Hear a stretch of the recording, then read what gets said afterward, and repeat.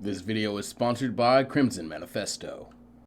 Hello everyone, and welcome to the full story compilation of What If Piccolo Jr. Turned Good Early. A few quick things before we begin. Number one, please leave a like, comment, and subscribe. About 90% of you guys are regular viewers, yet aren't yet. Remember, it's totally free, does a lot to help me out and show YouTube that you actually like my content and want to keep coming back to it, and it just makes me feel good and gives me a good burst of motivation. Next, I just want to clarify that I do have plans for a special for this series that'll cover the events of Broly, Moro, Granola, Superhero, and I'm even considering one for GT. So please just be aware that stuff is coming down the line at some point, because if you get to the end of this part, you'll see that we end on the TOP, which is kind of the most mainstream point most Dragon Ball fans are up to date with. So those specials may end up being a little bit more niche, and at some point when it's all said and done, we might end up going ahead and just coalescing both videos into one big one, maybe 2 or 3 years down the line.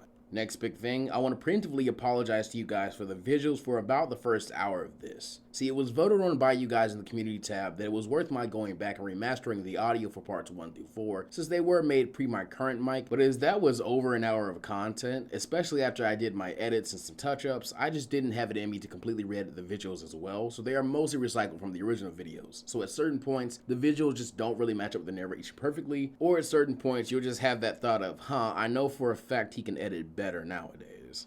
Also, a small heads up, when you get over to the finale part, I actually do leave that one completely whole, since it has some very important shoutouts in the beginning of it, and some important things I want to talk about at the end of it, like my being completely, inexcusably, really sick when I was making that video. And finally, because it was shouted out in the original videos, and sadly had to be re-uploaded at some point, I want to point you guys to go check out a Dragon Ball fan film called Invasion of Tradic. Aside from that though, please enjoy the show.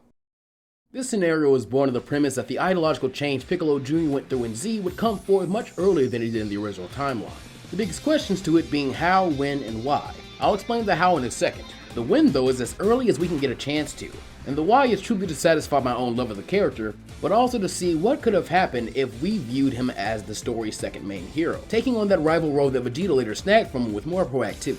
From what we know of Namekian reproduction, it takes place almost completely asexually, at least until we got some more info from Toriyama that confirms the slug influence of Namekians runs a bit deeper than we ever imagined. And at least in the case of King Piccolo giving birth to Junior, it was also possible to impart memories, abilities, and influence onto the children to act as reincarnations or iterations in a way. Basically, the same way you can save your data from an old and busted broken phone and have it transferred to a new shinier version with more bells, whistles, and features kind of deal. So it kind of is more suitable to call this specific instance Namekian reincarnation instead. This is mostly seen in Junior having hatred towards Goku and humanity as soon as he was born, and in his evolution through his rivalry with Goku and his emotional growth with Gohan. So I imagine the way this is done is more than likely through key manipulation, because Elder Guru didn't seem to reproduce other Namekians with his memories, or if he did, they were all given their own free will. Another thing to keep in mind is Piccolo Daimao was definitely a warrior clan Namek, while Kami-sama was certainly Dragon Clan, and while it never really affected much in the original story, this distinction between the two halves that made up the child of Katas will come to play again later in our story. If this reincarnation/reproduction process is done through key manipulation of some kind, then there's a simple way to stop this once Junior is born. Goku's ki simply needs to overpower the dying Demon Kings before he can try to influence Piccolo's will, allowing only his memories to be transferred into the new Namekian entity he dubbed as Junior. I certainly could have this change happen before even Piccolo's memories are transferred, but I think we'd lose out on a lot by having to virtually make a new character with a new personality just for a bit of artificial tension.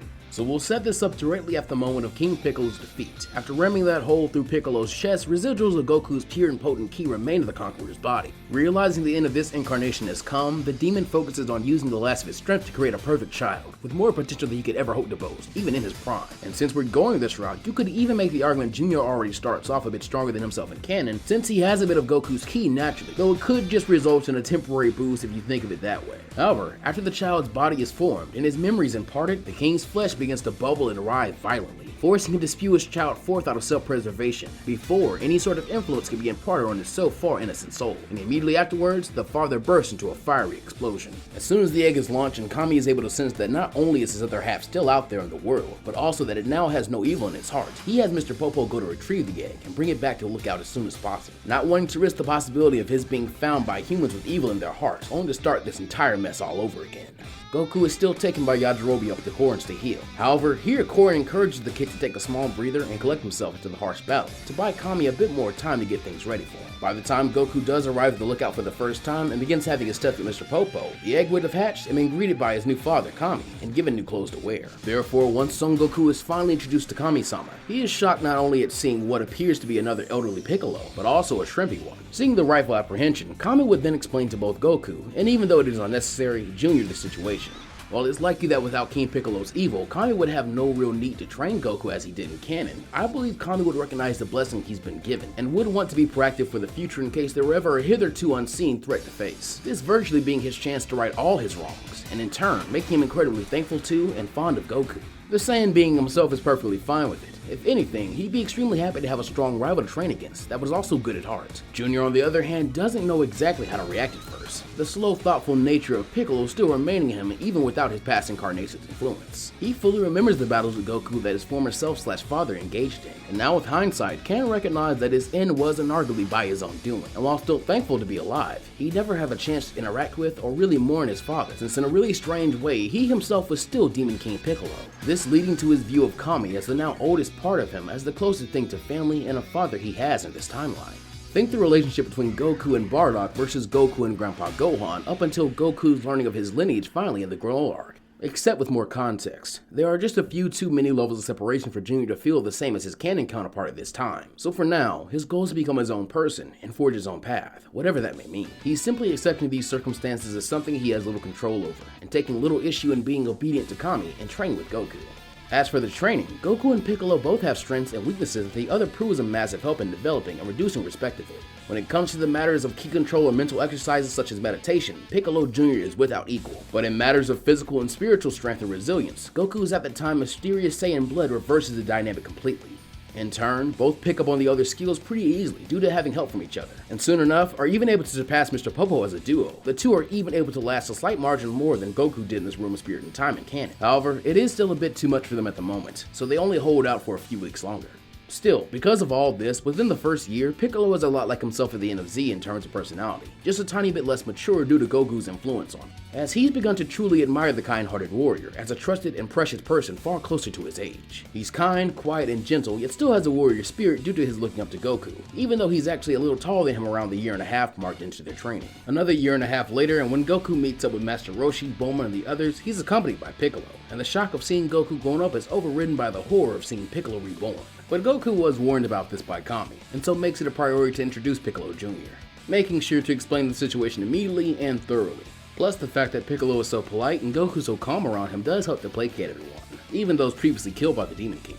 Remember, Tien, Chaozu, Yamcha, and Puar weren't the best guys and we let them hang around, so I imagine everyone would let it go eventually. Tenshinhan is the only one who isn't trusting of Piccolo so quickly, but with Goku's blessing, he relaxed and simply keep a close eye on the Quiet Demon. From here, most of the 23rd Tenkaichi takes place as in canon, except without an antagonistic Piccolo, while he and Goku are also leaps and bounds stronger. Chi-Chi still gets mad at Goku for not recognizing her or remembering his promise, and as usual, the preliminaries are a breeze for everyone in the story that matters. Our biggest change is that Kami has no reason to enter the tournament in this timeline, as Junior isn't a threat and Goku had already learned and helped to teach the lesson of there always being a stronger opponent. Meaning Yajirobe in his disguise makes it into the quarterfinals. Goku faces off against Chi-Chi and the two of them have their reconciliation without Goku knocking her out of the ring in fear of harming her with their power difference. The entire time a curious Piccolo asking Krillin and Yamcha how the whole marriage and love thing works, giving him an even better understanding of the concept than Goku currently has. Next, Krillin and Piccolo are matched up, though this time it is much more friendly, with Piccolo being more respectful and less cruel. Though his win does still come easier due to his greater strength. As a result though, this means Krillin is exposed to a much greater power, and probably encouraged by Piccolo to try and keep up, since he is Goku's first rival. Yamcha then faces off against Yajirobe, who I'd argue has greater potential, but his lazy nature squanders it, hence Yamcha coming out on top here. Next, the Goku vs Tien rematch is all it is cracked up to be. Though Tien can tell that Goku is holding back by a lot more in this instance, as he is even hesitant to remove his weight, while the former assassin is already throwing everything he has, from multiform clones, which Piccolo takes a keen interest in as a useful ability, all the way to even considering the Kikoho, just to make Goku take him seriously. Not wanting his friend to do anything so drastic, Goku agrees to show him his full strength, and once the heavier training gear thanks to Piccolo is finally removed and cracks the arena floor as Goku drops it, Tien can tell he has no hope of even slowing Goku down, and so somewhat shamefully forfeits, recognizing it'd be far more productive to be observant of his rival, and once this tournament was over, train like his life depended on it, as this certainly means that Junior is likely equal to this strength. Next, we have Yamcha versus Piccolo, which would be a similar match to his and Krillin's, only here Yamcha unveils the Spirit Ball, and Piccolo is again very impressed with humans. Seeing them able to get this strong without Kami's training is remarkable, and he was under the impression that only he and Goku would ever be close to this level. This is also where he confirms his enjoyment of teaching others, as mid-fight he even gives Yamcha tips and outright instruction on how to make his techniques more effective, even calling out to Krillin, Tien, and Chaozu to make sure they watch closely and learn this themselves. But again, the Green Demon comes out on top, leading to the legendary showdown between rivals and, in this timeline, brothers. Piccolo versus Goku is still a great fight, and the two have a lot of fun going all out on each other, but without all the malice of the original timeline. We also don't get to see the giant form Piccolo at this point, though the demon is aware of it as an ability. Kami also does not interfere, and knowing it would endanger the crowd, Piccolo knows not to use any explosive waves. We still get the first Super Kamehameha of the series, though Piccolo is much more prepared for it, as he and Goku had spoken about it before, and he counters it with the Super Masenko. Or I guess in this timeline it could be the Kami Senko. But after this earth-shaking beam clash, Goku still lands his first meteor combination, to which Piccolo retaliates on the spot with his Dragon Combo, which sees him unleash a flurry of stretchy arm strikes on the opponent multiple times before binding them up and unleashing a point-blank mouth beam. The two truly push each other to the absolute limits, and only when the sun fully sets do they finally begin to gas out, with the crowd on the edge of their seats the entire time. The battle coming down to punches from both which strike true, leaving them deadlocked until Piccolo chuckles, calling his adopted brother the best before his knees buckle and he goes down first, Goku falling immediately afterwards with a happy laugh, as he has finally become the world champ. After the battle is over and eating sensu beans, Goku and Piccolo are eager to get back to training, to have a rematch, and another after that, especially since this begins to confirm Piccolo's hypothesis that Goku gains unnatural boosts after limit-breaking fights. On top of this, I believe he would actually suggest to Kami that he offered Goku's friends the opportunity to train. However, even with more motivation, Krillin and especially Yamcha decide to turn this down, at least for now. The bald fighter wanted to see how much farther he can go on his own, while Yamcha is thinking of finally attempting his dream of baseball. However, Tien and Chaozu equally accept. But for now, Goku leaves to marry Chi-Chi. With all our changes so far, the next 5 years are said to be very interesting. For one thing, it doesn't take long before Piccolo begins to miss his friend, as he returns to the lookout with Kami, even though he is enjoying training with Tien and Chaozu, quickly getting his father's blessing to visit him whenever if Goku didn't mind, which he very obviously doesn't. Goku now has a partner that he really wants to train against and just interact with as much as possible, and vice versa. Also, Piccolo's intelligence both intellectually and emotionally allows for another benefit. He is able to teach Goku about his duties as a husband, something Chi-Chi loves, as this makes the start of their relationship far less bumpy, as Piccolo is even easily able to convince Goku to start working to provide. The idea of farming coming up a lot sooner and being done a lot more efficiently thanks to Piccolo's influence, as he was Kami's desired successor, whom had learned to observe humanity and pick up many of their skills if need be, farming just being one of them. So he very often joins the Saiyan in this labor, with the two making the game or training out of the work and utilizing their strength rather than a by comparison inefficient tractor. Hell, the best way to motivate Goku is through training, so making farming into a training exercise a la Master Roshi's training is a great way to keep everyone happy. Plus, Piccolo can always increase their training gear's weight, and they can even use multiform clones to speed up the process on days when they just like to relax or go straight to sparring. So in only a few years, the Son family farms are harvesting enough organic produce to begin contesting large industry farms with a fraction of the budget, leading to Chi-Chi quickly accruing more wealth than even her father and eventually lending him money instead. That said, don't expect me to mention the business too much in the future. Before long, Piccolo has basically moved in, and Chi-Chi is unsurprisingly happy to have a polite and intelligent brother-in-law who helps around the house without asking, and better yet, isn't an extra mouth to feed, even with the far less constrained house budget. So when Gohan is born, Chi-Chi is still pretty serious about his education, but a better relationship and understanding with Goku makes her a lot less obsessive about it, even willing to hire him a tutor since they've got the cash instead of trying to balance mothering and teaching herself. Another interesting development is Piccolo's interest in Gohan, as even though he is only about 6 or 7 in human years, his vast knowledge from his time being one with Kami and what he's learned himself actually make him a good choice for that tutoring role. Again, made even better since he'd be completely free, though I do think Chi-Chi would still hold off on training him, at least until he was around the age she began to do so in order to allow him more choice on what he'd like to be in the future. This timeline's Goku even being far more comfortable with this since he recognizes how stunted his growth was due to a lack of building brains before Brawn. Still, after 5 years and age 767, Piccolo, Goku, and Gohan fly out to Kami House, though with Gohan the only one using the Nimbus, as Goku can now fly much easier on his own.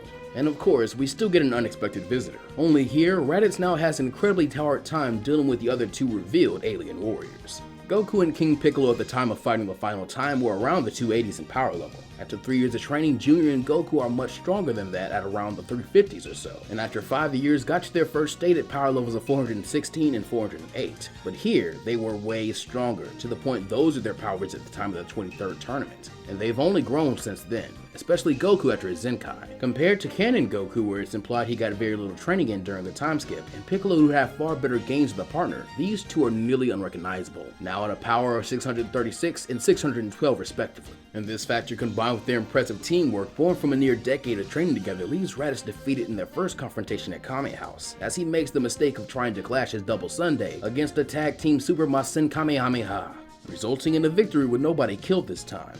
Well, except Raditz himself. Even though Goku would want him to live, I feel Piccolo with Kame's blessing would deem him too dangerous to be let go, and resorting to the Mofuba would only be staving off the issue after Piccolo reads his mind, thus deciding it's best to let him die of his wounds and strive for reincarnation in the next world, but not before the warning of more Saiyans is given. Goku and Piccolo begin considering their options, and decide the best thing they can do now is use the year for training. After asking Roshi and Bulma to inform Yamcha, Krillin accompanies them as they drop off Gohan at Goku's house and let Chi-Chi know what's going on, before going to Kame for more training. Happy to find Tien and Chaozu still there and training with Mr. Popo, having had 5 years instead of 3 and getting twice as strong as they were when they last met. Focusing back on God, who was already well aware of the situation, they are disheartened when he reminds there really is nothing left for him to teach them anymore, and considering their aversion to the time chamber from last time, he only has one idea: for it to work, Goku would have to die. He explains that King Kai could make them a lot more powerful, and that as it was considered a holy realm of a higher deity, mortals weren't exactly meant to be coming and going willy-nilly, even if lives were at stake. As such, only one living being should be allowed to go at a time out of respect. Kami split drops, knowing how this sounds, but here due to his trust in Piccolo and Goku as his students, plus as a duo, urges that he would seriously like them to consider this radical idea. Piccolo's death had to be avoided, even though Kami is well aware the sagely warrior would gladly give his life for his friends. However, if Goku were dead, Piccolo could go as well in his living body, and they could learn a lot as a duo, as they had been for the last 8 years. The reason I'm enforcing this rule is to remain somewhat consistent with canon, since we only ever see living mortals come and go from Otherworld as they like if they are like Goku by the Buu Saga, a point when he is so much stronger than figures like King Yim or the Supreme Kai, they can't really enforce any kind of tradition or ritual on him. Not to mention, when Kami was around, Goku always had a guide into the Holy Realm who would make sure he behaved as well as he could. Otherwise, if the living could just come and go freely, Kami and King Kai would have had no reason to not have Goku's friends, Piccolo and Gohan, come train alongside Goku so they could all benefit from 10 times Earth's gravity, great training partners, and new techniques in canon, as that kind of growth would have made the Saiyans an afterthought. We're really only making the exception for Piccolo here because of his status as both a future Kami-sama and this what-if's titular character. Because of this, Goku leaves to tell Chi-Chi and get her opinion, while Piccolo remains to meditate on the challenges and threats to come. Hours later, after a long and heartfelt talk with Chi-Chi and Gohan, Goku returns with a sad smile and gives the go-ahead to enact the plan. There is a sense of irony that runs through the heroes' minds, as now the Earth's hope depends on Goku meeting his end at Piccolo's hands, if only be brought back later on. After Piccolo reluctantly does the deed, he and Kami travel to Otherworld and meet Goku in front of King Yima at his mahogany desk. Kami convinces him and sends Piccolo and Goku down Snake Way, which they make it down quicker because there is no filler and they'd be competing to see who's faster while also being stronger than Ken and Goku at the moment. The usual estimate is that Goku crossed Snake Way in about 207 days, which left him 158 days to train, but we're going to cut that in half to 104 days due to that speed plus competition buff. So in this timeline, both Goku and Piccolo received 262 days worth of training under King Kai, both learning his techniques faster than Goku did in canon, and thus leaving more times for lots of sparring under 10 times Earth's gravity. The toughest challenge of course having been the joke test, as Piccolo's straight-laced nature would have seen him fail if not for his and Goku's bond and some clever telepathy use. Back on Earth, Tien continues his training with Kami, and once Yamcha and Yajirobe arrive, he pushes his friends as hard as he can since he's a lot more used to this training, and he still refuses to be left behind by Goku and Piccolo if he can manage it. Because of this, I think setting the Earthling Z fighters as twice as strong as their canon counterparts is fair, placing Krillin at a 3540, Yamcha at a 2960, Yajirobe at a 1940, and because they've been training harder for longer, I'm gonna put Tien at 4000 and Chaozu at 1500. Some may question if they are this much stronger, then why no time chamber use? Well, they would definitely consider it, but ultimately decide against it due to Goku and Piccolo's experience inside. Even if the two lasted a little longer in this timeline, the reverence and respect their friends have for them makes them heeded with caution, since at this point it was still dangerous. So at most, I could maybe see Tien attempting it and lasting only marginally longer than the alien duo, this being the rare case of Piccolo's influence actually being a slight hindrance. Back on King Kai's planet, the Kaioken technique has really intrigued Piccolo, Consider this, it is a dangerous technique for Goku because his body is tearing itself apart, but to a Namekian, the injuries of a Saiyan body like torn muscles aren't really that bad as they can regrow whole limbs, and by the Buu Saga, Piccolo is piecing himself back together after being shattered to stone. Cell wasn't even fully Namekian, and yet can regenerate his entire body through abusing this trait of Piccolo's with his partially Saiyan/freezing King Cold levels of inherent ki. This means that the Kaioken is a much more beneficial technique for Piccolo than it ever could be for Goku, and also serves as an early eye-opener for Goku that his path to a greater strength is likely in something different. I'm only going through the trouble of mentioning all this in this remastered version of Part 2, even though this is pretty common knowledge now, as a self-admitted pat on the back, since before this What If's original running, I really can't remember seeing many fans or storytellers make this connection. And now, I actually see it used a lot in What Ifs and AUs, which is nice, even though I'm not really credited much for it. That being said, the technique still eats up ki, so in light of this, Goku as a combat prodigy has the idea of Piccolo using the technique for as long as possible until he can maintain it with little to no strain, basically adapting the principle of weighted training gear in order to reach a mastered Kaioken, so to speak. Claiming Goku is a genius, Piccolo follows through on this advice, while even Goku attempts it, but quickly figures that this is impossible for him, at most leading to his being significantly better at the Kaioken at this point in time, but nowhere near the mastery Piccolo attains. As such, he takes a bit more interest in the Spirit Bomb and its immense power drawn from living things, focusing on attempting to perfect his charge-up time, while in turn, Piccolo's proficiency in the Spirit Bomb technique suffers a small bit. Going from a power level of 416 to one of over 8,000, Goku got a little over 20 times stronger in 158 days in canon. But in this timeline, because of the changed factors, I'm going to make both he and Piccolo gain around a 25 times increase here. That means Goku's power level is now 16,000, but we'll say that it tops out at around 17k after Revival Zenkai, and Piccolo is at 14,750. However, his body can handle more intense Kaiokens for longer. So while Goku can boost himself up to 5 times his base at the moment, Piccolo can essentially mimic an Uzaru transformation and endure 10 times boost for a full minute, even if afterwards he needs significant time to rest. After polishing their skills as much as possible, they finally instruct the Earthlings to go ahead and gather the Dragon Balls to wish Goku back while Piccolo would wait on him so they could go back to Earth together and make sure they make it before the Saiyans, as thanks to Piccolo, King Kai would have no trouble getting his math right and keeping track of time. Meanwhile on Earth, we see something interesting. Young Gohan when left alone after his studies has been training himself. At some point, Piccolo and his dad having inspired him to get stronger, as Piccolo was a near certifiable genius, and just as strong as his dad, who was strong enough to protect the whole world. Due to this, Gohan knows the power in both brains and brawn, gaining a desire to wield both from an earlier age. He had also been told along with his mother why Goku and Piccolo would be gone for the year, and having no say in the situation has lit a fire under him to fight rather than simply study and keep his head down. Sadly, due to the young hybrid's naivety, this isn't real training as much as the kinds of exercise his father did as a boy on Mount Paozu, doing more to get him in good shape and then build his strength. But due to his greater potential, it is just enough for the boy to feel stronger than ever, raising Gohan to a commendable 100 base power level. The day on which the Saiyans invade arrives, and the Z-Fighters set out to take them on in order to defend their world and minimize the damage. Because of their due diligence, Goku and Piccolo are on time, leading these heroic defenders, as they all keep their power levels down enough to seem only a tad bit stronger than Tien, which surprises Vegeta and Nappa. And while the Bruiser is a bit incensed that these weaklings could all pose a challenge in his non-powered up state, Vegeta instructs him not to worry about it, as they still hold the true advantages, going on to directly question what a Namekian is doing here on Earth, since Raditz's death included no mention of the Dragon Balls. The Saiyans had only come out of curiosity after hearing how easily he'd been defeated, and left to die pitifully. Goku becomes a bit incensed by this callousness, and even Piccolo's anger flares a bit, though he quickly calms himself and encourages his brother to keep his head as well. In the confusion, Nappa had followed orders, planting an army of Cybermen, having made sure to grab a few more capsules of them after Raditz was so easily handled, using everyone on his person. Thus, the Z-Fighters begin fighting them off, while Vegeta and Nappa sit back to enjoy the carnage. Regardless, the Earth's defenders have an easy time taking out Cybermen individually, but soon their superior numbers begin to overwhelm everyone, and Goku and Piccolo are gradually forced to reveal a bit more of their true strength for support. Finally, Krillin gets an idea, and creates his scattered Kamehameha to destroy the remaining ones in a single move, meaning in this timeline, everyone survives this fight, in turn causing Vegeta to only then allow Nappa to pounce into the battle, and deal with the weaker fighters. As equals, Nappa and Tien face off. The Triclops being pretty close to Nappa's suppressed power level allows the martial artists to at first dominate the brute, until Nappa begins to gradually let loose, exerting more and more strength, after a slow start, and even demanding the rest of the Earthlings step in and try and help their friend.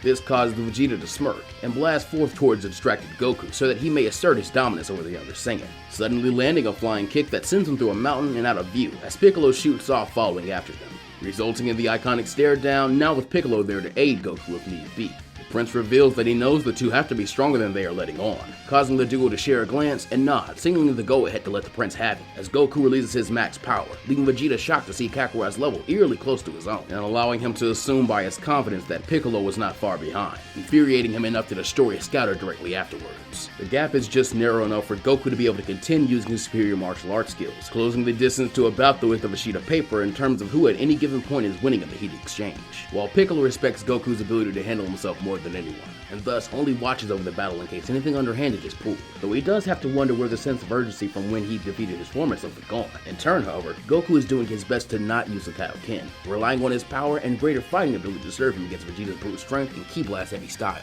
However, the Green Warrior quickly finds his attention on the wrong battle, as when Nappa's true power is finally revealed, he begins to run through the Earthlings with ruthless aggression, and fused with his intent to kill. Tien tries to block an attack but accidentally has his arm sliced clean through, which shocks and angers Chaozu, who flies forward and latches onto the big brute before detonating himself to take Nappa out. Sadly, this attack still does little to Nappa, just getting him to note that it stung a bit but nothing else.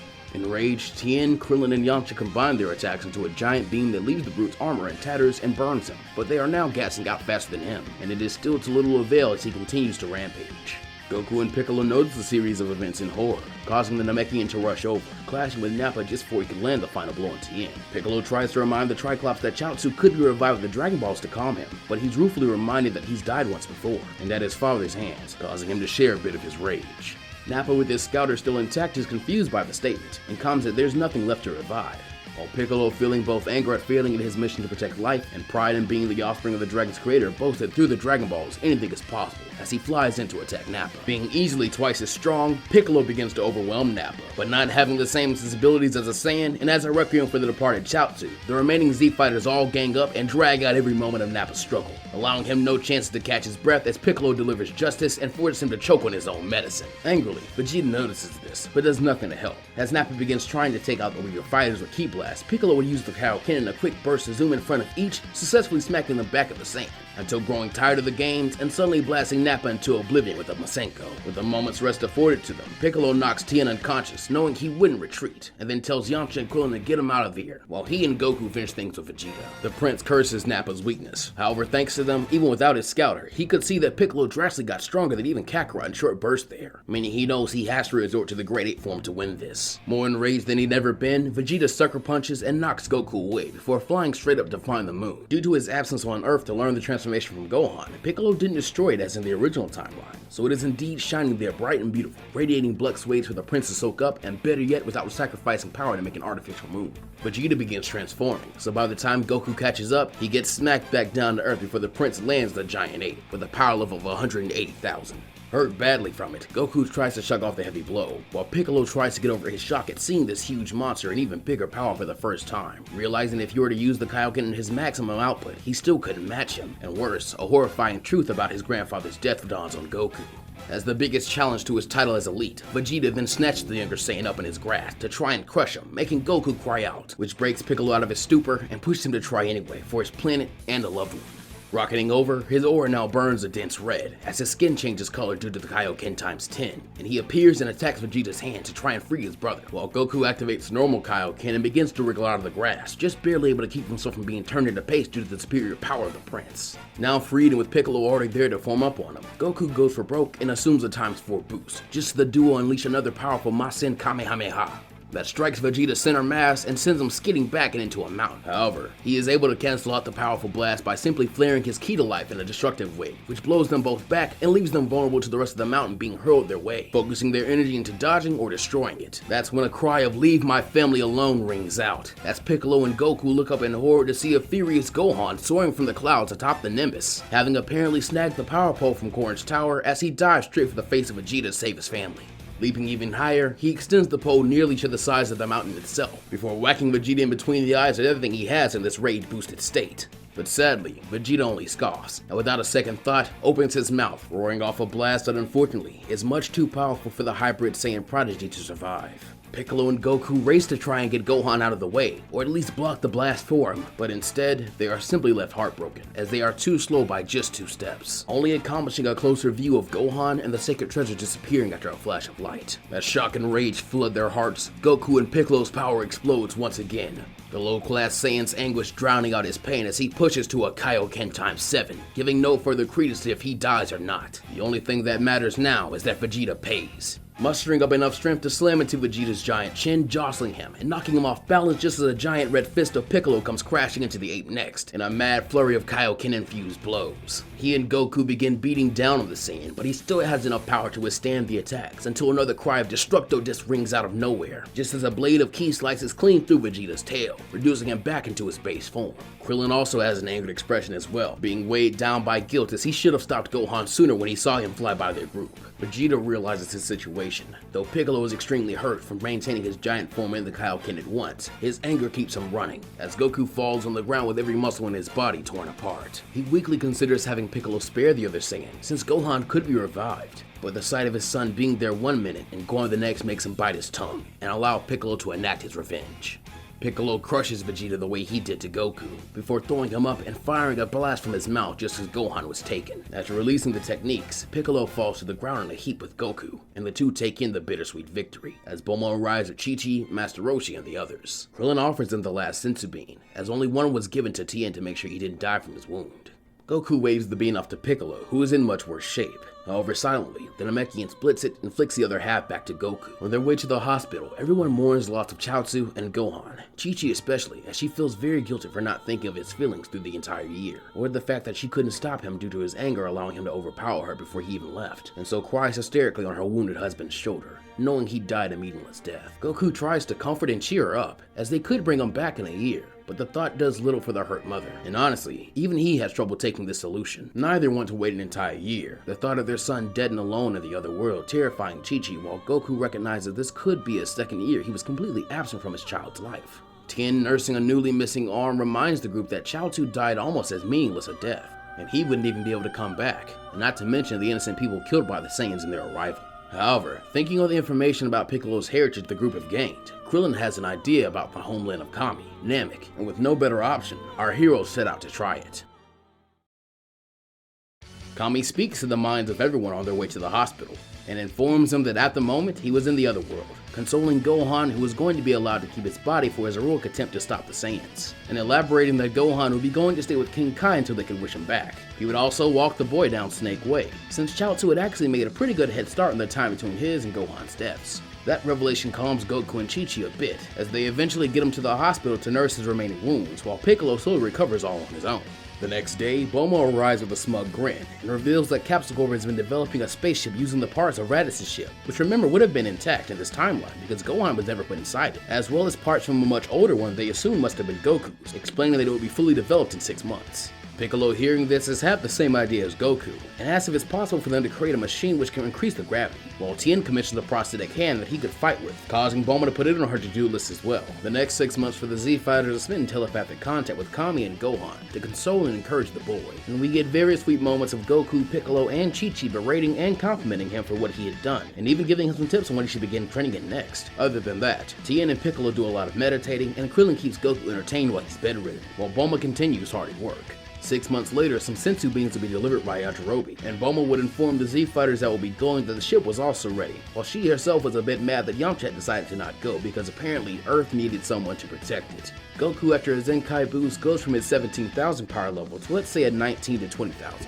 Piccolo, feeling this, is very keen to catch up, as his meditation and late training with Krillin and Tien has also garnered results, with the Triclops determined to surpass Nappa's full power at the moment and adapt to his missing limb, powering himself up to around 6,000, with Krillin not far behind at 4.75 thousand, and all in only a few weeks, while Piccolo is really only able to round up to a full 15,000. On the day the group are all finally prepared to go to Namek, King Kai contacts them to inform how Gohan and Chaozu were doing, and warned them right away that an evil force had invaded Namek after being tipped off to the Dragon Ball through Nappa's scouter, so they needed to avoid any conflict with someone named Frieza, which just gets Goku and Piccolo's blood pumping. Still, they concede to the Kai and board their ship, excited to train on the way, as Piccolo, being raised by Kami, is much more respectful of the title of Kai, promising that he, Goku, and their crew would under no circumstances confront Frieza, as the group of 4 Z fighters begin training to surpass their latest threat and prepare for the next. Goku got around 7.5 times stronger on his trip to Namek by himself in the original timeline, but here he has Piccolo, Tien, and Krillin with him as training partners, along with the increased gravity. And even though he could have used Zenkais of the Senzus, as he originally did, I believe Piccolo would advise against this as much as possible to conserve some of their beings. With these factors, for Goku, I'm going to apply a 12 times increase, while for Piccolo, I'm going to apply a 9 times, and Tien and Krillin will also receive that same kind of boost pretty much. But I'll say it's more like an 8.5 times, since they are only benefiting from the gravity and training partners, while still having less inherent potential than their alien counterparts. And with 3 Senzu beings being used to bring Goku and the humans back up to full health while Piccolo rests up naturally. This results in their power levels at the end of the trip being Goku's 240,000, Piccolo's 135,000, Tien's 51,000, and Krillin's 40,375. 6 days of this harsh training later, and our heroes land on the planet Namek, with prior knowledge that the Frieza force was already there and that they would need to lay low. Needless to say, those Frieza soldiers that found Bulma and the others in the original timeline are in for a rude awakening when they pick a fight, while Krillin captures their ship and activates the Dragon Radar locating the nearest Dragon Ball, which I'm leaving as Dende's village, even though in the original timeline they should be about 6 days late. They head to that location and struggle to watch the massacre of the villagers and the Namekian warriors, Piccolo snarling in rage yet not wanting to break his promise to King Kai. But when he sees Dory aim that attack at Cargo and Dende while they run, he can't help himself and flares into the Kaioken times 20, which he had practiced with but couldn't maintain for longer than about 30 seconds at the moment, even though he could maintain a times 10 far longer now. Regardless, he refused to lose even a second. Moving in front of the blast, he easily deflects it before speeding forward and ruthlessly kicking Dodoria's head off. However, he isn't done yet, leaving everyone surprised as this is the angriest the Gentle Warrior has ever been. Without thinking, Piccolo zooms forward and sinks his fist smack dab in the middle of Frieza's face, the blow containing enough power to knock the surprised Frieza out of his chair and across the field, shocking Zarbon and all the subordinates to their cores, before a delayed shockwave rattles them, causing the blue alien to drop his wishing orb. Goku, taking on his adopted brother's usual role, thinks fast, telling Krillin and Tien they have to act now. So while Krillin grabs the children, Tien scoops up the elder, and the duo flee immediately. In the chaos, Goku is only able to grab one of the large Dragon Balls and the almost paralyzed Piccolo, berating and praising him for breaking his own rules, as he too blasts off behind the others, who Mori had directed to fly towards Guru's, thus leaving behind a total of 4 Dragon Balls. Frieza recovers from the punch easily, and roars at Zarbon to track them down now, but Zarbon fearfully replies that they can't without scouters, and that old Namekian already destroyed them all. Frieza demands he call in the Ginyu Force and get its balls back. Goku and the others, after realizing that Frieza and his men can't sense energy like Vegeta, and aren't following them, decide to fly relatively slowly, a bit scared to be picked up by a scouter if one had been missed. Once they could rest, Dende and Cargo are very grateful to Piccolo for his help, and together are able to heal him back up to full capacity.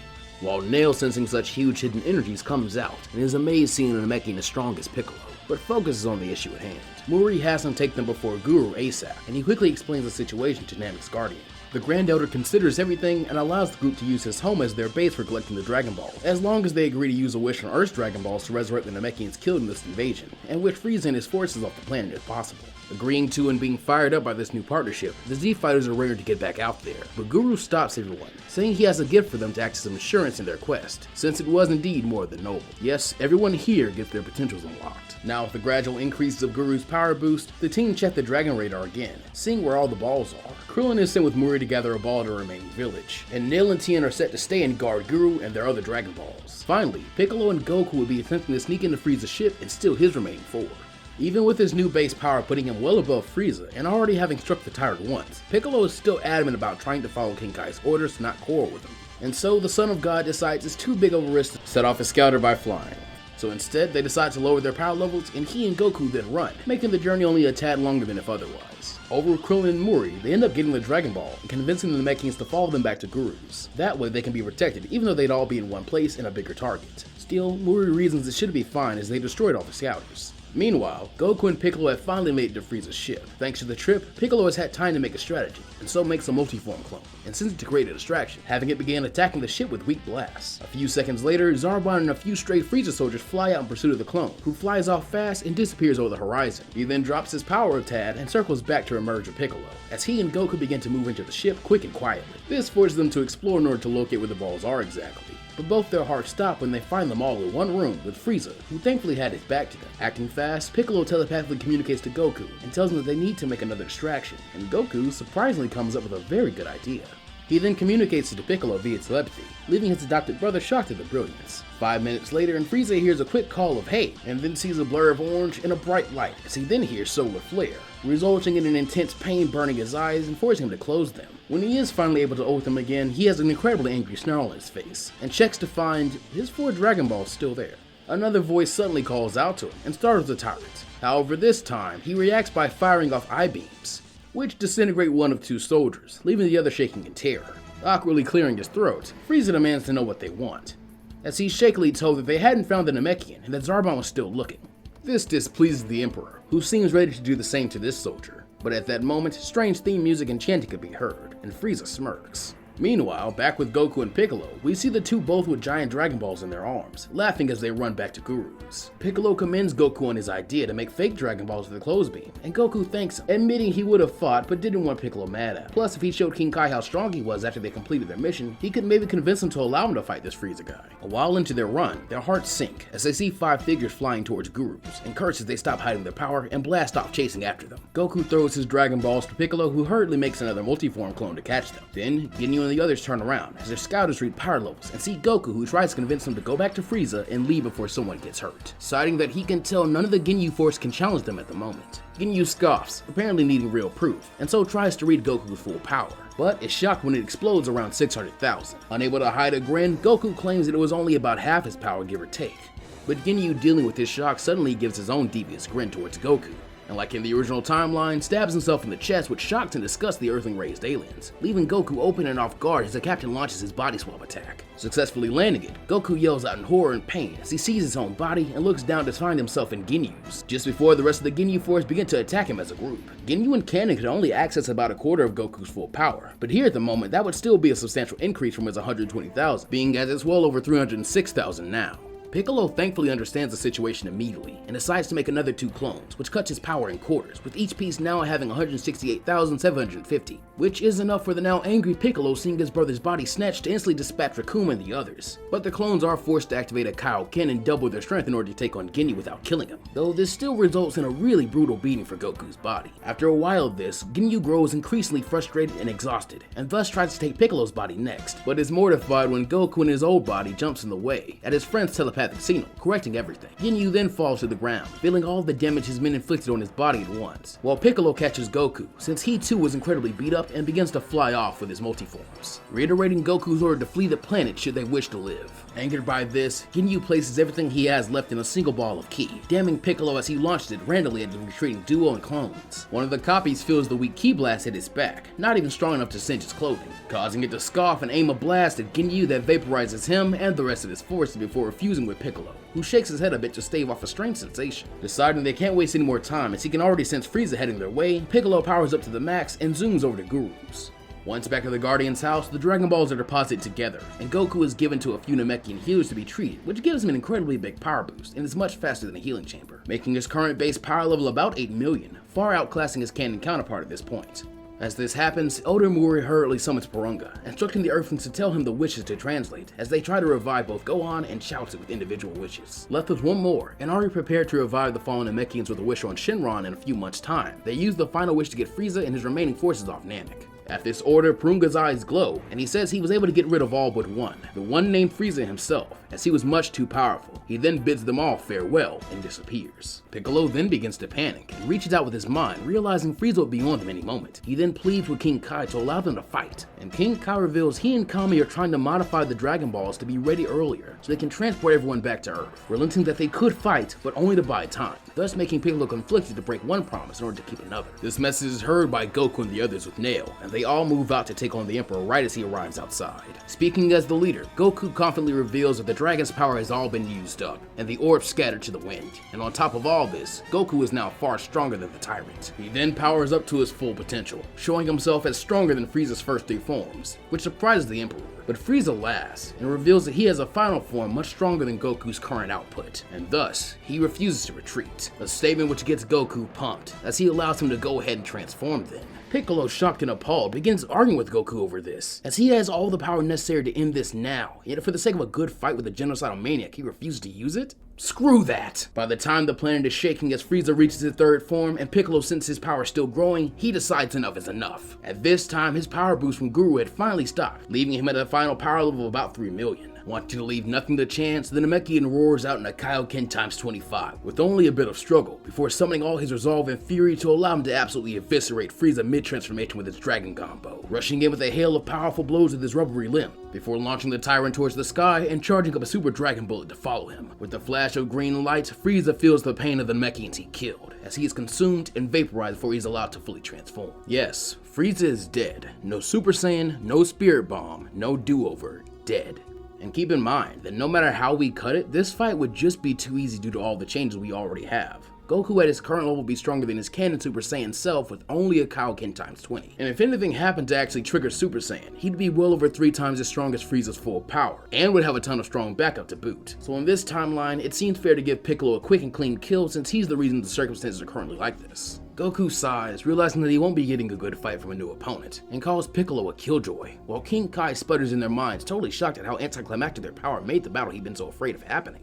Piccolo, still angry, asks King Kai to wish for the Namekians killed by Frieza to be revived on Namek instead of transporting them home, and then returns to Guru's house, brushing past Goku. As the Namekians begin to celebrate, Piccolo hears a tired voice calling out to him, and he approaches and kneels before Guru, who thanks the son of Kami for his heroism and makes a very strange offer. Realizing this was the son of Katas, or part of that original being, he offers to fuse with Piccolo. His life force is draining, and he doesn't have much longer to live. However, if his last act can be to strengthen the savior of Namek in his greatest crisis, then Guru can think of no greater honor. He has already chosen Elder Mui as his successor and unlocked his potential, so the decision ultimately falls to Piccolo.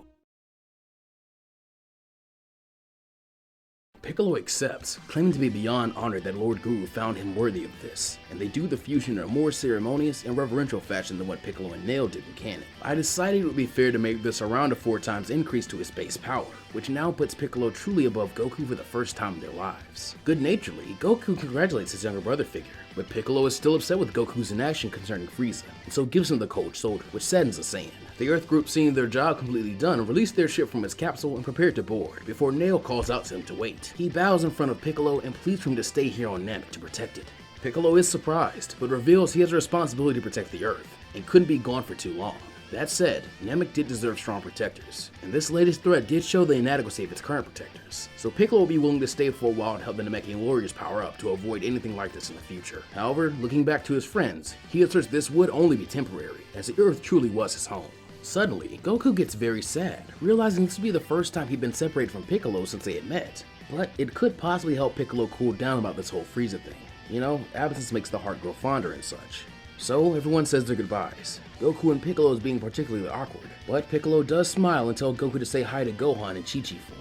After this, the Z Fighters get into their ship and start a 6-day trip back home. By the time they get there, Gohan and Chaozu are already back in the world of the living. At the moment, I'd place Gohan as just under the same level as Piccolo was after his canon training with King Kai, maybe around 20% less. My reason for this is that he just has the potential to grow incredibly stronger this timeline, especially when Goku was stronger during his conception, and considering King Kai made the humans grow by a lot. Chaozu may be a little weaker though, since he'd only have one training partner. Gohan, having received real training on the basics from King Kai, is happy to be home, but has to apologize to his mother and father for his stupid little stunt, expressing a desire to be like his uncle, a strong warrior that could outsmart anyone. At this, I think Chi-Chi, since she has a much better relationship with her husband in this timeline, and Goku decide to work together to help their son grow in the most balanced way possible. And so the two begin to train his mind and body instead of one over the other, both compromising and realizing the value of the opposite ideal. One Earth year later, and 2 powerful warriors show up on the blue planet, Piccolo and Nail. Gohan is excited to see his uncle, and Piccolo is just as excited, and hugs him as the kid flies in to tackle him, now obviously over his anger.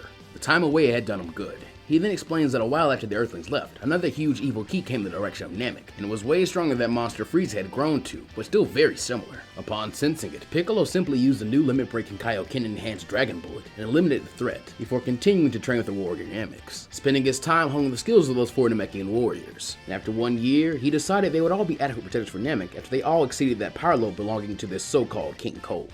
However, once he prepared to leave, Nell asked to continue training with him so that he could ensure there would never be a threat to Namek ever again, and hopefully even learn the Kaioken himself. During this time, Piccolo also made sure to keep in contact with Kami, even convincing him to visit the planet and meet his relatives, who are all rather emotional to reunite with the survivor of the Great Calamity. This experience also inspires Kami to continue striving for more, and he even begins to try and upgrade Shinron in the meantime. Our hero's daily routine doesn't change much until 260 days later, when a mysterious youth appears in a remote location, curious as to why no one else is there. Yes, I'll be leaving Trunks in his normal position, even though Vegeta is actually at the moment dead, meaning Trunks shouldn't exist, but I still have need for him that pertains to the story. Or if need be, we could just claim in their desperation after Goku's death, the future Z Fighters revive Vegeta as a second best option. Regardless, I'm gonna bypass this small logical issue and just make Trunks a constant timeline anomaly in this universe. He decides to fly off to Capsule Corp and see what the deal is, where he runs into Bulma. He asks her the whereabouts of Goku and gives her the runaround about being a Capsule Corp employee, until she eventually points him to Mount Paozu, reasoning a teenager can't do too much harm. Trunks flies there and sees Goku, Piccolo, Nail, and Gohan train before he greets them, asking if he could speak to them while being curious as to why there are two Namekians here. He focuses on talking to Goku as the leader he'd never gotten the chance to meet, and asks about the absence of Frieza and King Cold, and why he was already on Earth. Not very suspicious of this insider knowledge at all, Goku gives him the scoop, and he also informs him of the differences between timelines. Trunks is floored at the notion that Vegeta wasn't alive. This meant that he shouldn't be alive, right? Or maybe he had to get one of the Z Fighters to revive Vegeta and then he and Bulma would hook. This was hurting his head, so he'd think about it later. But seeing as how the space-time continuum wasn't tearing apart, he then finishes with his warning to Goku and tells him he needs to reach the Super Saiyan state in 3 years and get even stronger than he currently is, before he unveils the legendary power. And this floors Goku and the others. Piccolo is even more shocked, as this is more of an increase than what he could currently get from his mastery of the Kaioken. Seeing he's proved his point, Trunks then sheepishly asks the group if they would consider reviving Vegeta, as he could definitely be a huge help to them, which Piccolo immediately rejects. Trunks, emboldened by the knowledge that these aren't in the same timelines, decides to go ahead and mention his parenting. This makes Piccolo raise an eyebrow out of curiosity, hearing such a scumbag could court a kind woman like Bulma, but he still rejects his request, expecting Goku to still agree with him. Vegeta killed his nephew and Goku's son. There's no way they could condone this, but to his surprise, Goku readily agrees, expressing his growing tired of ruthlessly doing away with all their enemies. Piccolo begins to argue, but Goku mentions that before Piccolo was born, Goku couldn't see himself having any positive emotions towards King Piccolo, after he'd taken both his best friend and master from him. But now, he was grateful the demon had given him a baby brother. Piccolo himself was proof that things that come from evil didn't have to be evil. Besides, Vegeta deserved the same second chance they gave him, Tien, and Chaozu, especially since they had proof right in front of them that he too could change his ways. In the face of this actually sound argument, Piccolo only snarls at his brother, angry with him once again, and tells Nell that they'd be leaving now. Gohan isn't sure what to feel. His father and uncle were on opposite sides, but he decides to side with his dad on this, seeing as how he is way stronger now and could defend himself this time. Goku is right. People deserve a second chance, even if they did murder you, right? Goku then looks to Trunks sternly and tells him Piccolo wasn't exactly wrong. Vegeta was a threat and would need to be treated as such, so if Trunks wanted him brought back to life, he would be his responsibility. The Warrior of Hope sweat drops at this, but reckons he could probably stay in this timeline for a while to try and help rein Vegeta in. That way, he could also help Goku and Vegeta attain Super Saiyan, and hopefully even pay it forward and help Gohan learn as well. And so, the Z Fighters are gathered and warned, while Trunks is given a place to stay at Capsule Corp for a while. The next day, the newly modified Dragon Balls are gathered and the wish to revive Vegeta is made, thanks to the 1-year limit being removed. When the prince is revived, he instantly goes into attack mode, but Gohan is able to knock him back pretty easily, and Trunks steps forward to explain the situation, from Frieza and King Cold already being dead to the incoming threats of the androids. Vegeta at first is pretty discombobulated and shocked, but once it becomes clear he's being tasked with protecting this dirtball planet, he doesn't care about any of it. However, Trunks had planned for this, and tells Vegeta if he were to help them, then he would help him become a Super Saiyan, before he flashes into the form, which blows Vegeta away even further. Now, as much as he hates it, Vegeta has to join them, at least for now. With Frieza dead, his only goal now will be to become the strongest there was, and if Kakarot had made as incredible a gap between the two as now stood between he and Gohan, he would need the power of a Super Saiyan to defeat him. He hated to admit this to himself. I mean hated, but this was a good deal. He would train as hard as he could and surpass Kakarot, then go about his business, meaning he'd join these idiots, but he wouldn't like it. So, we begin our training, and I don't see Vegeta taking too long to power up. He'd probably take advantage of a few Zenkais, or have Trunks train with him one-on-one. Hell, he could even use the Capsule Corp ship to train under his gravity, and this will put him in close proximity to Bulma right where Trunks wants him, as he is literally playing Parent Trap right now. After Vegeta is a lot more powered up, Trunks starts tutoring Goku, Gohan, and Vegeta on Super Saiyan as a group, and let's say about 10 months in, Goku achieves the transformation. At this point, Trunks decides that he can take over the training to allow him to return to his time, to find it unchanged, as multiverse theory is a cruel mistress. However, thankfully, the extra time training has led to him becoming stronger, so while he can't defeat 17 and 18 as a duo just yet, he can at least match and run them off when need be. With Trunks no longer there to keep him in line, Vegeta stops training with Goku. There was no way he would take advice from him, meaning Goku could now focus on Gohan learning the transformation. And I think with Gohan having tips and instruction from two different people, he gets far closer to achieving the transformation around the 2.5-year mark. After Vegeta had achieved it and challenged his father to a match, which he watched extremely closely, meaning he's pretty much just on the precipice and simply just needs the right emotional trigger. Piccolo, now once again angry at Goku, decides to focus his time on training with Nail, under the watchful eye of his father. He's also realized that he needs to up the level of Kaioken he's able to achieve, but once he tries to go over at times 30, his muscles begin to explode and become useless immediately. This tells him that he needs to train his body under the maximum strength of the Kaioken again, and takes this as an opportunity to teach Nail the technique and how to master it. So, Piccolo begins to spend entire weeks holding the Kaioken until his ki is completely drained, and slowly, he's able to up his limit, but to his dismay, ends the 3 years of training with his new limit being only at times 40. Though that said, Nail has reached a times 20 with perfect mastery, and is able to sit in it pretty comfortably. However, he decides he will remain on Earth until the android threat is gone, in order to repay his master. The training for the human Z fighters doesn't change to an extreme degree, though here, Tien and Krillin have had their potential unlocked, and were already stronger than in Ken before that, so they will continue to benefit from that boost, along with Yamcha and Chaozu. So, the same time as in Canon, the Z fighters arrive on the mountain overlooking South City, and thankfully, Bulma does have her son Trunks with her. Piccolo scoffs at the kid, inadvertently having to fight off his urge to baby him, and tells Gohan and Yamcha to come to him, where he unlocks their hidden potentials because he can do that after fusing with Guru, elaborating that they couldn't afford any risks. The Z fighters then split up to find the androids, and again, I think Yamcha finds them first. Now instead of getting grabbed, I think he is able to start a fight with 19 after he breaks out of Jiro's grip, just before he can drain him. Goku and the others arrive, and see Yamcha isn't holding up against his rotund opponent too well, but Goku stops the fight, telling the two androids to follow them, which they do. Landing in the wasteland, Goku steps forward and powers up to Super Saiyan, telling the androids to come at him. Jiro is surprised, but not by an extreme amount, and 619 on him, where the two begin to battle. Now that said, with Trunks having spent more time in the past, he'd be sure to have Goku take the medicine regularly. But remember, he was only there for about a year, and spent most of that time babysitting his dad, as well as teaching 3 other people the Super Saiyan transformation. So Goku's virus does eventually pop up, however it's far less intense, even though it does weaken him, or it only takes a slight mistake, and thus, he begins to get beaten by 19, who drains him of energy, until Vegeta arrives and saves him, kicking Goku towards Nail, who at Piccolo's request, powers up into the Kaioken to rush him home for his medicine, arriving far faster than Yamcha and Canon did, and thus, Goku recovers way faster as well. While Vegeta begins his back and forth with Jiro, Piccolo zoomed forward in a Kaioken times 40, and with one swipe takes Jiro's head off with a back fist, and then with a chop slices him cleanly in half, before finishing off the remains with an eye blast. Vegeta scoffs at this, and powers up the Super Saiyan before destroying 19 as well, leaving no trace of that android either, before turning his attention back to Piccolo and asking the Slug if he's ready for their rematch. A few minutes later, Trunks returns to see a fight about to break out between allies, and fearfully moves in between them to try and calm things down. Vegeta is serious about his desire to take on the men that killed him, demanding that Piccolo either fight him now or go get that soft-hearted fool once he's recovered. As the more mature one, Piccolo eventually scoffs, and along with Gohan, bursts off towards Mount Paozu. Vegeta moves to follow, but Trunks urges him to just give it a rest, citing he wouldn't be very pleased if he got a win over a sick warrior. This placates the Saiyan Prince, and thus the father and son return to Kaioken for the day, all assuming the threat was just hyped up to be more than it really is. The next day, Goku's fully recovered, and Vegeta arrives outside his home with Trunks as he demands Goku fight him. The Saiyans duke it out in a great earth-shaking, limit-breaking battle, and I'm sure Goku still comes out on top, finally allowing Vegeta to get over himself some, and recognize the benefits of remaining here on Earth. Thus, Goku and Vegeta agree to continue training and fight again sometime. With the androids completely destroyed, Trunks doesn't see a decent reason to stay in the past any longer, and tells everyone he's leaving now. Nail deciding he could also now leave back for Namek himself. Trunks uncapsules his time machine, however Piccolo asks him to wait, explaining he'd hesitated on doing this in order to make sure the kid was truly pure-hearted. However, now that he knows he has no reason not to do it, he places a hand on his head and unlocks his true potential, to a degree even Guru couldn't hope for, elaborating that his duty was to protect the planet Earth, and to him, that included any timeline. So when he returned, he would have to travel to Namek and use their Dragon Balls to undo all the damage done by the androids. Recognizing the confusion, Trunks elaborates on the differences between their timelines, and Piccolo decides he would go with him to the future timeline. That way, he could try to contact the Namekians himself to help them. Extremely grateful, Trunks is happy to have this help, and the two clamor the time machine and disappear.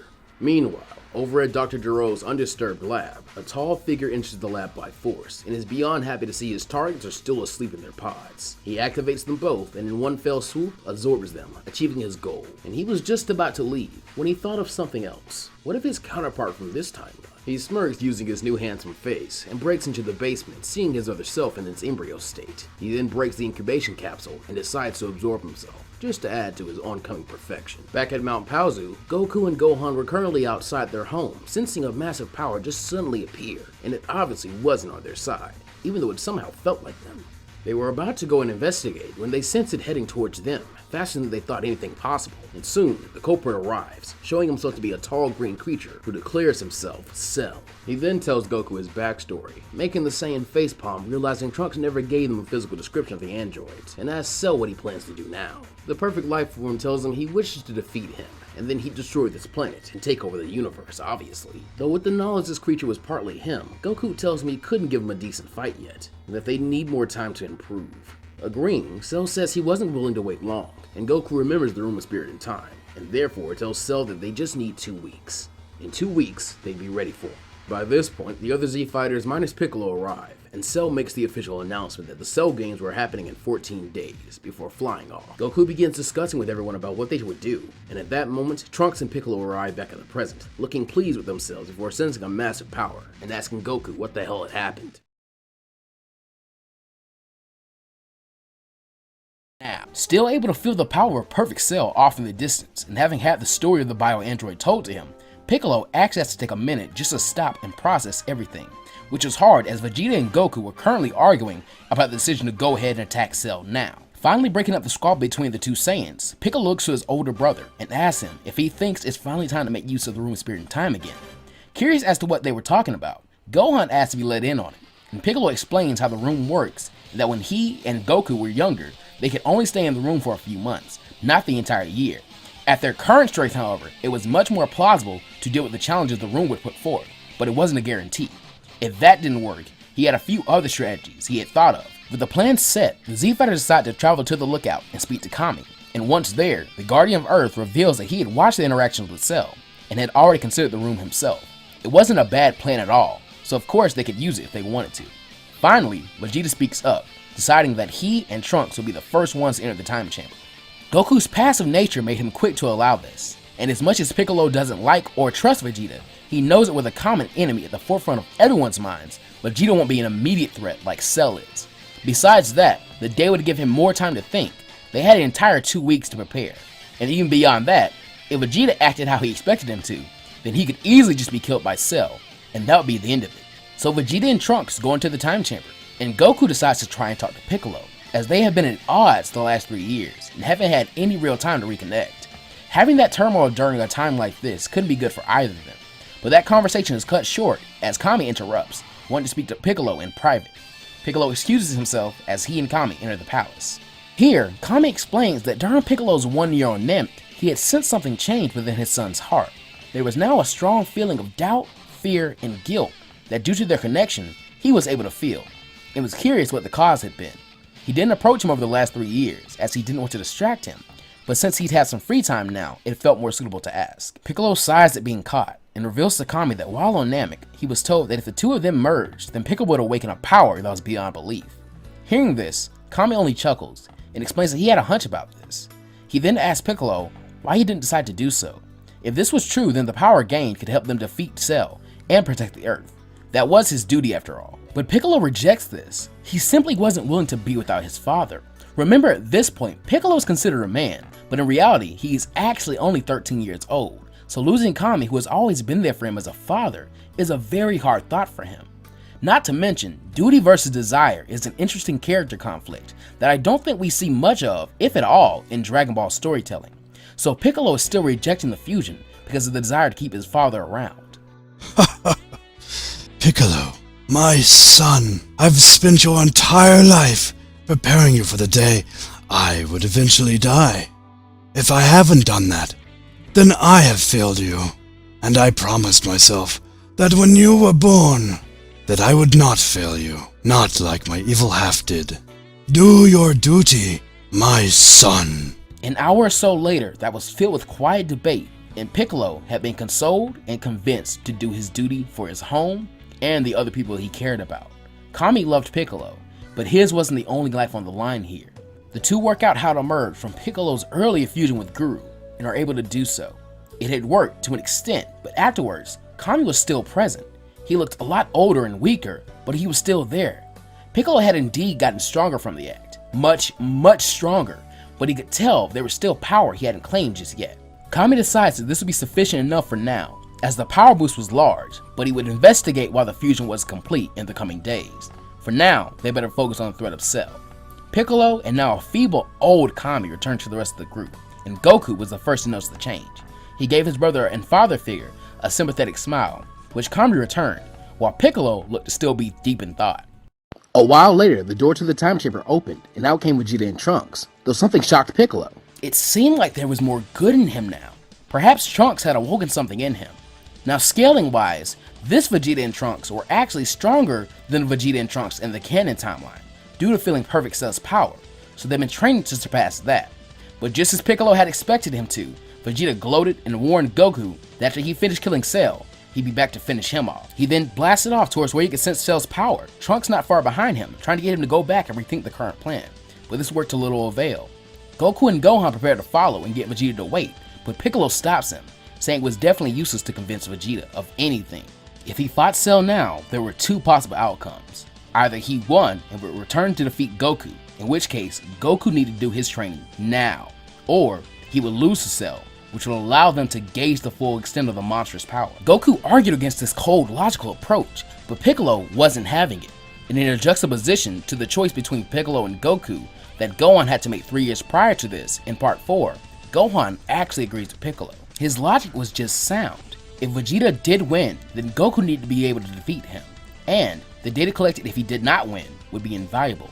Plus, going to stop Vegeta now could get them hurt, or even worse. Faced with his family's logic, Goku yells in frustration and storms over to the entrance of the Room of Spirit and Time, grabbing Gohan's hand and pulling him along.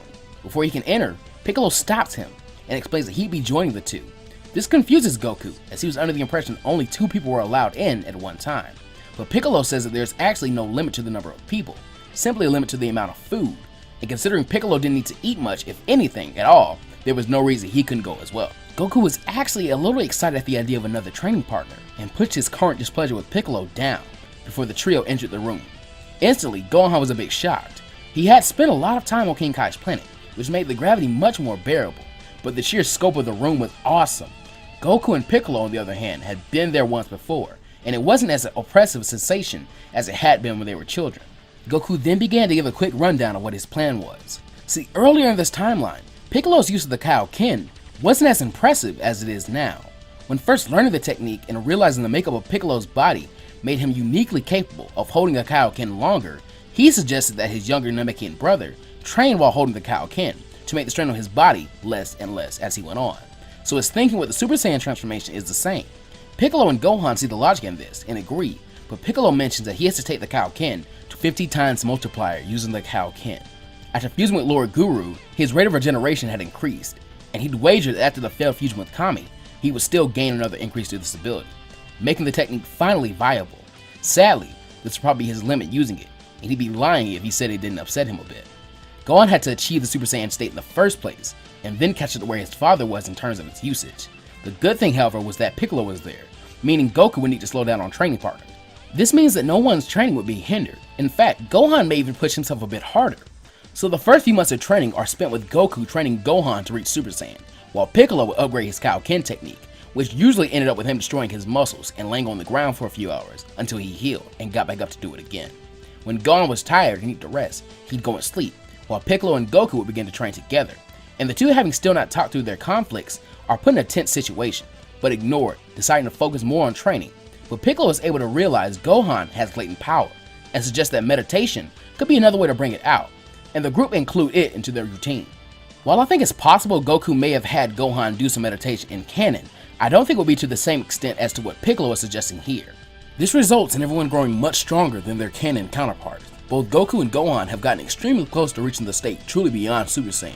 There's just this last mental blockage there, but Gohan had achieved a firmer grasp of his underlying power that was tied to his emotions.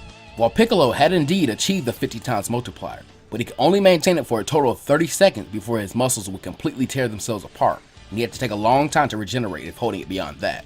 He dubbed this his Super Kaioken, the final stage of the technique. But stepping out of the room of spirit and time was not a pleasant experience, because outside was Perfect Cell, holding an unconscious Vegeta by his hair, and at his feet was a dead Tien. Seeing the trio, Cell began to explain what had happened. Trunks and Vegeta had challenged him, and actually did extremely well. Neither of them were strong enough individually, and so Trunks butted into his match with Vegeta. As retribution, he killed the hybrid Saiyan, and Vegeta flew into a blind rage. His power nearly doubled and dwarfed Cell's. In fact, he destroyed Cell, almost down to his nucleus. Unfortunately for them, there was an aspect of Cell's biology that had just been discovered. His cells from Saiyans and Piccolo cells gave him the ability to regenerate himself and grow even stronger when doing so. Jumping out of the story for a second, remember that in part 4, Cell actually absorbed himself from the present in its embryo state. Because of this, he has double the cells as the original timeline Cell, so his regeneration and Zenkais are boosted up to an extreme level. As for why Cell is willing to reveal this, well, he's simply confident in his ability to wipe the floor with everyone. He doesn't mind them knowing his secret weapon.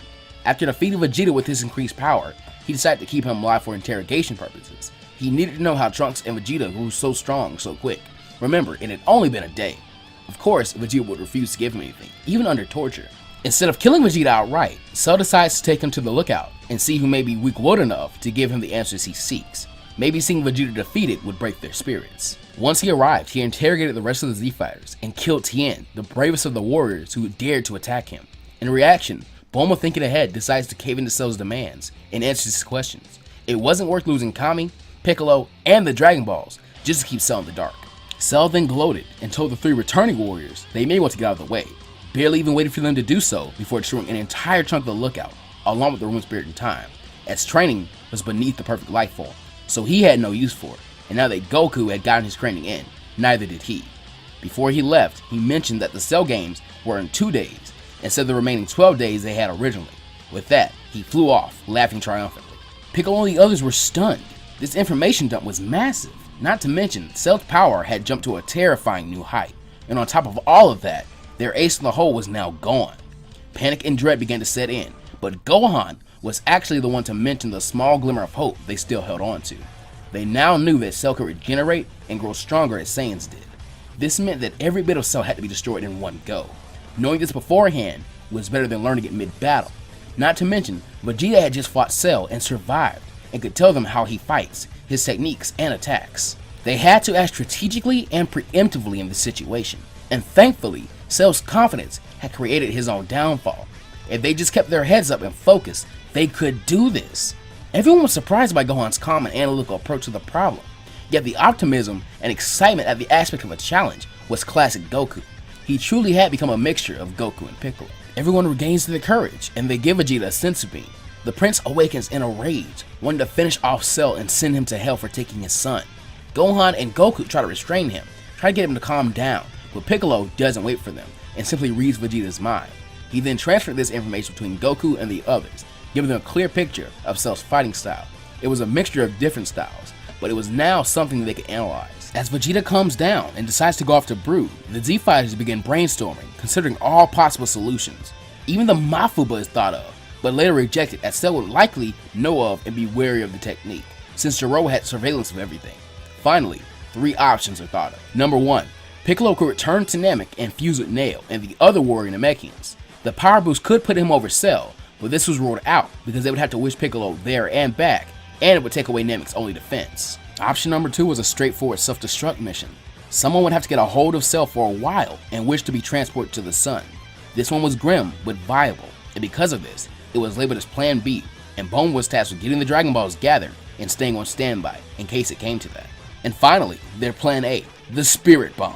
They had still never used this technique against an actual opponent in this timeline, but Goku wagered if they were to absorb way more energy than actually required, they could create a massive attack powerful enough to disintegrate Cell in one go.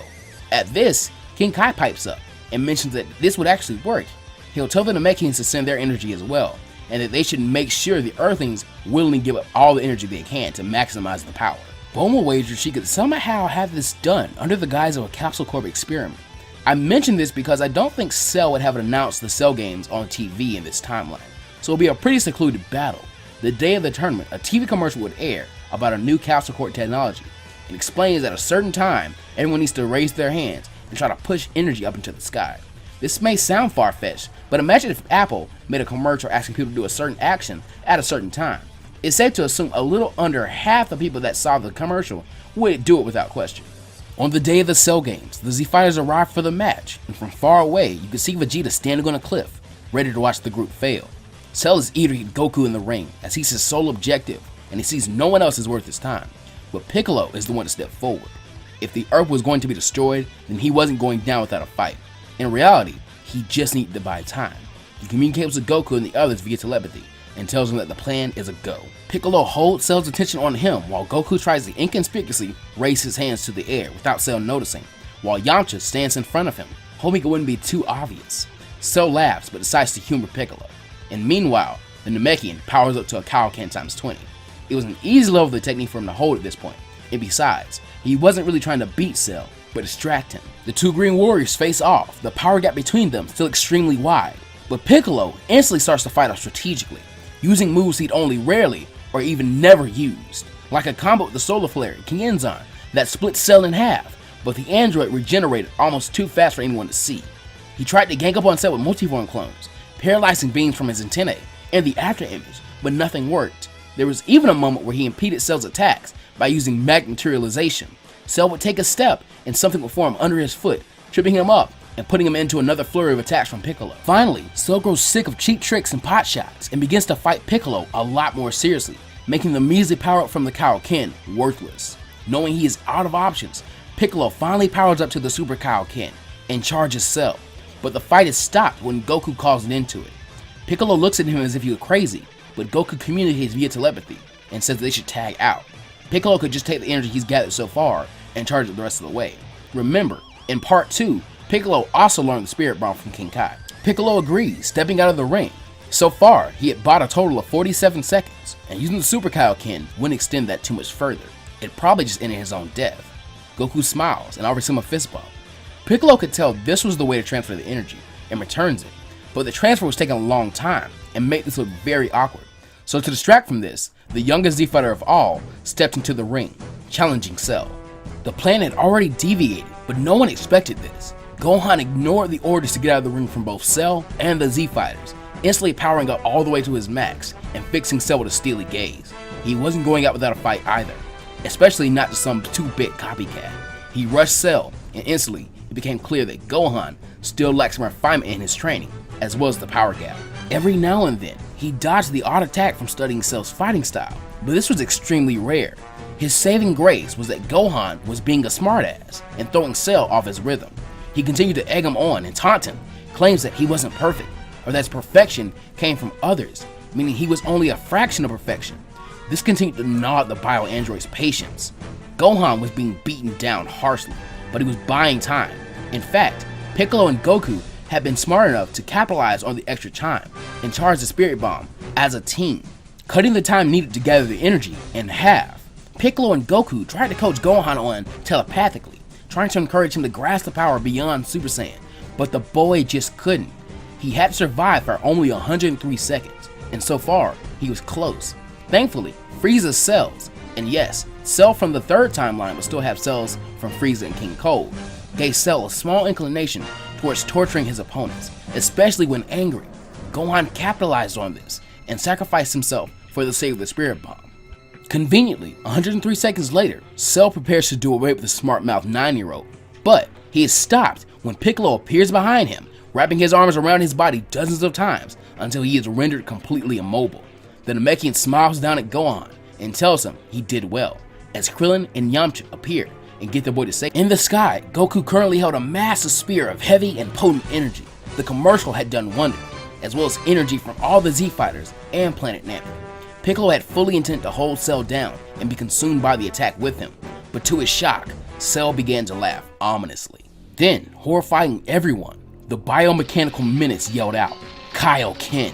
His body burning with red energy, he easily broke out of the intensely tight hold of Piccolo, destroying his arms and kicking him away as he looked up at the shocked Goku, who tried to release the energy towards him but couldn't do so before a massive energy blast disintegrated him. Despair and heartbreak was all anyone felt as they looked up to see their savior and the weapon of their salvation both gone. But in the mind of Piccolo, his older brother's voice weakly said one word: Gohan. And he then felt the warmth of the spirit bomb flow through him. Goku had transferred the energy to him through the last bits of his life force. Some of the power was lost, but not so much that the power wouldn't still work to kill Cell. Piccolo looked around frantically as his arms regenerated, trying to find his injured nephew, but looked up to see that Cell was flying towards him. The humans tried to protect the kid, but they're easily swiped away by Cell, leaving only Gohan, exhausted and beaten down, just barely able to float on his own. He stared down his father's killer defiantly as he charged with an attack barely inches from his face. But then, a power burst to life at the last moment, and Vegeta swooped in, kicking Gohan out of the way and to the ground, where Piccolo was able to catch him. The attack tore through Vegeta easily, and the prince fell as well, right next to Piccolo and Gohan. Cell simply scoffed and rose further into the air. He was done with the earth. He began to charge up his solar Kamehameha to do away with it. Gohan, as hurt as he was, tried to help Vegeta with his wounds, but the prince was fading fast. He pleaded to know why Vegeta relented in his final moments. The Prince of Saiyans, as prideful as ever, spoke his final words. Cell had already taken one of the Saiyans that would carry the race into the future. He couldn't be allowed to have the other. He died soon after. Gohan began to cry. He was still a child after all. All their training, all their planning, all their hoping had amounted to absolutely nothing in the end. But then, he felt a familiar presence, one he'd known his entire life, but somehow it was different, warmer, bigger, as if backed by more than one person. It was Piccolo. The Namekian took hold of Gohan's hand. Gohan, your father wanted you to be the one to finish this fight! Let's not let him down! He raised it up and began to channel the energy of the spirit bomb into him, the massive spear reforming above them and blocking Cell's view of the two. Piccolo wasn't done though, and yelled out, Super Kaioken, flooding the spear with almost every last drop of ki he had, leaving him just enough for him not to die. Gohan felt the weight of his father's, Piccolo's, and everyone's hopes placed on his shoulders. Even Vegeta had given his energy at some point. He refused to buckle under it. Cell had had enough. Completely enraged, he released his blast with double the power he had originally meant to put into it, directly at Gohan. The young warrior, however, roared out and charged forward into the air with the massive spear of energy held above his head. The spirit bomb and Kamehameha clashed for only a second before it became clear that Cell would win this battle. But instead of despairing, Gohan began to think. He thought about letting everyone down. He thought about Cell moving on to kill more innocent people around the galaxy. He thought about his family dying at the monster's hands. And he thought about his father's sacrifice being for nothing. And finally, something snapped. He roared out with rage never before seen. The spirit bomb was flooded with even more power and quickly began to consume Cell's being. The android panicked, but even activating the Kaioken did nothing to hinder Gohan's progress. It didn't take long before Gohan reached Cell, blowing him away with the force. At the last moment before Cell was swallowed by the spear of energy, Gohan somehow condensed it into a smaller spear surrounding his hand. Gohan's momentum carried him forward, and as Cell tried to block, it proved fruitless as Gohan's spear completely threw him and out the other side. Cell for a second was confused, though he thought he might be fine. He could regenerate from this easily, but when looking down, he realized something. The spirit bomb was stuck inside him. The next instant, he heard Gohan roar out, I won, and the spirit bomb expanded rapidly, disintegrating Cell from the inside out. As Gohan fell away from the explosion of energy, he was caught by Yamcha and Krillin, and they laid him down on the destroyed arena floor. The boy cried out happily and yelled up into the sky, so his father and Vegeta could hear him in Otherworld. He won.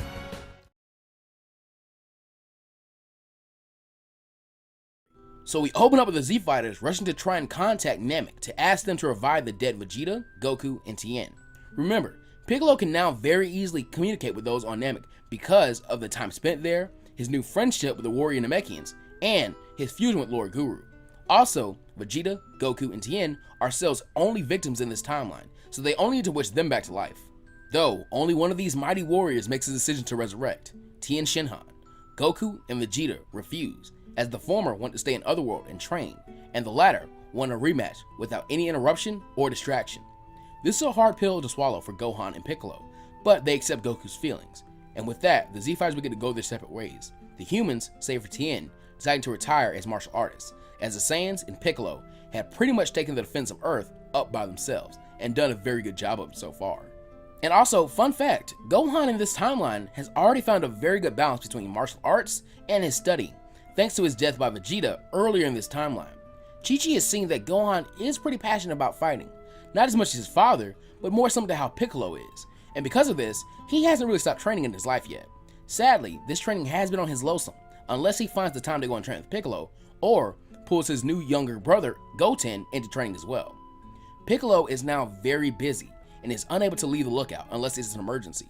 Remember, in the last part, Kami expressed his desire for Piccolo to take up the Guardian title, and tried to fuse with him. This fusion was rendered incomplete for some unforeseen reason, though, with the looming threat of Cell now gone, the time has come for Piccolo to fulfill his father's wishes for him, and they try to fuse again. But, once again, it does not work, though Kami does get an idea. Piccolo, I want you to try something. Meditate deeply and find all the negativity in your heart, emotions, thoughts, all of it. Collect it and separate it from yourself. Piccolo was a bit confused by the suggestion, but tried it anyway. It took a while, and he had to sit through all the negative emotions from anger to sadness within his heart. Alarmingly, a lot of them were towards Goku, but he quickly suppressed that thought. Finally, having condensed a small amount of evil in his heart, he separated it from him. The cloud of negativity began to condense itself into a very small green form. The body was iconically Namekian, though the head, it had 2 long horns, sinister red eyes, and his forehead was veiny? No way! Finally! Captain Ginyu of the Ginyu Force is back! Neither Kami nor Piccolo could understand what was happening, but Piccolo spoke first, and angrily. How are you even alive? Let me explain. Back on that dumpster of a planet Namek, you defeated me with some kind of multiplication technique, you cheating bastard. I knew I was outmatched, but I could still use my fabulous body switching technique. With my dying breath, I fired it in a way that made it seem like a normal blast, and was able to hit one of your clones, but I was aiming for you, and the clone was fused back into your main body. So I've been trapped in that subconscious of yours this whole time. Piccolo's eye was twitching. He couldn't believe this idiot had been hitching a ride in his mind for this long. It was probably his fault that he and Goku hadn't been getting along. He was just about to squash the pipsqueak green Ginyu when his father stopped him. Hold on. Let us not be hasty. Killing him kills you, my son. Think before you act. Yes! Cower before me, fool! The great Captain Ginyu of the Ginyu Force! I will steal your main body now and return to Lord Frieza's side. Change now! Evil containment wave. There we go. Mr. Popo, go put this somewhere safe, would you? The genie nodded and went off to do just that, as Piccolo began to grow angrier and angrier. So you mean to tell me that I couldn't fuse with you because of him? With all your power, I could have maybe been able to defeat Cell! Yes, perhaps. But now is not the time to contemplate what could have been. Those what-if scenarios are meaningless now. You must look toward the future. Now come, we need to teach you the essentials of guardianship, and we should spend some time together before I'm gone, no? And they did just that. Kami taught Piccolo his abilities, like the instantaneous movement, or Kai Kai. And fun fact, with his ability, Piccolo should be able to visit Goku and Vegeta in Otherworld, but he simply chooses not to. He's not truly mad at Goku anymore, but he is to an extent irritated, and he uses the excuse of now having a lot of responsibility as guardian and needs to stay on the lookout to not go visit him. Kami also teaches him his ability to monitor the Earth, which is used to watch over the world and Gohan as well as the pregnant Chi-Chi. Remember, he and Goku got along with Chi-Chi and Gohan very, very well, and they were a very big happy family, working on their farm, playing with Gohan, learning. This is stuff that they won't be able to do anymore as Gohan is growing up, and Piccolo is now the guardian, so he's too busy to. Leaving the lookout should be safe for emergencies, so he can't just do it willy-nilly. So Piccolo is a bit homesick, but when all is said and done, Kami and Piccolo have a heartfelt goodbye and complete their fusion. Though I'm sure a lot of people are curious about Earth's current Dragon Ball situation. Piccolo can't create his own, mind you, but he can phone a friend. With his strong relationship with the Namekians, he can contact them anytime and ask for the aid of Porunga, while in return, Earth's powerful warriors would come to the defense of Namek if she ever needed it again. It was a very symbiotic and beneficial relationship for both planets. As time passes on, Piccolo will be more and more homesick from being away from Mount Paozu and his family, and would definitely keep an eye on them, and try and keep in telepathic contact with them.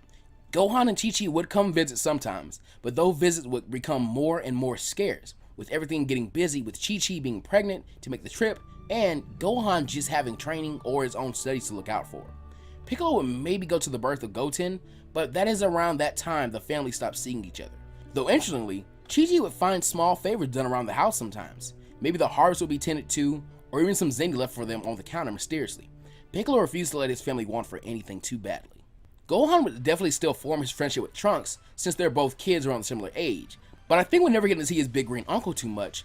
Goten begins to seek out Piccolo's company more and more, and possibly brings Trunks along. And while it's true that Gohan and Chi-Chi would have definitely trained with Goten a little more than in canon, Piccolo sees the amazing potential in both boys, both figuratively and literally. Because remember, this version of Piccolo can unleash a warrior's untapped potential as Guru did, and would do so for both boys. And from here, he begins to train both boys. Remember, Trunks and Goten have a lot of energy, and with Vegeta not being in Trunks' life in this timeline, like Goku isn't in Goten's life, they're definitely closer. They've had that to bond over. But they're a lot more unfocused. Trunks might be a lot more into playing with toys or video games, or just hang out with his mom because his dad isn't around. Vegeta likely gave Trunks a role model to want to at least seem physically tough in some way, maybe do some workouts and, hang with his dad sometimes, while Goten basically just followed his lead. Here, Trunks initially may come off to Goten as a little boring, as they may end up following Goten's personality more, so Trunks might be the lackey in this timeline. Because of this, both boys are really interested in training with Piccolo, who as the Guardian tries to act a lot more like Kami, all calm and collected. But remember, this Piccolo grew up with Goku, so he maintains his love for children and just a very general excitement and innocence in life. That said, the boys do need refinement, so I can definitely see Piccolo making them train and meditate a lot, and probably do a lot of training with Mr. Popo as well. He could possibly have them climb Corrin's tower and train with the Cat Master for doing that even. The boys will also go through a lot of meditation, which they wouldn't love, but Piccolo would insist on it. This results in Goten and Trunks being much more refined fighters, with their heads being screwed onto their shoulders a little tighter. They aren't completely stoic Kenshiro kind of characters, or anything like that, because even Piccolo is a lot more playful in this timeline. But the boys are a little more zen and mature when the situation calls for it. It's also very possible for these two to master Super Saiyan and be on the very verge of awakening Super Saiyan 2. And this change in Goten would probably cause Gohan to seek out some training with his uncle as well, though again, not as much, as he has other things to balance training with. With that said, this version of Gohan has already gained a very good grasp over his Super Saiyan 2 form, and with Piccolo being a master of the Kaioken, I think his advice would be able to try and achieve the same mastery of this form as Gohan and Goku developed over the Super Saiyan 1 form. Whether this is possible or not is not really the issue here. Gohan is a much more powerful fighter in this timeline because of this advice, and he's much stronger than even Vegeta was at this point in the story in canon. Another change from this timeline is that the Cell games were not broadcast, so it's very possible that Mr. Satan has not developed anywhere near the same amount of fame as he does in the original timeline. Meaning no Satan City, and we still have Orange City. He's still famous, but he just doesn't have the same amount of star power, and if he is beaten, he's pretty much washed up and forgotten. Videl would probably still attend Orange Star High School, and could very likely be weaker and not serve the city as a crime fighter. She'd be a very average high schooler actually. Gohan would likely attend Orange Star as well, and if he does end up fighting crime, acting as the Golden Warrior persona, he may not even switch that to the Great Saiyaman persona. Gohan might not be so worried about his own privacy. Even if he is, and he asks Bone for a costume, the Great Saiyaman persona would likely be different. With no interference or influence from Videl, there is no reason for any of the Z Fighters to enter the 25th Budokai. And on another note, this could cause the advances of Irasa, Gohan's other classmate, to be better noticed by Gohan, causing a relationship to blossom between them further down the line. This means that when a certain godly visitor arrives, he doesn't enter the tournament, and instead directly approaches the new Guardian of Earth. Piccolo is just as flushed as in canon. As Kami's son, he has been raised to really respect the title of Kai, and the Supreme Kai is kind of like a hero among heroes to Piccolo. Shin tells Piccolo the entire story of Bibbidi, Bobbidi, and Boo, and finally explains that he's come here to ask for the aid of the powerful warriors of the Earth. Hearing of how powerful Boo really is, as well as the magics of Bobbidi, and with Shin saying that Piccolo wouldn't be enough on his own, that they would need the son of Goku, Piccolo decides they need even more firepower to really lock this down. Mr. Popo, please go and bring Fortune Teller Baba to the lookout. It's time Goku and Vegeta made a visit to the world of the living.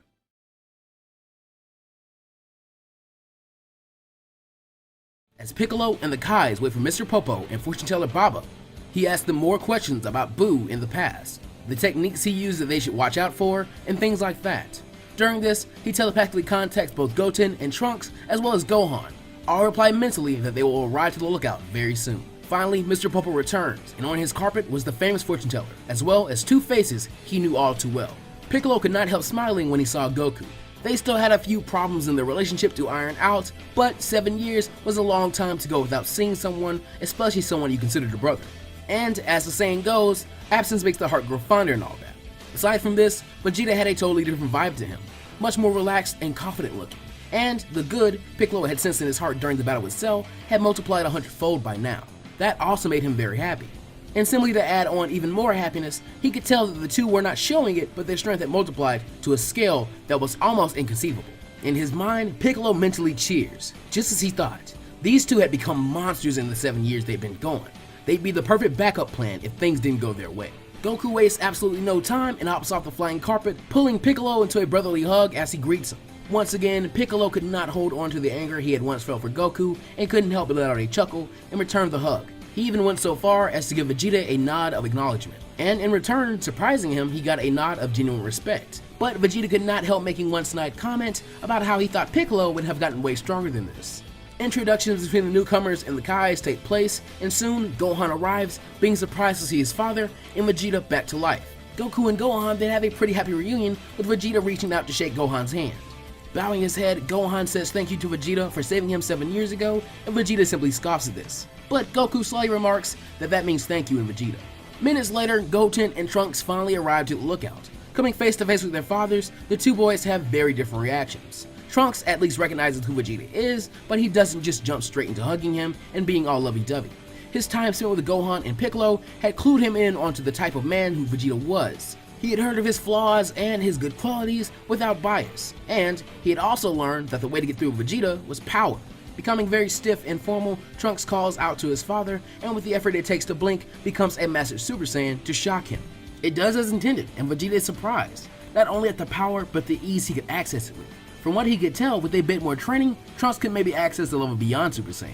This elicits a small amount of a brand new source of pride in his heart. His son is a prodigy, and he knew who to thank for his training. Still somewhat shocked, he expresses to Piccolo that he did a very good job with Trunks' training. He admits that he would not have had the patience to get him to this level. Naturally. Goten, on the other hand, was just staring at his dad. He'd never actually met Goku, and he'd only heard stories from Piccolo and Gohan. I think he would really admire this version of Goku, since instead of coming up with just one version of hearing his dad, he's growing up with the stories of his father from his brother and his big green uncle, and both really look up to Goku. So he's not truly shy, he's more just awestruck right now. Goku is able to recognize his son, and he greets him happily. With all the introductions done, Piccolo calls everyone's attention and looks to Goku and Vegeta. He goes on to explain the situation. An ancient monster named Majin Buu is here on Earth. To awaken him, his master is trying to gather energy from Earth's fighters. Luckily, none of the Earth's strongest are at their mercy, because they're targeting the World Martial Arts Tournament, which nobody from the Z Fighters actually entered. Piccolo then points to Goku and Vegeta and asks them to please show everyone their power. Both Saiyans smirk at the chance to show off, and they both flash into Super Saiyan very easily, and dub this as normal Super Saiyan, or Super Saiyan 1. They then flash into another state, and explain that this is the form that Gohan had reached in his final attack against Cell. But then the two begin to shake as their ki explodes. Goku yells out that this is to go even further beyond. Vegeta then declares this the pinnacle of Saiyan evolution. With significantly less strain than what Goku showed of his transformations in canon, Goku and Vegeta begin to grow in power and in hair length, though their eyebrows suffered for it. The Supreme Kai and Kibito were shaking as they realized this power was far above that of Majin Buu. With this, they could easily win even if he were to be released. Goku and Vegeta finally ended the massively powerful transformation and announced this form as Super Saiyan 3. Goku announces that when they first found it, it was a much higher strain to attain it. But Vegeta explains that now they can easily maintain it with only half that original strength. Though he had gambled on something like this, Piccolo is shocked at the sheer power of these two Saiyan. But he was incredibly happy. With this power, they had a near foolproof insurance policy. He then announces that this was good. These two will ensure their victory in case something happened, but neither of them will be fighting. Everyone from Goten to Supreme Kai yelled at him in a loud and confused what? Vegeta and Goku can solve this issue before it gets out of hand, but they haven't been training to protect the Earth. They've been training to get stronger for themselves. Meanwhile, Gohan, Goten, Trunks, and I have been working to protect the world, so that's what we're going to do, the four of us. I may not be a Saiyan, but I do have pride. However, I refuse to put the world in danger for it. I am the Guardian, after all. Supreme Kai and Kibito were pale white at Piccolo's declaration, while Gohan and the boys seemed to understand him more now and agree with him, all growing serious in expression and being ready for business now. Goku looks disappointed while Vegeta seems very angry about this, but he would not argue against Piccolo in this. He could understand pride better than most. As the group began to discuss their next move, they all sensed two small yet very evil presences behind the palace on the lookout spying on them. Piccolo smirks as his plan was going perfectly. Out of nowhere, a multiform clone of Piccolo appears behind the two bald men and a strange-looking alien with an M on their forehead. With very little effort, he is able to subdue them and drags them out in front of the group and merges with the real Piccolo. Quickly filling everyone in, Piccolo explains that he wanted Goku and Vegeta to show their full powers for two reasons. Number one, it would help him gauge how good their backup would be. Number two, it would attract the enemy since their main objective was to steal energy of strong fighters, so sensing that power from across the world, they would definitely be drawn to them. From here, he kneels down and begins to read their minds. This allows him to know everything they know, from the location of their ship, who Babidi and his forces are, including Deborah and all their abilities, and the mind control ability that the wizard held. Knowing that little tidbit of information gives Piccolo another idea. He stands up smirking and takes off his guardian robes, revealing his gi underneath. Though he did not like to be overconfident, this was going to be very easy. Meanwhile, at Babidi's ship, the wizard and Deborah were already celebrating. The power that had sprung up in the distance was more than enough to awaken Majin Buu. Though it was much too powerful for Spopovich, Yamu, and Pui Pui to defeat, if they could get merely a fraction of that energy, then they could come back and awaken Majin Buu in one go. Besides that, those losers were disposable, and if he needed to, he could always send Deborah. The two were just about to toast some space wine when the entire ship shook and seemed to grow unstable. With another loud impact, the ship shook once again. On the final impact, a giant square-shaped hole was blasted down into the final level of the ship that held Buu's egg where they resided. Piccolo, the boys, Goku, Vegeta, and the Kais then landed inside the room. Piccolo chuckles and explains that he'll have to thank Tien for opening up a hole for them. He then calls out to the wizard Babidi and the Demon King Deborah by name. This was their only warning.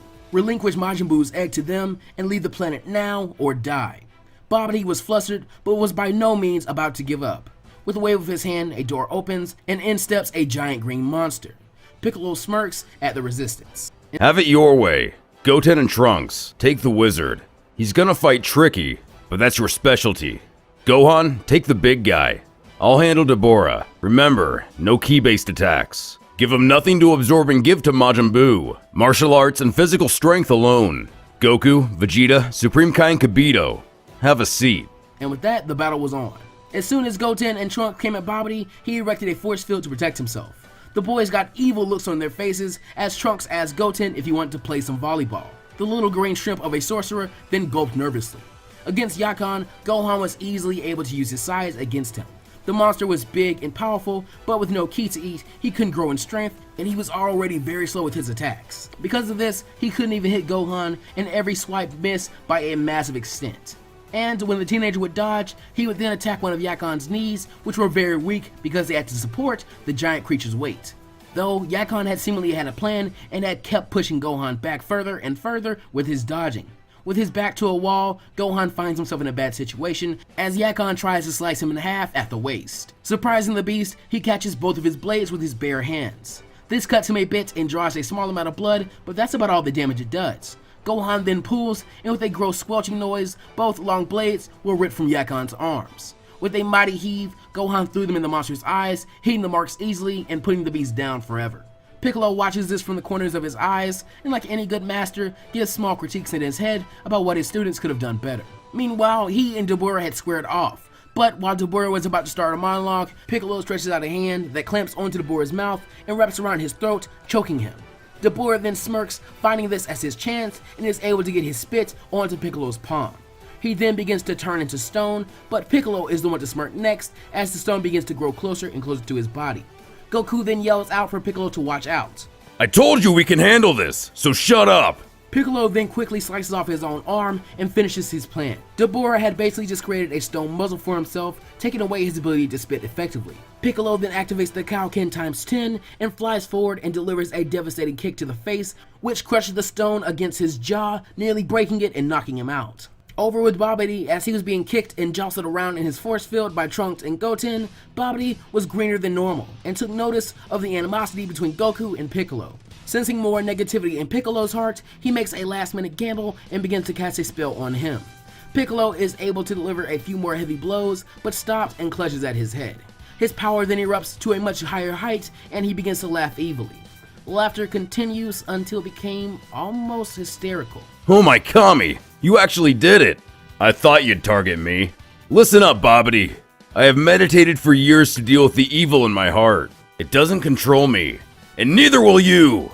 Babidi was so shocked by this revelation that he accidentally allowed his force field to falter for only a second, and in that, Goten and Trunks were finally able to get to the prize inside. They said that they still weren't done playing volleyball, but Babidi did not survive the first serve. Still holding his jaw, Deborah looks up at Piccolo as the M on their foreheads disappeared. Oh, how is this possible? I am the Demon King. The answer to his question is given as Piccolo grabs his wrist and crushes it before throwing Deborah off into the air and obliterating him with a mouth blast. And I'm God. Of the Earth, at least. The Supreme Kai was speechless, yet relieved. Piccolo's plan had indeed worked. Kibito was amazed at the power of mortals, and Goku and Vegeta were just bored out of their minds. Supreme Kai then orders the destruction of Boo's egg, but Piccolo stops him right there. From the description of what Boo is by the Kais, the Jin didn't sound truly evil. Perhaps it was just the influence of his former masters. He was created for evil as well, so he knew what it was like. He just wanted to try something, and if things went wrong, then Goku and Vegeta could definitely take on Boo if he messed up. The Kais were visibly and deeply disturbed by this idea, but the faith they had just gained in Piccolo was pretty unquestionable at the moment. For now, they would let him try this. As he said, Goku and Vegeta could clean up if this became a big mess. And so everyone waits as Piccolo gets in contact with Nell through telepathy. After a few quick readings, the other warrior begins to gather the Dragon Balls to grant Piccolo's latest wish: purge the evil of Majin Buu's heart. There was then a time delay as the wish was granted, but soon Nell told Piccolo that the deed was done. The Kai seemed suspicious as Buu's egg was still sealed up, but all of a sudden, black smoke began to pour out from it and formed into a skinny and sinister-looking creature. Shin's blood runs cold as he notices a resemblance to Buu, and he warns the warriors that this must have been Buu's evil. Piccolo and his students were already in fighting positions once again and flew in to battle the evil version of Buu, but they were easily swatted away as the creature began to pry open Buu's egg. Before it got too far, Vegeta powered all the way up to Super Saiyan 3 once again and was able to completely incinerate the creature with an attack he called the Galactic Blazer. Jokingly, he tells Piccolo better luck next time.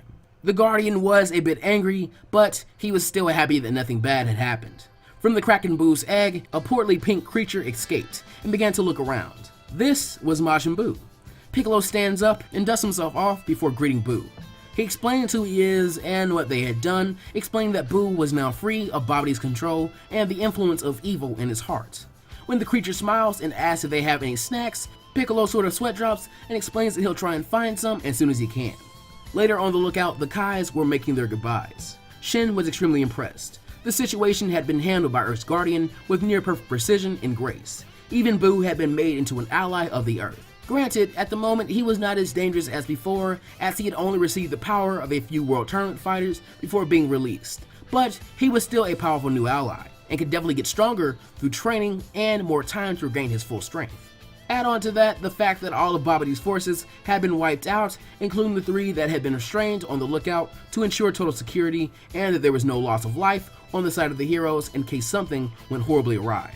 I know this is a bit dark, but remember that Piccolo and the others did give Babidi and Deborah the option to leave the Earth and receive no physical harm to themselves. Add on to that the fact that Kami also took the job of Guardian very seriously, and I think that Piccolo would also do the same, training his fighters to take the protection of Earth extremely seriously as well. In the long run, Piccolo's pride had not been that big of a hindrance. Kibito then transports them back to the world of the Kais, and Piccolo relaxes as essentially his bosses left the area. That was super stressful, but thankfully nothing going too bad. He had trained strong students to be effective protectors of Earth, ensured victory by enlisting the help of Goku and Vegeta, and he made a new powerful ally for the planet. Goten and Trunks then took Buu off to play with his powers and pig out on candy, while Vegeta and Goku prepared to find Baba to go back to the other world. Not so fast, you two. 7 years is long enough. You two have had your fun. Now it's time to return home. I need my strongest warriors back on Earth, and your families need you as well. Whining, Goku expresses that he gets so bored in the world of the living now. Boredom isn't the point. Besides, there's all types of training to be done, especially with Buu here now. He'll need some refining, but I know he could be the strongest of us all. Besides, you've gotten overconfident. I've already thought of a way to defeat you. Goku merely laughs this off, but Piccolo stands in front of him, showing that this was a real challenge. The two make a bet. Since Piccolo is so sure of himself, and Goku is even more so, if Piccolo can land a hit that knocks Goku out, then he'll come back to life. To be a good sport, Goku will even give Piccolo 3 tries to do so. Piccolo grins at this proposition, and to work towards his hustle, he even gives Goku 2 attacks, which seem to be all he could manage. But these barely tickle Goku, making the Saiyan overconfident. On his 3rd attempt, Piccolo's stance changes massively, and a huge amount of ki becomes condensed in Piccolo's fist. He gathers more and more to the point that his hand begins to glow and crackle with electricity. Goku sweats and begins to power up to his Super Saiyan forms, as it will be illegal to try and dodge the attack since he said he would try and take them head on. Bragging, Piccolo admits that Goku should have given him a time limit of how long he can charge his attacks. Goku actually has to hit Super Saiyan 3 to finally feel confident against the attack that Piccolo has been charging in his hand, but the Namekian just roars out into the Super Kaioken form. His body turns deep red, and once again his ki is climbing to levels that make Goku extremely nervous. Piccolo just kept building power on top of power, stacking his Kaioken over and over from what he could keep pushing over the Super Kaioken level, as small as that amount was. Vegeta begins mocking Goku as he realized the same thing that Goku had a bit earlier. Hopefully this attack wouldn't kill him. Again, Piccolo then rears his arm back, even stretching it for more power on the punch, and as he does so, the ground is ripped up and burned by the weight and heat of the ki in his fist. When he goes for his punch, he hits nothing but air, as Goku had sidestepped just in time. His heart is pounding and he's drenched in sweat. His survival instincts wouldn't allow him to take that hit head on. Piccolo's bluff had worked, and because of that, Goku and Vegeta decided that they would return to life. As soon as they do, Piccolo nearly collapses from the strain of that huge attack and the stress he had been under with the Kais here. With everything settled, he says he's gonna go have a nice relaxing meditation session. He's earned it.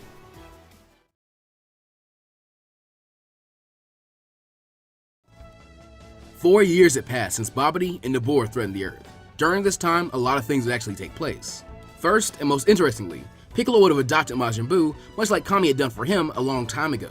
The creature's natural innocence and childlike personality make a relationship with Piccolo very easy to form starting out the gate, and very positive on top of that.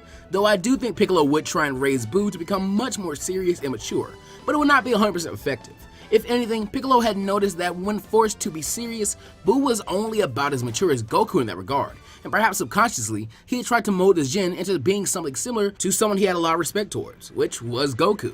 Goten and Trunks, though having matured some under Piccolo's tutelage, got along very well with Buu, to the point the duo had to an extent become a trio, spending time together when the boys were free to travel to the lookout or whenever Buu was given downtime from training. I think the three would have a lot of fun together, just eating candy and causing mischief. Also during this time, Goku and Piccolo would come to finally completely repair their relationship, and even improve from what it had been.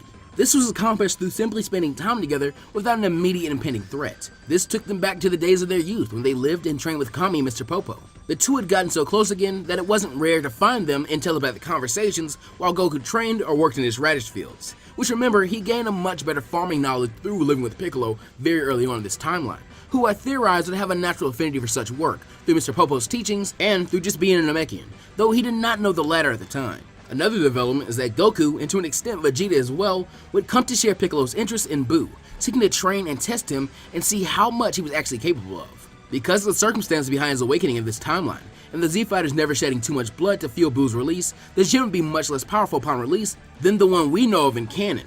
Yet his potential was still theoretically limitless, and only recently would he have grown to a small bit stronger than his canon version by the end of the 4-year span. At that time, Piccolo would inform Goku of thought that he'd been having for a while now, and reveals that he is currently grooming Buu in a way that, if he is deemed worthy, would make him eligible to be the new god or guardian of the Earth. raising him just as Kami had done for him. And even more of a pipe dream, he theorized that through the Jin's potent magical abilities, he has been attempting to try and teach Buu a skill only ever demonstrated by the Dragon Clan of Namekians, Dragon Ball creation. With the help of the Namekians and a bit of Kami's memories, they work towards this goal, though for now there is absolutely no progress towards it. Other than this, during this time, our characters just do what they usually do, training and enjoying life. That said, with knowledge of what happens next in the canon timeline, you can all guess with reasonable certainty that the god of destruction Beerus would awaken and have his premonition of a Super Saiyan god, causing him to soon travel to Earth where the last of the Saiyans currently reside. That being said, it is best to only glance at these events because the majority of the things that will happen here would be pretty much the exact same as in canon.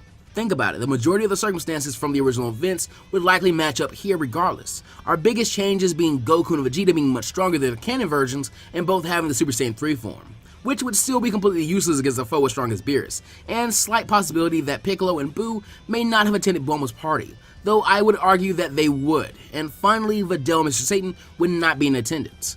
Remember, in this timeline, the events which lead to Gohan's relationship with Videl never transpired. Instead, he had a virtually normal high school career alongside his classmates, with only the threat of Babidi Nabur really being any interruption to it. The circumstances behind his relationship with Videl, like him being the Great Saiyan Man, don't happen the exact same or did not happen in this timeline, causing the two to never grow a bond or train together so Videl could learn how to fly or utilize Ki.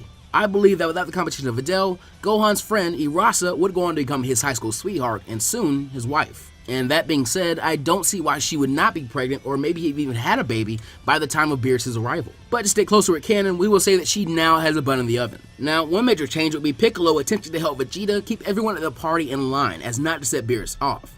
Either having been warned by King Kai or the Supreme Kais, but either way, there's still very little variability here. Even though Goten, Trunks, and Buu to an extent are more mature in this timeline, I do think Buu's immaturity and greedy appetite would show up in the worst possible time here, leading to Beerus' rage and soon the return of Son Goku to the Earth for the Super Saiyan God ritual. This will result in a much stronger Super Saiyan God Goku to take on Beerus and give him a much better fight, and make him even more fond of the Earth in the long run, as it holds such an interesting and strong person and very delicious food. Yet still, there just aren't enough major changes that would dictate spending a lot of time on these events, though I do think it's important to mention how I believe Piccolo would react towards Beerus. Under the circumstance of his upbringing in this timeline and his current position, I believe that an extreme wariness and distrust of the God of Destruction would be born in Piccolo. Someone so quick to anger and over something so trivial as a few confectionaries at a party should not have that kind of power or position. This isn't to say that Piccolo would not respect Beerus or not show him respect, but he just does not trust him. This would also cause him to sort of reevaluate his idea about Buu, but he would still come to the same conclusion. Sure, Buu had been the cause for Beerus' anger in this situation, and even Piccolo could become irritated with him when he wanted to goof off during training or take a nap at the most inopportune of times. But the thing was, once Buu was reprimanded about something, he usually would stop or at least attempt to curb such behavior. Buu obviously knew the difference between right and wrong once it was explained to him. Buu had inhibitions, Beerus did not. Thankfully, Whis seemed to be much more reliable and reasonable than Beerus, and so Piccolo developed a much better opinion on him, but he'd be keeping an eye on Beerus. In fact, later when Whis would return to the Earth in a visit to try out more food, I think Piccolo would approach Whis and, as the Guardian of Earth, ask him a few things. Namely, how flimsy is Beerus' decision to not destroy the Earth? What are his intentions with the planet that caused him to spare it? And he would not be happy when Whis answered that he cannot guarantee that Beerus will never threaten the planet again. And as his attendant, he can only really get involved if he felt Beerus' actions to be too extreme. And above all else, Beerus and he were not their comrades, friends, or allies. They were not to be counted on or called on if the planet found itself in danger. He was sure that Piccolo should be able to understand that as a god himself, they are not allowed to interfere with mortals. That said, Whis would say off the record that Beerus could be way more reasonable if he let on. Not just that, when something entertained him, he usually wanted to keep it around. After this conversation, Piccolo would only have a small bit of solace about Beerus and would move on to really accelerate Buu's training or schooling as it had become, even taking him into the Room of Spirit and Time. His current goal was attempting to teach Buu the in-depth complexities of his own, Kami's, and to an extent Goku's ethical code. He wants to make Buu into a deity as far from what Beerus is as possible. And to his credit, I do think he would notice a significant change. To explain this, I'd like you to think back to two of my favorite moments of the non-canon Dragon Ball GT series from Toei. Buu's fusion with Oob in the Baby Saga, and Buu's request to Oob to throw the match with Mr. Satan in the 31st World Martial Arts Tournament, or Tenkaichi Budokai. Both have always rung out to me as very mature moments to Buu, who has usually been a very immature character. In one of these moments, he sacrificed his body and to an extent his autonomy for the sake of Oob and logically Mr. Satan and the world, And in the other, he urges Oob to make a decision that will bring a measure of hope and happiness to the world and its citizens. To me, that's what maturity means for a character like Boo. And I think at this point of maturity being reached through Piccolo's teachings, he'd finally think that Jin is worthy of someday taking over guardianship, and of course, a level of strength would also be gained because they're also training. But hopefully, he would not be handing over the reins until he reached Kami's age, provided no extending circumstances arose. 1 year to Beerus' initial trip to the Earth, nothing of significant note would happen. Remember, in this timeline, Earth lost its access to Dragon Balls when Cell threatened the world, causing Piccolo and Kami to commit to becoming one single being again. Because of Piccolo's very close-knit relationship with the Namekians in this timeline, remember, he ended up assimilating Grand Elder Guru as he did to Nail in canon, and spent a year on Namek training Nail and the other warrior Namekians as his students to better protect the planet in case of another attack. Both these events would cause a very close-knit relationship with Piccolo and the remaining Namekians, and because of this, the two planets would come to share a single set of Dragon Balls. TLDR, the Earth doesn't have Dragon Balls, and remember, in canon, Sorbet's forces failed to find New Namek, and recently, Moro was only able to do so through his magic, something I don't think the Frieza Force could replicate. Because of this, any expedition to the Earth will result in a failure, and even if the Force knew about Moro, how eager do you think they'd be to help him in exchange for finding the Dragon Balls for them? This means that Frieza is not revived, and as shown in the events of the original arc, Goku and Vegeta would not only seek out Whis' training, but they would not be interrupted either. Piccolo would have been extremely supportive of Goku and Vegeta training under Whis. Once again, he's really cautious about Beerus and would likely want there to be some force who was distinctly on their side and able to stop such a being or anything more evil and scarily more powerful than Beerus. He would even go on to encourage Gohan and attempt to convince him to join his father for training. But sadly, for the first time ever, Gohan would have to slack off, I believe. He was now working to provide for a family without the safety net Mr. Satan's money to fall back on if things got tough, and he'd had recently welcomed a new life into the world, a beautiful blonde-haired baby girl by the name of Pan, who Piccolo was instantly extremely fond of. He even left the lookout to congratulate the young hybrid, who he saw as a nephew and surrogate son, and even offered to come back if the need for a babysitter ever arose. Gohan did, however, suggest that Piccolo or Boo possibly attempt to train with Whis, but I think Piccolo would deem it a bit too much to be away from the planet that long, even with Gohan and the boys there to protect it. Not to mention, I think that Goten and Trunks would either be uninterested in the training, or more likely be rejected by Whis. Though they both had amazing potential, there is a level of maturity as martial artists that I believe these two lack, even in this timeline, that Whis would be looking for in students. When you get down to it, the concepts that Whis introduced to Goku and Vegeta are somewhat complicated and to an extent philosophical in nature, and complex, and difficult enough that even Beerus hasn't completely mastered everything that he's been taught.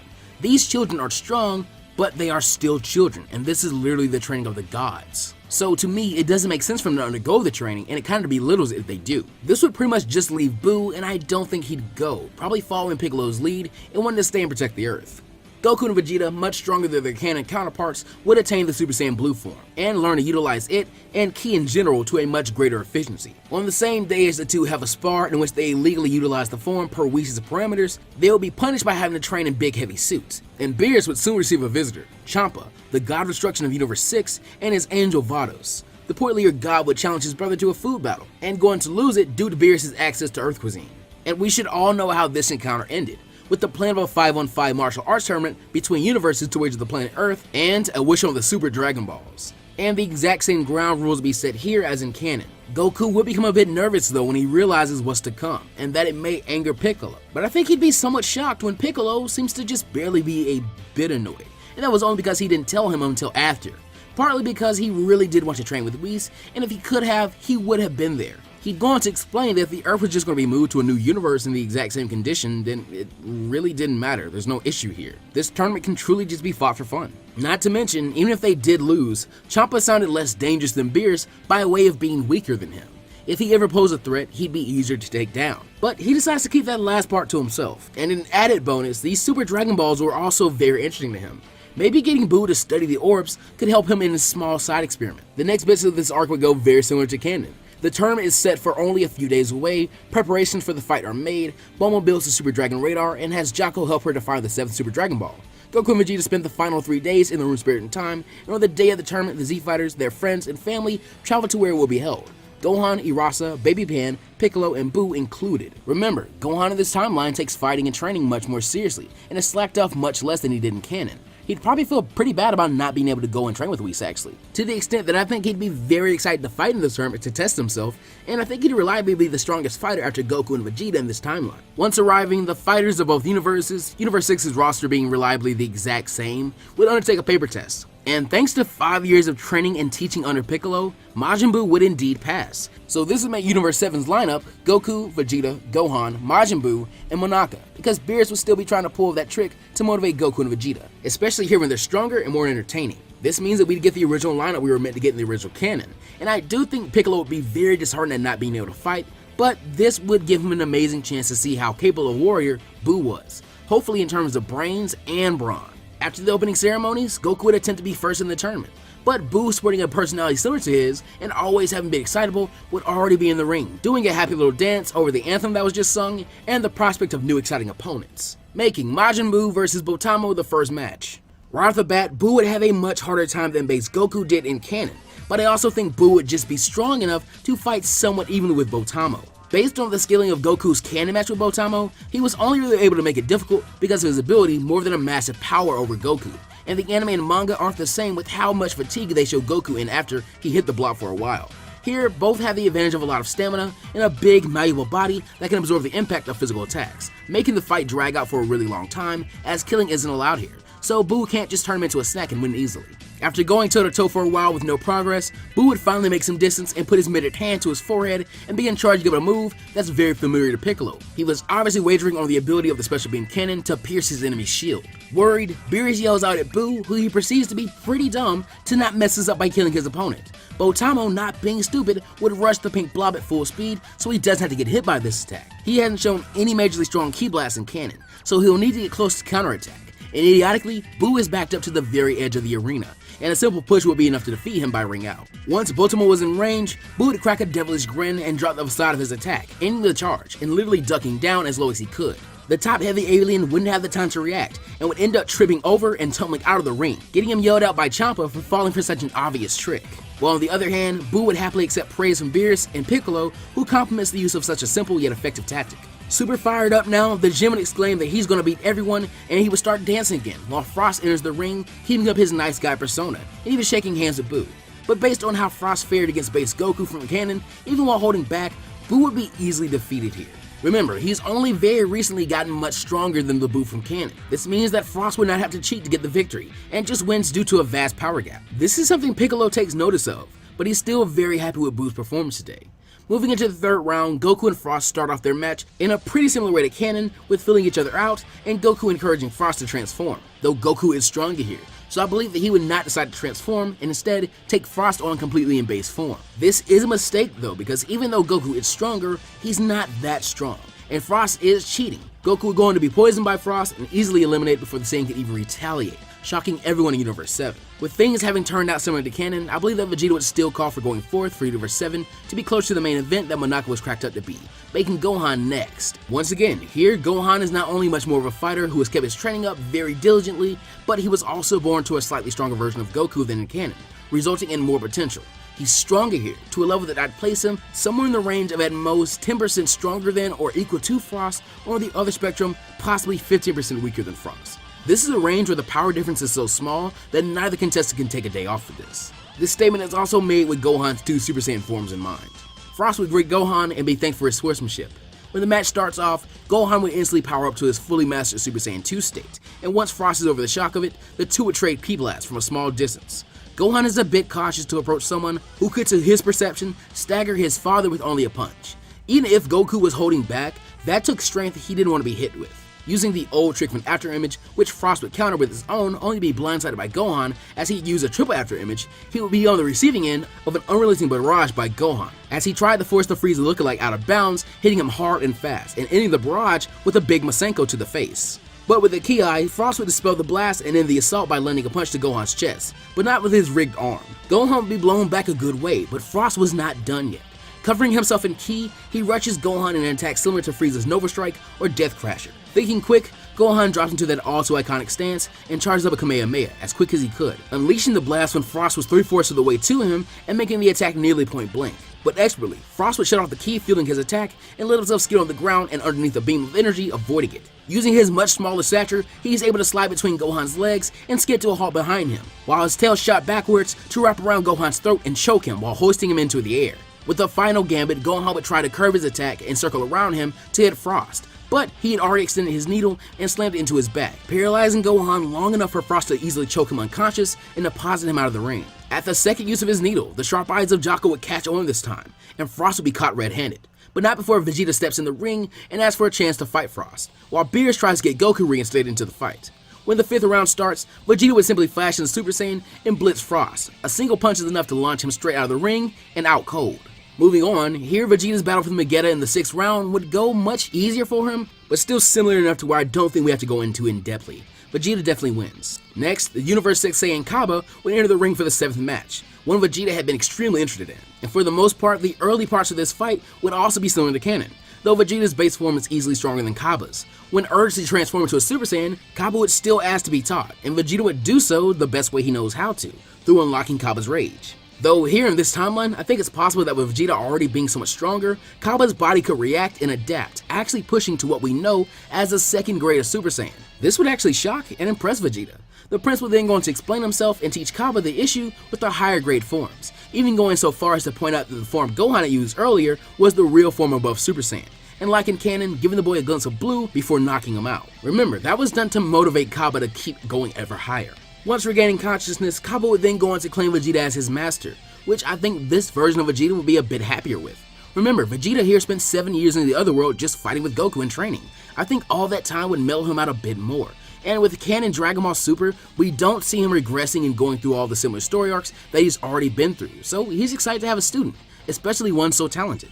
And seeing Super Saiyan Blue, contestant Hit would finally become interested in these fights, especially in Vegeta, who he deems to be a real worthy fight. With match 8, Vegeta and Hit face off, and Vegeta would smartly assume his Super Saiyan Blue form right away. Now because Vegeta is so much stronger, he would last much longer than he did in canon and put up a way better fight, to the point where Hit is happy to unleash his full power on Vegeta. No, Vegeta is not able to counter the time skip as Goku had, but with this level of power, he's definitely able to take the hits and keep on trucking. In fact, the fight lasts long enough for Jocko and the Galactic King to figure out what Hit's ability is, and for Goku to yell it out to Vegeta, who would be angered for his meddling.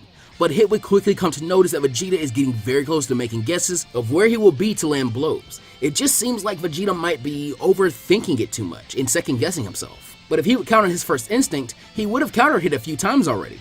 At one point, the Prince is able to take a blow straight to the stomach and move fast enough to grab onto Hit's arm and dish one out after noticing the trick with his hands and feet. A blow that sends Hit skidding back and holding his stomach in pain. After catching his breath, the assassin would chuckle, as that was pretty impressive. But how many blows could Vegeta take for the purpose of dishing only one out? The Prince would already be pretty banged up and breathing heavily, and sadly, he would soon go on to lose because he had already taken too many blows to outlast Hit. But now the assassin would be going into the 9th match at less than 100%. Having been reinstated to fight, Hit and Goku would face off and get ready for the 9th match. And with Goku having had more time to watch Hit fight and see his style based off Vegeta's counters, he could much better deal with the time skip than in canon, to the point where the two are fighting completely evenly. To everyone else, it looks like a normal fight happening in normal speed, but even with this event, it's inevitable that Goku would acknowledge how strong Hit is and give up due to the assassin having to hold back as he cannot kill in this fight. And we know what would happen from there in the 10th match. After this, the appearance of Zeno would shock everyone but Goku, and Zeno would express his interest in holding a multi-universal tournament. From here, Champa and the Universe 6 fighters would leave, and Beerus would have his wish on the Super Dragon Balls, which is the exact same as in canon. Boo is astonished at the form of Super Shenron. During the trip back home to Universe 7, everyone notices that Piccolo is very quiet and meditating away from everyone, as if contemplating something. Once they all arrive back home to Caps Corp, Piccolo would stand and approach Beerus and Whis and make a request. I would like you to train me as the next god of destruction. The party of Z-Warriors, friends, family, and deities are halted in shock at Piccolo's request. In fact, it causes Whis to chuckle, now finding himself entertained even after the martial arts had ended. Intriguing. Embarrassing is more like it. I'm already dealing with these two idiots, and now the former god is gunning for my position. What level of deity were you, by the way? I don't remember, that's how irrelevant you are. Piccolo ignored the snide comment and focused solely on Whis. He knew most of the decision-making power about something like this would lie with him, since it'd be him that he trained under if accepted. Before the angel could clearly respond to Piccolo, the Kai spoke up, attempting to dissuade the Namekian. They implore him to reconsider this, as he has made himself nearly indispensable as a guardian as is.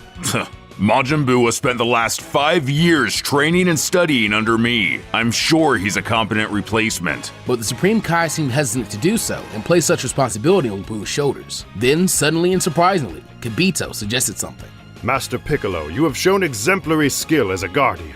Perhaps the path of Kai would be better suited for you? The group again got quiet at the concept, and Piccolo finally took his eyes off Whis to glance at his other godly superiors. The reasoning was fairly sound, and the Kais as higher deities than he'd ever trained with before would likely have abilities and skills to teach him that he'd never learn anywhere else. Not to mention, an influence deep inside him resonated a singular concept that he'd long ago learned: balance. What he wanted right now was pure, unadulterated power that he could use to fight back against a possible future threat that he wasn't even sure of. But that might not have been what he needed. I, for one, agree that you should keep your grubby claws away from my position. Stick to what you're good at and all. Piccolo glanced towards Beerus once before Goku caught his eye. The Saiyan was still very tired from his match against Hit, but even then, Piccolo could feel ridiculous amounts of strength flowing from his older brother figure. And the Saiyan currently wore a large and excited smile as he watched Piccolo's decision.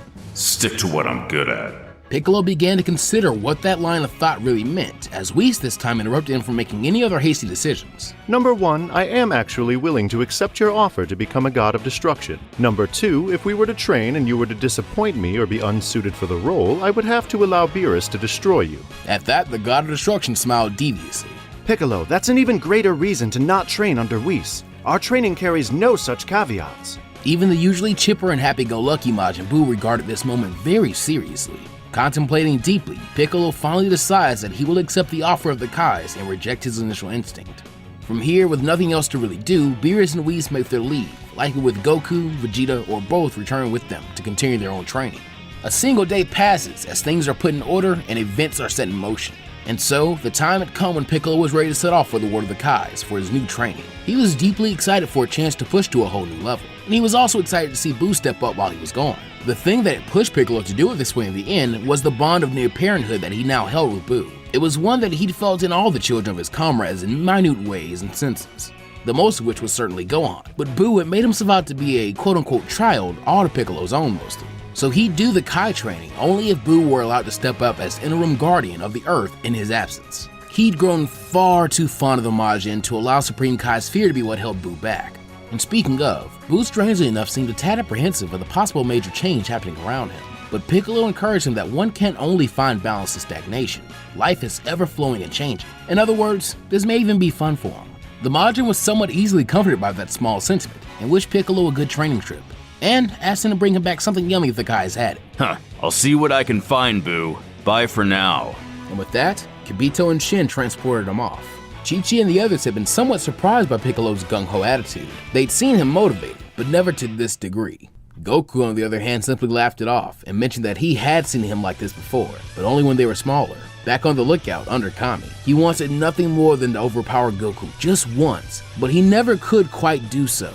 Nearly every fight made Goku tougher, and they just tired Piccolo out. That's partly why he thought Piccolo got so smart so fast. He learned to mix in his brains with his brawn a lot more than Goku ever did. In fact, Piccolo could do a lot with the little Goku had noticed, so he really wondered what it would look like when Piccolo had a lot, gassed up to his absolute max and allowed to go full throttle. Meaning, he was really excited to see the fruits of Piccolo's training, and that made him even more excited to get back to his own. In the days to come, many things would begin to develop. Firstly, Piccolo would quickly come to realize that his martial arts abilities were already high above the Kai's. There were only minimal things that would be able to help him improve, one of which being his teleportation. That of a Guardian would surely be lesser and weaker than that of a Kai. And so, Kami and Piccolo's transportation technique is trained upon to now have greater precision, range, and likely speed/efficiency. And another thing that Piccolo is now quite easily able to learn, the ability to heal.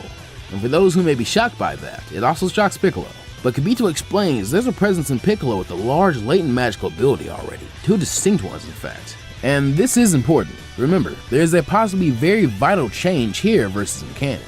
In the canon timeline, Piccolo, a Namekian of the Warrior Clan, absorbed Nail, another Warrior Clan Namekian, and merged once again with Kami, a Grand Elder Guru proclaimed genius of the Dragon Clan Namekians. Whereas here, Piccolo first fused with Grand Elder Guru himself, after the young Namekian proved himself a powerful, wise, and righteous soul in his fury at deal with Frieza, and ending his plague on not just Namek, but the entire universe, and later once again merging with Kami, becoming whole and regaining massive amounts of lost power and potential. 2 Dragon Clan members absorbed instead of 1. And finally, ask yourself, after those fusions, what kind of Namekian is Piccolo? And does that matter? Either or, the point ultimately is his magical ability would certainly be higher here than in canon at any other point. And it is through training in this field that Piccolo begins to be aware of a much deeper energy inside him. And this was like nothing that he'd ever felt before. But at the same time, it was very familiar, a presence summoned forth frequently in fact. Only months in, and Piccolo would have already begun to master the aspects of his Kai training, his healing and teleportation abilities quickly being honed to fine and precise techniques that he could utilize in his greater toolkit of techniques, but most certainly not over-rely on. But Piccolo's base power had only very minutely increased. He was disappointed, and admittedly, so were Kibito and Shin. Not in Piccolo, as they faithfully viewed him as a prodigy, but instead in themselves and their training. Was this truly all they could offer? Of course it wasn't. Finally, Shin decides he wants to allow Piccolo to train with the Z-Sword. And obviously at this point, Piccolo in terms of power could definitely pull it out, so he's allowed to train with it for all the good it can do him. And it is likely a very decent form of training weight if nothing else. Again, with his abilities, Piccolo can make the most out of very little when it comes to training. And it isn't long before Piccolo begins to see a bit of the growth and power he's been craving. And because of that, mixed with his increased magical ability, it makes him aware of a presence inside the Z-Sword. One day, while the Kais were away, in another universe, apparently aiding its Kais in some way, Piccolo remained on the world of the Kais in his own universe, training. But once Kibito and Shin had returned, a strange metallic cracking noise rang out, startling the deities. They investigated, only to find the Z-Sword shattered in Piccolo's grasp, as a strange, elderly old man slowly got off the ground while complaining about his back. Confused, they asked what happened, and Piccolo explained the sensation he'd felt that led to this course of action, followed by the old Kai explaining who he was and how he'd gotten himself inside the sword in the first place. And since we are where we currently are on the timeline, continuity fully allows him to explain that it was the god of destruction Beerus who sealed him away for annoying him. This interests Piccolo, as it once again is a sign of the Destroyer God's immaturity and selfishness. Furthermore, he asked the Elder why Beerus wouldn't simply destroy him if he did annoy him. And this is how Piccolo himself learns of the connection between the Kais and the gods of destruction. He is truly very selfish. Old man, would you please aid in my training? You said something about knowing magic? As much as the old Kai would have liked to relax after his imprisonment, he does feel indebted to Piccolo for being the one to free him when it truly seemed nothing would have done the trick except Beerus probably changing his mind and doing it himself. He could certainly teach this youngster a trick or two in return, especially if he planned to get one over on the God of Destruction. And if he proved talented enough, maybe he could hand down his ultimate gift to him even. And so, Piccolo's magic further developed under the watchful eye of the old Supreme Kai, who even thought to boast that his magical abilities are also boosted with the magic power of a witch who would fuse with him using Batara, making both their magic much more powerful than before. It was really the only way he could brag about such an embarrassing event, but also made him the best possible teacher to take over Piccolo's magic training. The next techniques Piccolo began to learn and even create would become much more useful for direct combat, he'd find. One of the first things he'd hammered into himself was the ability to make a barrier like he'd seen Babidi use against Goten and Trunks. If it could help such a weak fighter completely nullify the attacks of two much more powerful warriors, then used by someone with decent magic and fighting capabilities, it would be very versatile. And remember, with that technique, Babidi was able to survive Vegeta's final explosion alongside Buu, though this timeline's Piccolo wouldn't know that. He was just impressed the barrier could stand up against two of his most talented yet rambunctious students as well as it did. This was how most of his magical abilities would increase, allowing him to create a direct combination or application in combat.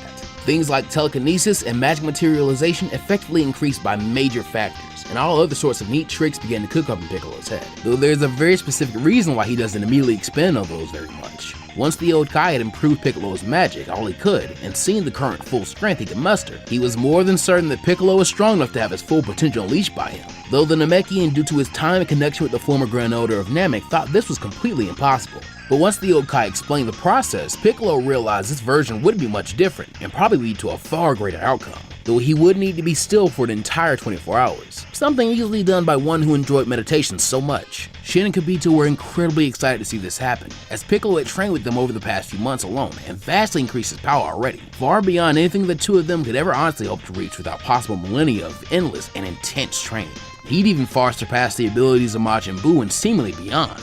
As the ritual started and Piccolo began to quiet his mind, His magical powers and ki made him distinctly aware of the effect the ritual seemed to be having on him. It was as if every second the ritual went on, his awareness of that same presence he'd only just barely felt before this training, and now much stronger than ever before, seemed to further and further increase. At first, he believed this to only be the latent presence of Kami and Guru still deep inside his core. He was definitely incorrect with that first assumption. He knew this because those two were still distinctly separate and strangely noticeably younger energies. This new sensation was something older, something ancient maybe, and possibly inside all Namekians, as he even felt small amounts of it inside the spirits of Kami and Guru, and if he focused hard enough, a cluster of the same presence far away in the distance of the mortal realm. And it was in this state of meditation, as the old Kai did the ritual, that Piccolo was quite possibly the first Namekian able to interact with and study this power to this degree, falling into a deep trance as he did so. After a long while of the otherwise quiet ritual, finally, Piccolo opened his eyes, unable to notice a small change in them himself, but causing a burst of energy to snap the wind wildly around them.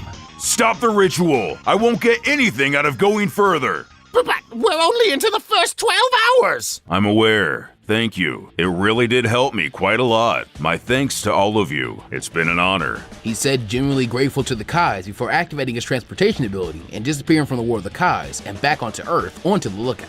There, he's particularly surprised and slightly upset to find Boo not there, as he'd come to check on him on the Earth as he had been away for nearly 6 months now. But Popo, the ever-faithful attendant and still there, explains that something had taken place and Boo had gone to directly investigate. And on that note, Piccolo could easily feel and indeed confirm the powers of the Earth's mightiest fighters mostly all converged at Capsule Corp, though they were missing the likes of Vegeta and Goku, and the two weren't all planted on Beerus' world. Somehow he could tell that as well, though he'd never been able to before.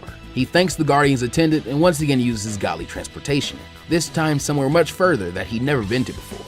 A while later, he appears on Beerus' world, in front of a happily eating Whis who reacts to his appearance as if only very natural. My, that is impressive. I'd felt a peculiar energy grow as of late, and when it locked onto this planet and somehow made it, I assumed it had to have been you.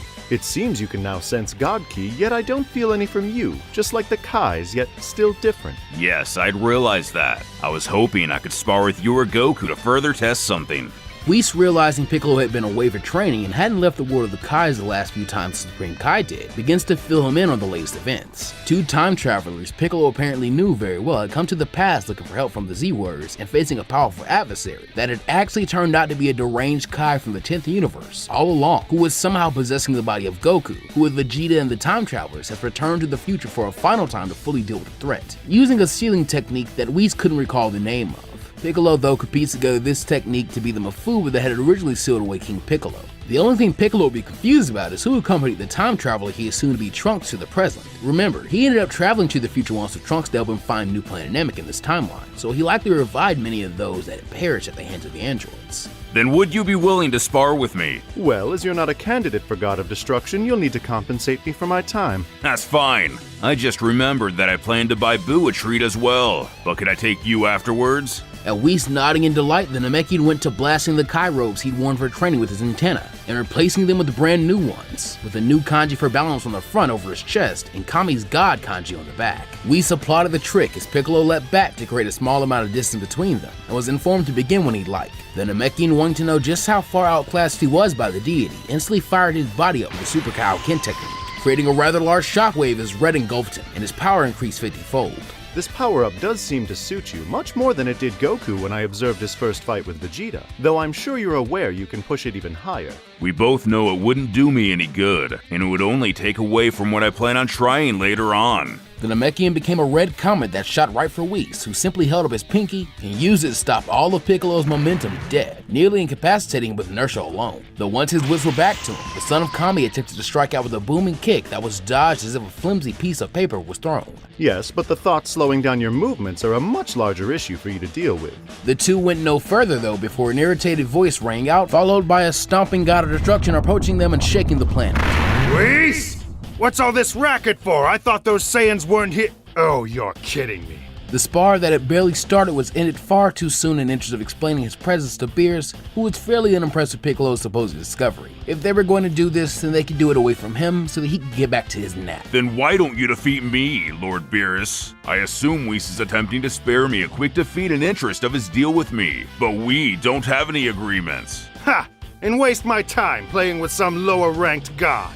What deal? At the explanation of a treat being provided after the spar, Beerus resolved that he could simply blitz the Namekian and get this over with as Whis laughed in the background at the change of events and prepared to referee the match himself. Go on and do that Kai or whatever. Don't want you crying for a rematch when this is over. No, I won't be needing it this time. I learned what I needed from that brief clash with Whis. At Beerus' angry look and the tensing of his muscles to dash forward before Whis had begun the spar, Piccolo interjected a final question. Lord Beerus, do you know the two types of Namekians? I'm guessing stupid and insolent. Let's get this over with. Namekians are born into one of two types called clans, a warrior clan which thrive in combat, and a dragon clan who develop many strange and unique abilities. After Whis informed over Beerus' impatient taunting, Piccolo nodded in acknowledging the right answer and began to draw forth the energy he discovered. Correct, but I think I've become something different to both. Whis and Beerus could sense the power erupting as well, and so the match began with Beerus rocketing towards Piccolo much like he'd done to Whis moments before. Before contact though, light which formed a familiar yellow electricity beamed up from Piccolo's body in a roaring rush, but Beerus moved ever forward towards the Namekian, preparing to cock back a hand and pin him by his head, when suddenly something shot out and wrapped around said hand before Piccolo went to spinning and using the momentum to fling him back the way he came. The strange energy faded to reveal Piccolo, though looking all too different. This is the Dragon Warrior Namekian! Spoke Piccolo powerfully before forming a gun with his fingers and focusing a large amount of his ki at the tips of them. He then fired out small special beam bullets toward Beerus, who went to bat them away, only to realize the dense ki bullets are far stronger than they looked, though not strong enough to stop Beerus in his tracks, as the feline deity simply jumped from his spot at incredible speed and closed the distance even faster this time. So what if he'd have to hold back a little less than he thought he would? Piccolo was beating in speed and caught retracting the gun motion, only to have Beerus thrust a finger to flick his head right at him and send him shooting back whilst gouging out the ground under him. After that one big hit, things were still for a while until Beerus' oversized ears flicked to a cracking noise in the ground, and he jumped from the spot he'd just been sitting in, as two Namekian hands break the surface to try and hold down his feet unsuccessfully. A third object erupted from the ground in the direction opposite Beerus had dodged in, causing him to slam back first painfully into the newly grown tail of this dragon warrior form and get to Piccolo. And before the cat god could successfully recover, the body of Piccolo revealed itself by tugging up with his arms and sending itself shooting towards Beerus like a bat or dragon out of hell, causing the god of destruction to be pinched between the tail and his back and Piccolo's new Shenron reminiscent horns in his stomach. Also stunning him for a good moment is Whis is pleasantly surprised that Beerus may get a tad more serious now. This was already much more power than he'd first defeated this timeline stronger Goku with when he'd first attained the God form. Beerus, finally having enough of this though, grabbed onto those new horns of Piccolo's and easily snapped one of them off as he forced the Namekian to the ground hard, actually driving him into another deep crater and resting a hand directly over his mouth and eyes. Don't get too cocky! He then noticed light emanating from between his fingers, and his eyes widened as Piccolo unleashed a point-blank mouth blast that sent Beerus careening away from him at high speed, and drove Piccolo even further into the ground of his planet from the force of the blast. Beerus corrected his flight as Piccolo climbs his way out of the hole they dug together. The two glare and then once again fire off to mindlessly slam into each other. Or so it seemed, as Piccolo again shows his ability to recognize God Ki and compare with his own power. Swerving at the last moment, Beerus shot right past him as Piccolo fired a strange-looking beam which hit the God of Destruction's ankle. A shackle appeared there leading to a chain that Beerus lit up to realize was attached to a massive block of Kachin metal, one large enough to block out most of the light shining down on the planet from above, and it began falling towards him as his eyes widened once again in shock. The planet once again shook violently, not from any collision, but from the strain of Beerus underneath the unnecessarily heaviest metal in existence and at such a sheer size, catching and holding it up. Though admittedly he was angry that he'd only just now thought to Hakai the blasted thing, though part of him refused to even allow it to appear like he couldn't lift the weight. Eyes bulging and nostrils flaring, he roared out and sent it shooting right back up towards his maker, with double the speed this time. While snapping the chain he'd attached to him, he couldn't see Piccolo, but that attack would definitely backfire on him. As Beerus thought that, and even considered sending a ball of ki up as a return gift, blue light began to shine down, and he could hear Piccolo chanting the words of the Turtle School's signature technique far away, and then scarily close by, as Piccolo used his own teleportation ability to fire off a point-blank Kamehameha, which carried and slammed Beerus right against the crazy big block of Kachin that he'd just used in an effort to lob back at Piccolo. Whis watched the block of Kachin be Hakai'd by Beerus this time, and the veins bulging on the cat's head in irritation told him that the battle he was enjoying so thoroughly would soon end. These two certainly weren't equals, but this new power of Piccolo's was truly amazing. Quite intriguing. It's as if he wields the power of the wish-granting dragon and is amplifying his strength and fighting techniques with it. It seems the Kais have gone and created a god of creation even more powerful than themselves. Piccolo had also apparently realized that Beerus wouldn't hold back more than needed on this next attack. A successful test, but now I'll show you the ultimate attack of what this form allows. Shadow Drac! The newly named Dragon Energy Piccolo was channeling through his entire body began to focus at his tail, reverting its body to its normal state as something began to happen to his tail. But it went no further as Beerus appeared behind him and with a swift chop severed the draconic tail before Piccolo could do as he pleased. Then a sharp elbow to the back of the head sent the Namekian rolling forwards and out cold. The last thing Piccolo heard was a familiar and excited voice yelling out. Hours later, and waking up on Earth, Piccolo found himself in a totally different location. He was currently at Goku's house. Stepping out from one of the spare bedrooms he'd once lived in alongside Goku, Chi-Chi, and Gohan, he is treated to the strange sight of Chi-Chi happily whipping up a large feast for Goku and Goten, of course. But strangely also in attendance were Beerus, Whis, and finally, Majin Buu, who seemed very pleased to see that he was alright and currently helped Chi-Chi by turning radishes into different ingredients she could use to cook with, and at the cheapest possible price, free. Goku excitedly and with his mouth full began to explain to Piccolo that after he returned from his trip, he and Vegeta sensed the battle on Beerus' world and went there to check it out, elaborating that Goku had caught most of the end with the big block of metal and the instant Kamehameha. He couldn't wait for the next sparring session, or to see that technique Piccolo wanted to use at the end, especially after how pumped up fighting Zamasu had made him. Speaking of, Whis noted that it truly seemed the idea of balance Piccolo mentioned was likely the thing that Zamasu was missing to keep him on the path of the Kai. So in a way, Piccolo had also surpassed an actual Kai in training like that. This is also likely when Piccolo learns that it was the future Gohan that had traveled back alongside Trunks. Those two compliments are things said that made Piccolo pretty happy. Beerus even gives the Namekian kudos, but suggested he change the form's name to God of Creation like Whis called it and leave his position alone. I'm fine to leave your job to you, so long as you do it better, Lord Beerus. The two glared at each other for a while before breaking out into a shared smirk as a great respect had been established between the two. Secretly, Whis only hopes a third rival whose powers are nearly the exact opposite of his own will motivate Beerus to begin training much harder. At this rate, he'd be the least interesting out of all his students. The rest of the meal devolved into small talk and a full regaling of the battle against Zamasu and Black. While Piccolo spoke of his training, he's saddened to hear that he missed out on helping and meeting such a man such as Trunks as his mentor, and even more so when he learns these feelings were apparently mutual. Though according to Goku, Bon will be supplying those in the future a few more times, so he may have a chance to still meet him. And yes, this does mean the events of the Goku Black arc happen pretty much off screen for us. I made this choice for two reasons. For one, we know what happens in both the anime and manga, and that likely wouldn't shift too drastically here. And that being for reason number two, we have a stronger Goku and Vegeta who'd have more help fighting off Zamasu and Black.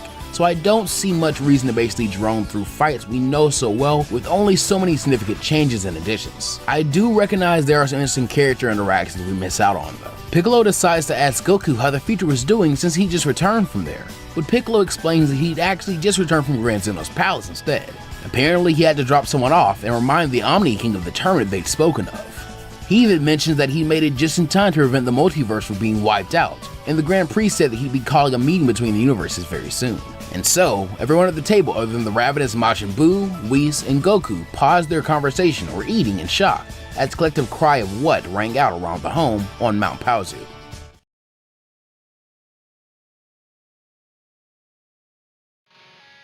Having reasoned there was nothing they could do until the Omni King's meeting, our heroes went about the next few days until Goku, and subsequently Vegeta, had been so itching for a spar that Piccolo had been forced to speed up his experimenting on his creation god power against Super Saiyan Blue. Though before they could really get into it and test their new limits against each other, the Supreme Kai and Whis arrived with a still fairly irate god of destruction, and informed them that the Omni Kings were finally calling for their multiversal gathering to discuss the terms of theirs and Goku's tournament.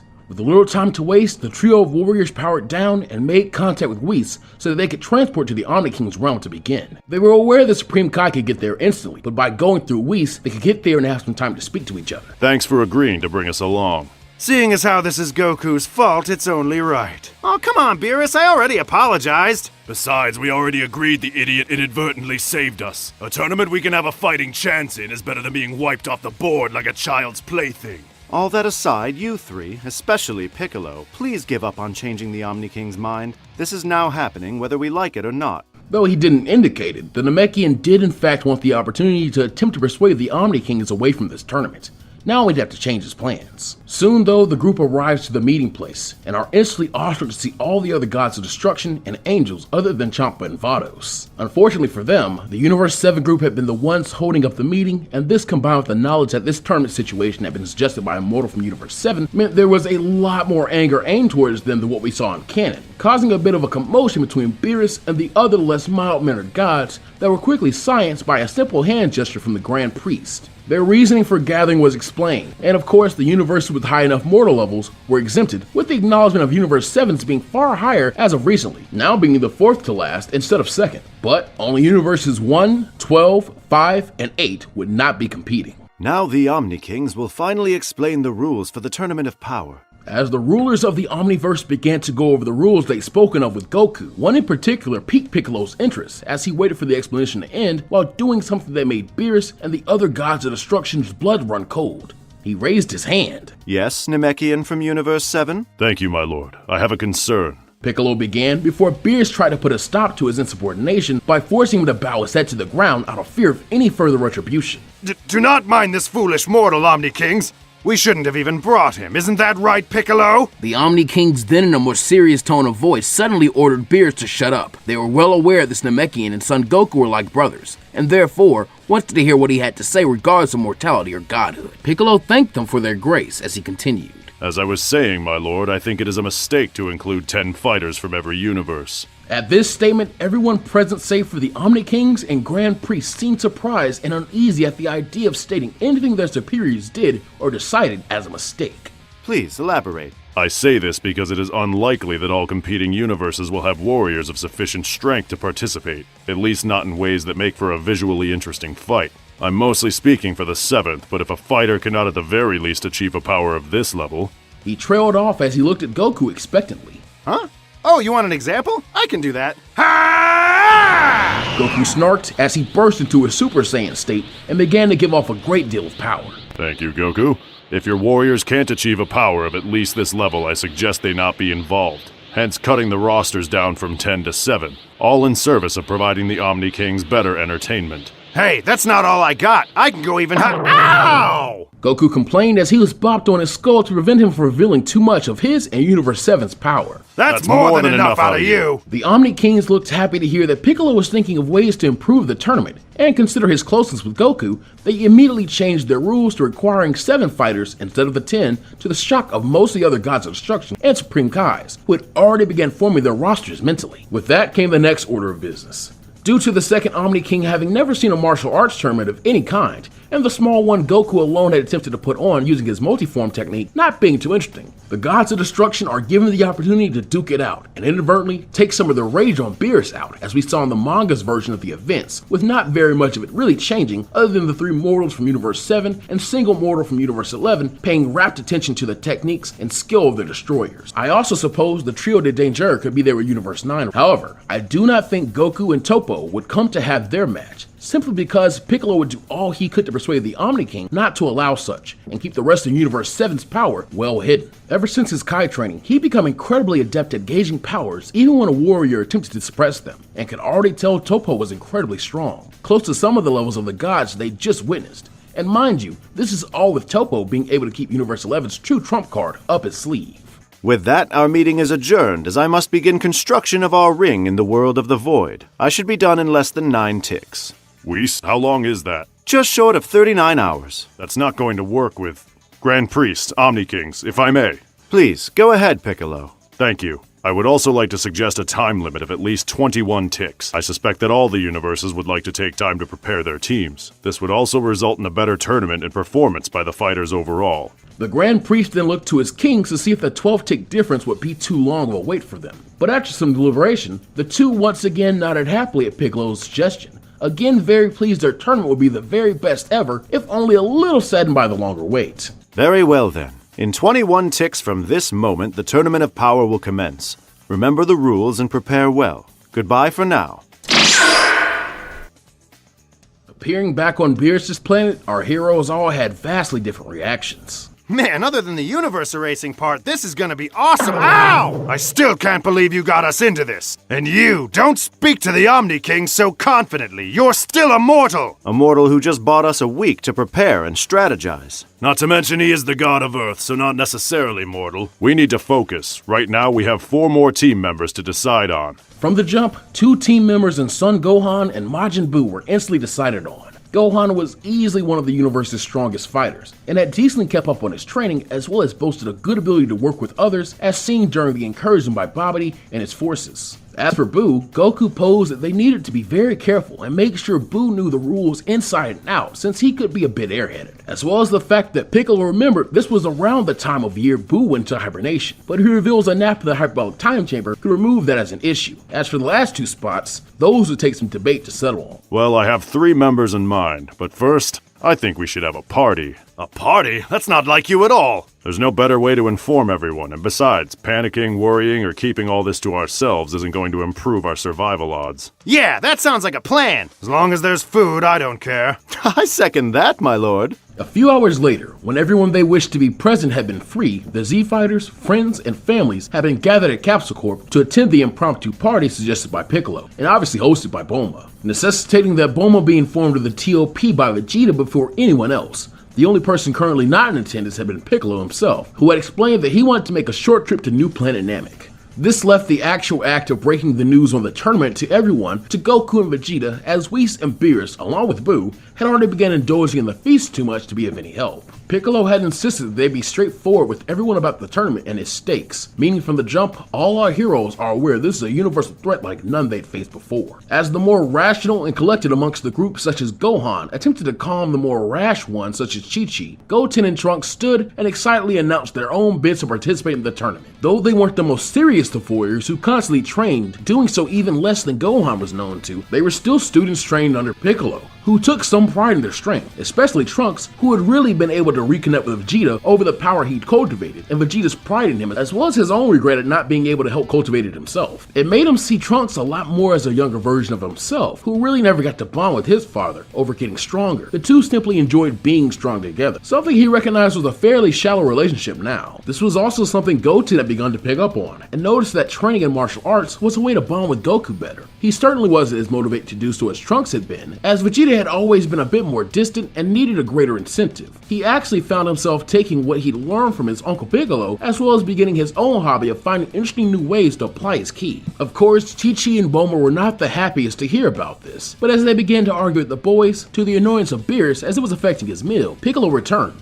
and with a guest, Nail. Much happier and calmer than anyone had expected Piccolo to be, he greeted them all and introduced Nail to anyone, mainly just Whis and Beerus, who hadn't had the opportunity to meet him yet, and expressed his happiness at being able to spend time with everyone in one place. He was only sad it was usually under poor circumstances when they did this though. Assured that everyone was currently aware of their situation, Piccolo began to go over what he viewed as an effective strategy. Firstly, from the people present, they were going to assemble their 7 fighters. Then, they would use most of their week to prepare and begin working on teamwork and combination attacks, since he heavily expected that would be a major deciding factor during the tournament. And, in the final day before the tournament, they would be doing absolutely no training whatsoever, as to simply relax and center themselves beforehand.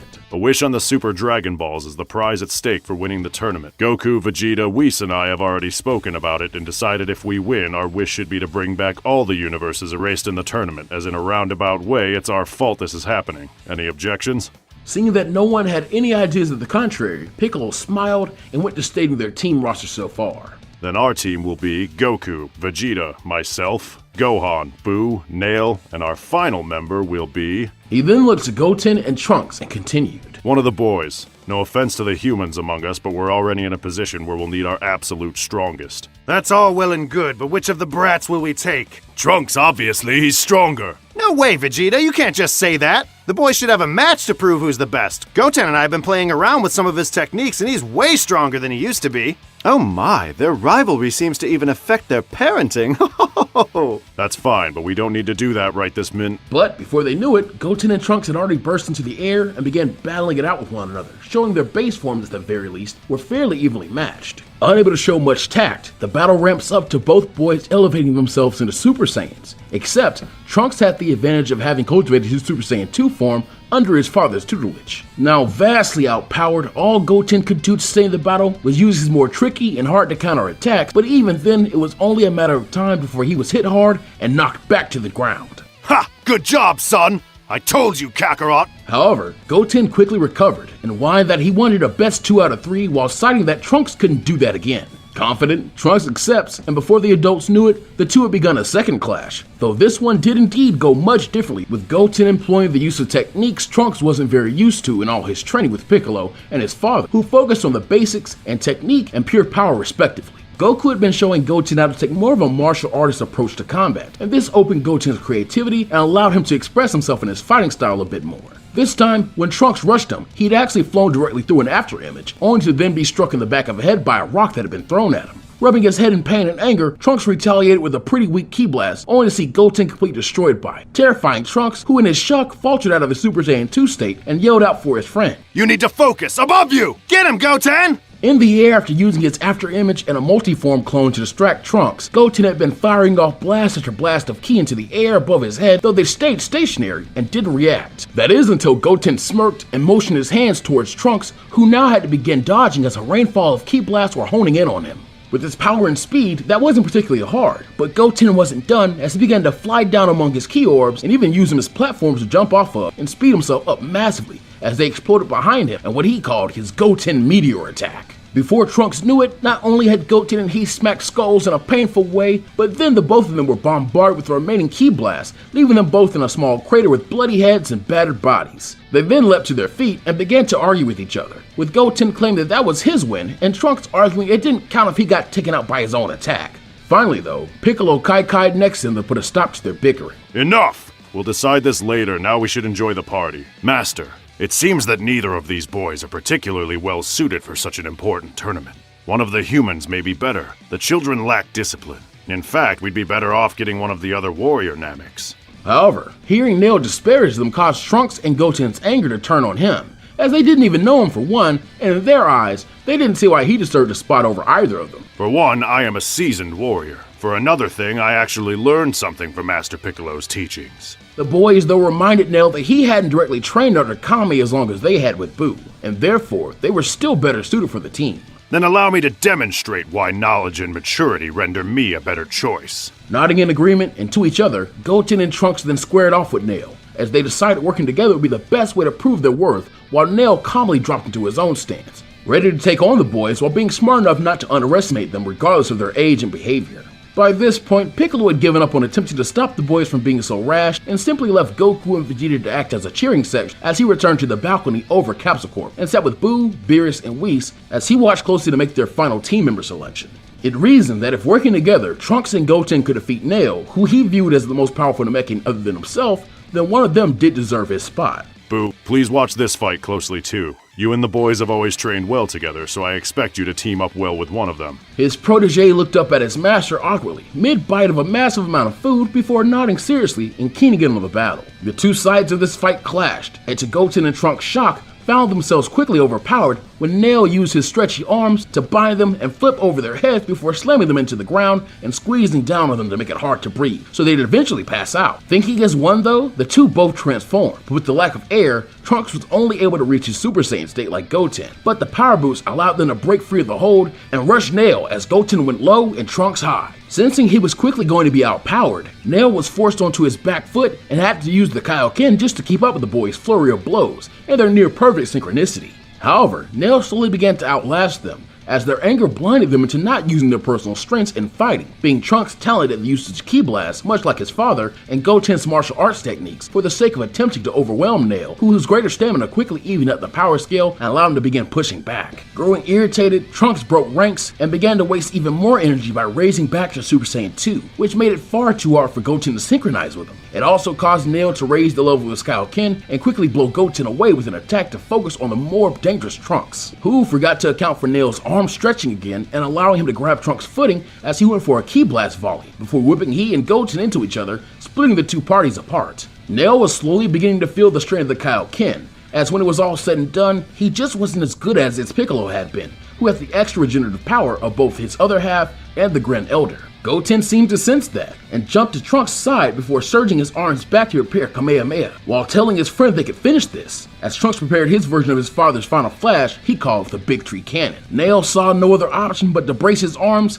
and charge his own signature blast in his Mystic Flash. Thankfully, they were in the sky and far enough away from anything for a beam clash to not damage anything too severely, and so they were allowed to complete it, as the three attacks clashed in midair and deadlocked before bursting and pushing the three warriors apart from each other. That's all I needed to see.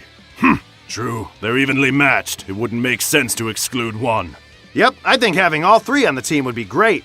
Nearly everyone present, while happy the fighting had stopped, seemed confused by what the three warriors were speaking about. When Goku elaborated about a technique Vegeta and he had told Piccolo of their learning of during their time in the other world.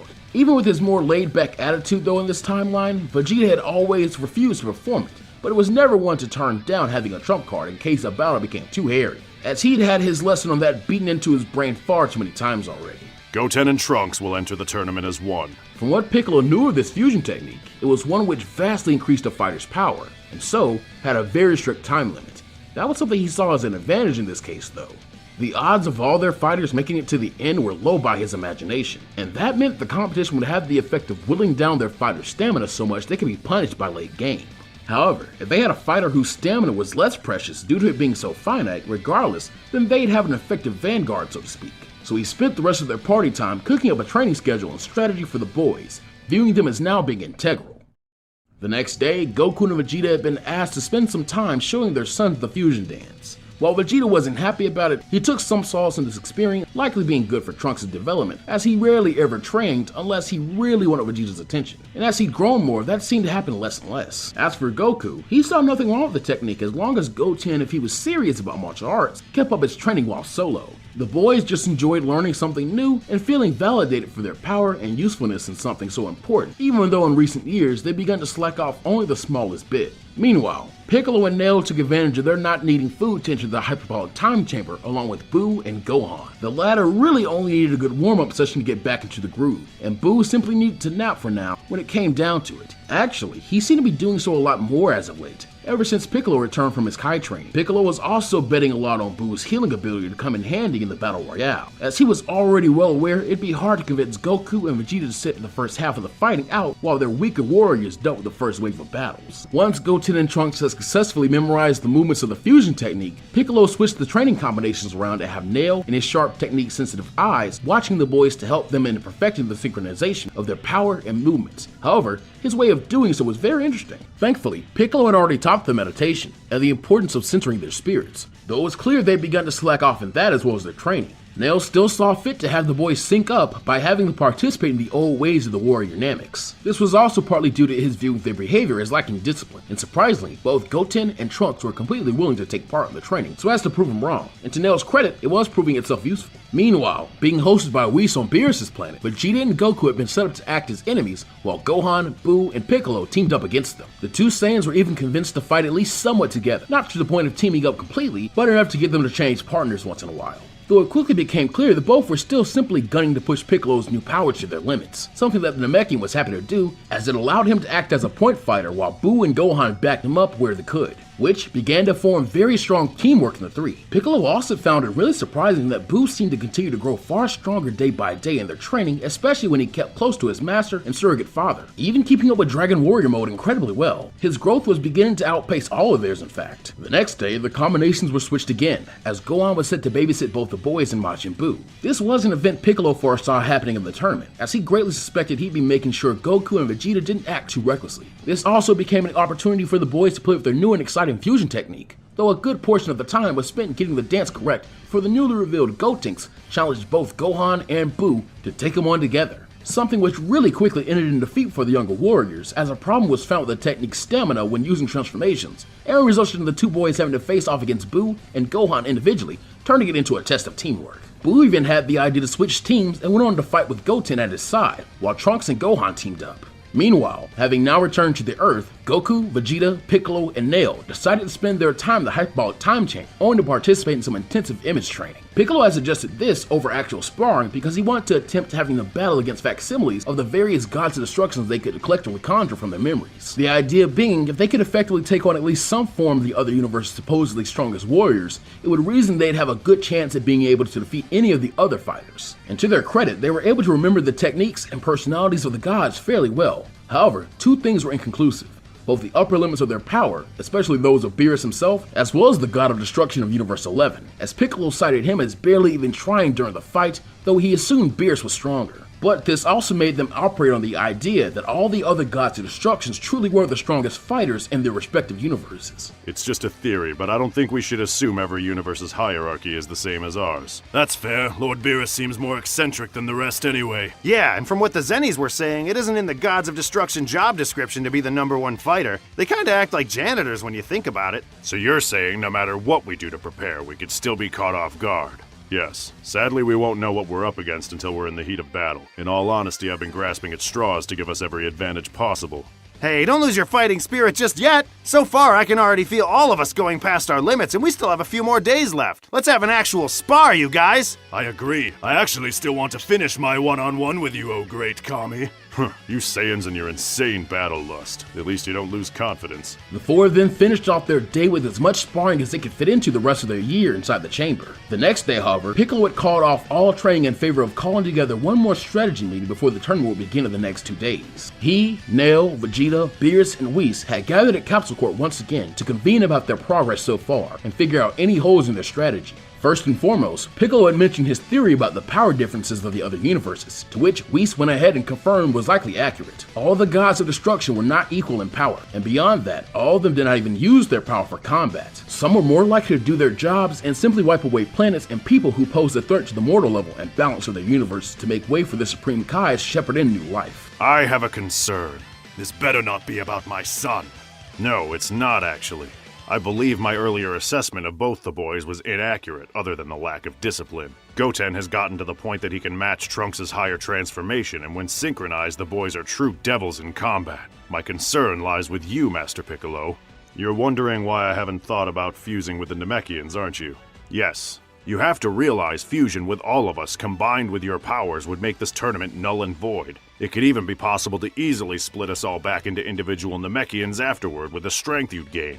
It's not that I haven't considered it. It was one of my first thoughts. The reason I haven't acted in doing so is an interest of balance. I believe if I were to amass all that power, especially through no real effort of my own, that I or who or whatever came to be after all those minds melded would be unwilling to part with it. Ah, I recall Goku saying something similar to Beerus when he first achieved the Super Saiyan God state. He reveled in reaching that power level and yet was upset that he wasn't able to do so on his own. You two are so alike and yet still very different. But wouldn't fusion solve all our issues? Both Goten and Trunks could compete and they wouldn't have to combine and worry about their own time limit. He doesn't want the easy way out, obviously.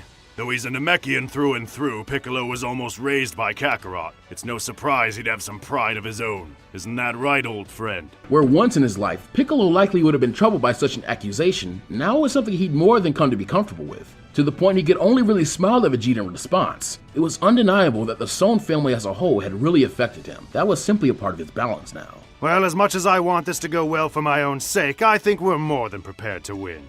I concur, actually. There is such a thing as over-preparation in thinking. It's a commonly held belief in teaching that were you to test a student on a subject they know well on the spot, they'd likely do better than if you were to give them a week to prepare and mention a penalty should they fail. So you're saying we should relax and adopt Goku's mentality toward the tournament? A bit more crude than I'd put it, but yes. We started the week with celebration and relaxation. Getting back to that will help center everyone before the end of it. That's fine by me. I'd actually enjoy the opportunity to train on my own for a little while. Very well then. I see your points. We'll spend our last days separately doing as we please. Though we'll need to be careful about last-minute training, Vegeta. With the Saiyan in agreement, he and Nail bid the gods a farewell, as apparently Whis and Beerus had a lunch date with Bulma anyway. Piccolo offered to return Nail home to Namek to spend his last few days, but soon sensed that Nail was still a bit hesitant, and could feel that his thoughts were still being clouded by doubt. Listen, Nail, if you're that afraid, I will not stop you from fusing with our people. I will even do all I can to help you all separate yourselves afterwards. But I think you should have more faith in your power and that of our comrades. There's more than one way to combine power. Yes, Master. I will keep that in mind. After returning Nail to planet Namek and spending the rest of his day with him and his people, Piccolo felt his spirit calmed and reinvigorated, as he always did when on his homeland. It was really rewarding to stay a while and appreciate the regrowth and repopulation of the planet with life. The hydrangeas Guru had planted had grown well and wide, making the planet look lush with life, and he even counted many more young Namekians than he had last time, bringing the planet's population into the low thousands finally. It now made sense why Nail had become so squirrely. He had way more to protect, but in favor of Piccolo's point, much more to lose should Namekian assimilation have to be relied upon. I won't let anyone die.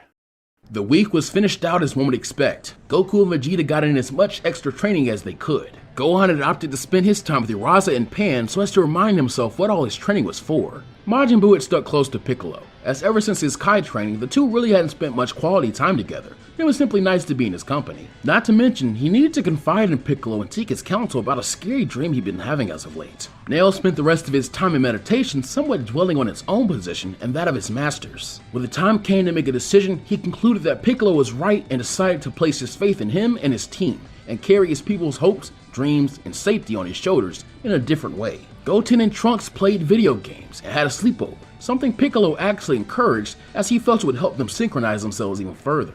Finally, Team Universe 7 was assembled with 30 minutes left in their 21-tick time limit. Anticipation, trepidation, and excitement saturated the air as Piccolo, already having been deemed the team's captain, attempted to rally their forces. Thank you all for working hard. This tournament isn't technically dangerous. Remember, lethal attacks will result in disqualification. That doesn't mean you need to hold back completely or expect your opponents to be perfectly willing to follow the rules. Play it smart. It is time. Hearing that, Goten and Trunks took it as their signal to go ahead and fuse, as their companions began to glow with the Grand Priest's power. Without delay, Team Universe 7 found themselves in the world of the Void, staring down the likes of their opponents from the other universes. 56 of the multiverse's strongest warriors had all been assembled. Now, let the Tournament of Power begin!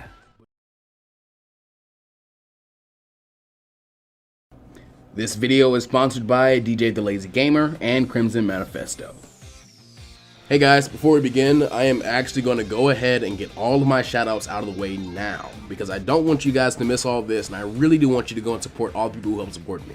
First and foremost, I had a lot of help from friends. Like a roommate of mine actually sat down with me for like a whole night almost and just helped me kind of think out what I wanted the story to be. This goes especially for my pal Pickle Dill, who helped me get my thoughts for this part scripted out. Audio wise, Mard aka Jim once again stepped in to help me with all the audio editing and kind of balancing and stuff like that. But we also owe a massive shout out to Dragon University, providing the vast majority of voices for this project, but also to Forenza ASMR and RuneScribble for providing the voices of Kale, Caulifla, and Kefla. Finally, visuals wise, while the editing of this project was handled by myself, I still had the help from a bunch of official render collectors like Max Uchiha, as well as the artists I myself commissioned such as Zala, Cobb's Arts, and Jurgen Draws. They created everything from a few custom character renders to parts of the manga featured in the portion covered by our special guest, Mondo Cool. So obviously we also owe a big shout out and thank you to him. Aside from that, there are also a few miscellaneous character renders that are used throughout the video. I will do my best to find the original artists of those and have those listed in the description. Now lastly, before we get into it, I feel extremely justified in bringing to your attention this screenshot from my analytics. A lot of you guys aren't currently subscribed, and I have to ask you to please do so, because I really went all out on this finale, and I want to be able to do that stuff more and more, do bigger and better stuff in the future, but without your full support, that will not be possible. It just can't work. So for the love of Kami-sama, do all the YouTube things. Leave a like, comment your thoughts or screams of rage, share the video with everyone you think may enjoy it, and once you've got all that done, please sit back, relax, and enjoy the show.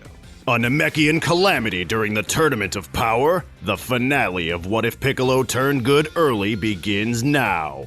As the Grand Priest call for the tournament start rings out, Piccolo, as Team Universe 7's leader, simply gives a pre-established hand signal to direct each member's opening move in the chaos, as the 7 other participating universes and their fighters begin an all-out war with one another. Suddenly, in blurs of motion, our heroes scatter, 3 appearing away from the action as Piccolo, Vegeta, and Goku stand high atop an outcropping of rock, which gives a good vantage point over the entire tournament grounds, and can act as an easily defended position as Nail, Gotenks, Gohan, and Buu surge out a short distance away from them to act as a vanguard. I know this goes against everything you two trained for, but we can't take any chances here. We get it, but man, this is the coolest tournament in the history of tournaments. And here we are sitting it out. God, this is cruel and unusual punishment for Saiyans. Keep calm and pay attention. We'll definitely have to fight at some point, so now our advantage lies in saving energy and gathering info. For example, we aren't the only ones sitting the initial scuffle out. Piccolo responds while bringing Goku and Vegeta's attention to a similar outcropping on the other side of the battlefield, currently perched upon by 3 members of Team Universe 11. Below in the heat of battle, the prime fighters to keep one's eyes on began quickly distinguishing themselves as the strongest and most skilled, with the bulk of them being fighters from Universes 6, 7, and 11, while the majority of fighters from the remaining universes proved themselves unable to match that power, but via their more gimmick-dependent and tedious fighting styles provide a tough challenge all the same. Meaning Gohan and Nail as sub-leaders of their team are forced to contend with their opponents as they guide the childish likes of Gotenks and Buu, while they irresponsibly marvel at all the new and interesting fighters and their styles. As a result, not going all out from the start, even in some cases allowing their opponents the chance to transform and even critiquing said form changes. And this combined with every team having had a full week to prepare makes each individual knockout much harder to score. And because of this, the Universe 7 Vanguard squad are slowly separated and begin to spread out into 2 smaller duos. Looks like Piccolo's plan backfired. Gripes Beers from his place next to Whis in the stands, which fill with the weakest fighters present at an agonizingly slow pace, due to their teammates having specific tactics and moves meant to keep their teams whole and in the competition, nearly the opposite of Piccolo's multi-phase and self-sacrificial approach. Even so, Champa jealously yells for Hit, Frost, and Kaba to do the same as Beerus' fighters, while Kale, Caulifla, Salanel, and Polina are told to do whatever it takes to keep them out of the fight and fresh. In response, gods like Kitella, Hellas, Rumshi, and Mule order their fighters to keep up the pace and knock out as many of the heavy hitters as manageable, obviously wanting to win in a war of attrition rather than pure power as Piccolo predicted. This invigorates Kasuro, Kettle, Coquette, and Tupper, who fight together with ferocity, discipline, and synchronicity against the vast bulk of fighters not targeting Universes 6 or 7 out of spite. And so over time, more and more eliminations begin to take place, opening more fighters to engage with one another. Such is the case with Nail and Buu, though only now does the Namekian student of Piccolo recognize his ill partnering with the rambunctious Majin, whom had near instantly gone rogue from fighting alongside him in order to battle against the much more interesting Maiden Squad and Universe 4 fighters. Suddenly, he feels 2 powers that make him shudder, and turns to see Universe 6's Namekian standing behind him, while inspecting him quizzically. Tell me, did you two? Indeed. We have each assimilated half of the entire population of Namekians in Universe 6, because we refuse to let our people die out, which is why we have a proposition for you and that other Namekian. Realizing what this means, Nell tries to leap away, but when he lands, the other 2 are already there, standing behind him once again. Realizing he has no other choice, he activates a Super Kaioken, blasting the duo in the face and making his escape at 50-fold the speed this time. The smoke created from his attack clears the way to reveal that Nail's assumption of the 2 underestimating his base power as his true maximum was correct, as neither had the time to defend themselves, and so allowed him to blast nearly half their bodies away. Thankfully, not a lethal blow for a Namekian with sufficient enough healing power like he could assume they had, but definitely a good stun maneuver so he could make his escape, make room between them, and inform Piccolo and the others of the unforeseen threat in Universe 6's arsenal. However, as if at light speed, their wounds heal, and both suddenly halt him by stretching and wrapping their arms around him until he begins to tire himself out with the Kaioken. As Nail falters, they begin to explain their proposal to him more passionately, as they now recognize what an asset this Namekian, and more importantly, the Kaioken could be. Meanwhile, the Hybrid Saiyan fighters of Universe 7 find themselves coming face to face with the Pure Saiyan fighters of Universe 6. While Gohan is wary, Gotenks finds himself quite anxious, seeing as how these girls don't appear to be too much older than Videl when Goten and Trunks met her as 7 and 8-year-olds. But as he is now made up of 13 and 14-year-old adolescents, the prospect of showing off for and impressing cute older women is intriguing to Gotenks. Caulifla then taunts the 2 wimps to quit gawking and get to slugging, as Kale squeaks in agreement next to her while powering up to back her object of affection. Gotenks smirks and fires himself up into Super Saiyan 1, allowing him to zoom behind the 2 base form Saiyans and causing them to gasp at his speed. Caulifla growls that Kaba showed her how to do that too, before she too bursts into the golden form and launches a kick that beheads the afterimage of the fusion warrior, while the real one suddenly appears in front of her face and excitedly says that she's super cute before asking her name. Angered at the insolence of this punk on the field of battle and in love, Kale suddenly grows enraged and tries to put her haymaker through Gotenks, only for him to swirl a finger and bind her legs with a galactic donut, so she trips and falls before him. Kale snarls up at the younger Saiyan, while Gotenks flashes to Super Saiyan 2, taunting that if they ask him nicely, he'd be happy to show them how to reach even higher levels than wimpy old Kaba. At this, Gohan cuts in, reminding Gotenks that these 2 are their rivals, and not to mention, they had enemies all around them, as the trio de Danger suddenly ambushed the 4 Saiyans, along with the remainder of the Universe 9 fighters. As she helps Kale up, Caulifla smirks at the opportunity in front of her, and offers a truce if Gotenks follows through on teaching them the higher forms of Super Saiyan. At the same time, Buu has actually done away with the entirety of the Maiden Squad and a few of Kitella's most troublesome warriors all by himself, proving himself to be such a powerful and tricky threat that the rest of these two Universe support fighters choose instead to try and overwhelm the Universe 11 fighters, ending in a stalemate which of course bored the Jin. However, before he can loaf around, Piccolo would telepathically warn him to stay alert and go 8 nail, as he's getting a bad feeling from his opponents. In the same matter of minutes, the 9th Universe finds itself completely eliminated at the hands of the Saiyan tag team of Universe 6 and 7. And so, once recovered from the existential horror of how easily the Omni King can wipe away their existence, Gotenks decides to make good on his promise. Thus, as Gohan had warned, quickly has 2 former students now fighting nearly on par with him as Super Saiyan 2s. Thankfully, the more experienced warrior knows there is still a gap in power. However, still wanting to impress the duo, Gotenks decides to brag about an even higher form, causing Gohan's blood to run cold, as he sternly tells Gotenks to cut it out, reminding him that he's already made their opponent stronger by leaps and bounds. So if he was worried about a fair fight, they should be able to have it now. But smirking, Gotenks simply says, It's not about being fair, it's about being cool. And nothing says cool like Super Saiyan 3. He then begins the somewhat cumbersome process of powering up, and before long has transformed into the wild-haired, eyebrowless form. Badass.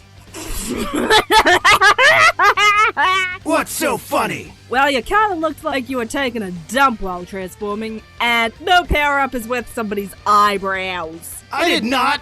Shut up! Look, dude, I don't care. I just wanna beat ya. Yo, Kale, help me out here! I'm with you. The two girls then pounce on the heavily blushing and flustered Gotenks, having been stunned by his pride taking a hit before he did physically. And while he does have a lot of faith in his half-brother's strength, Gohan can't risk Gotenks getting in over his head and being knocked out of bounds so early on. So he joins the fray as well. The two duos clash in the middle, with Gohan facing Kale and attempting to guide her through her rages, while Gotenks is busy with Cauliflow. And between Gohan's experience and Gotenks' raw fusion power topped with Super Saiyan 3, the advantage is squarely with Universe 7's boys. As a blow from Gotenks knocks Cauliflow into a rock, and the brash young woman screams in frustration that she can't keep up anymore, Gotenks teases not to feel bad, since he only achieved this form through fusion. At this, Cauliflow looks surprised, saying that she didn't know that he was a fusion, then grins wickedly that she thinks she knows how she's going to get that form now. Gohan, who was holding back an agitated Kale and instructing her on a really good breathing exercise, face palms that those two blabbermouths weren't meant to say anything about being a fusion, but he isn't given a chance to chastise them, as his attention is soon caught up by something small and green sailing towards him with a cry of heads up. It is a Bratara earring, and when Kale easily catches it before Gohan can even fully register it, she clips it onto one ear as Cauliflow does the same on the other ear. The two are then flung towards each other, and when they meet, there is a flash of light, from which a new figure is born. A slender young woman dressed in red with the blue eyes of a Super Saiyan and the greenish-yellow hair of Kale. In the dual voice of a fusion, she declares, The name's Kefla. I'm here to kick ass, take names, and win this tournament for the sixth.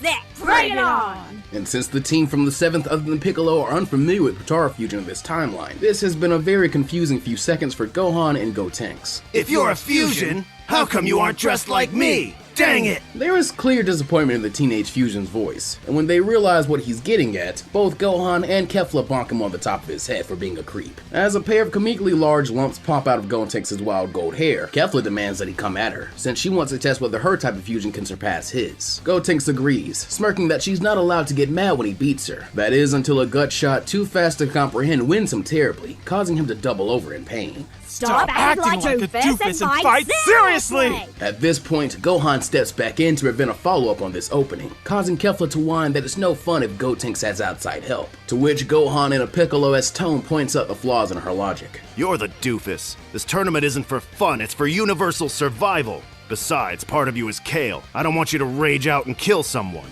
Kefla smirks, as she guesses that's fine, since she's still the strongest fighter in this tournament, so in a way, he's really only saving her the effort of knocking him out later. Gohan tells her not to get overconfident, and then takes up his fighting stance, with Gotenks doing likewise after recovering a few moments later. The two Saiyan boys then leap into action, charging Kefla from either side, but the fusion is smart enough to overcome such simple tactics, effortlessly leaping up and out of the way. But her opponents are by no means novices, and so instead of colliding as she might have hoped, they spin on a dime and deliver a united blow to her back. Gotenks then breaks rank to battle Kefla alone for a moment, and in his Super Saiyan 3 state, he is able to give her quite the challenge. However, as is his way, Gotenks lets this small victory go to his head immediately, and he teasingly asks if she still thinks she's the strongest fighter in this tournament. Kefla responds with a smirk that worries Gohan, and so as the elder brother re-enters the fray, Kefla answers that she will be when she does this. Lightning then crackles in her aura, as her spiky greenish hair becomes more pronounced, and with a proud laugh, she declares herself unstoppable in Super Saiyan 2. Gohan thinks back to his own first time in Super Saiyan 2, and that sudden upswell of ego that it made him need to demean Cell before killing him by declaring his victory over the insect. And so, he warns Kefla not to let this power go to her head. But unsurprisingly, she tells him to cram it, since with this new strength, she can do whatever she wants. Giving a long, suffering sigh that cockiness must be a side effect of fusion, Gohan resumes his battle-ready position, determined not only to keep Kefla from giving into hubris, but also to protect Goten from a power that obviously rivals his Super Saiyan 3 state. The battle then resumes, the brothers fighting in tandem this time, as it seems that the gravity of Kefla's power has finally gotten through Gotenks' thick skull, and he doesn't attempt to face the other fusion alone again,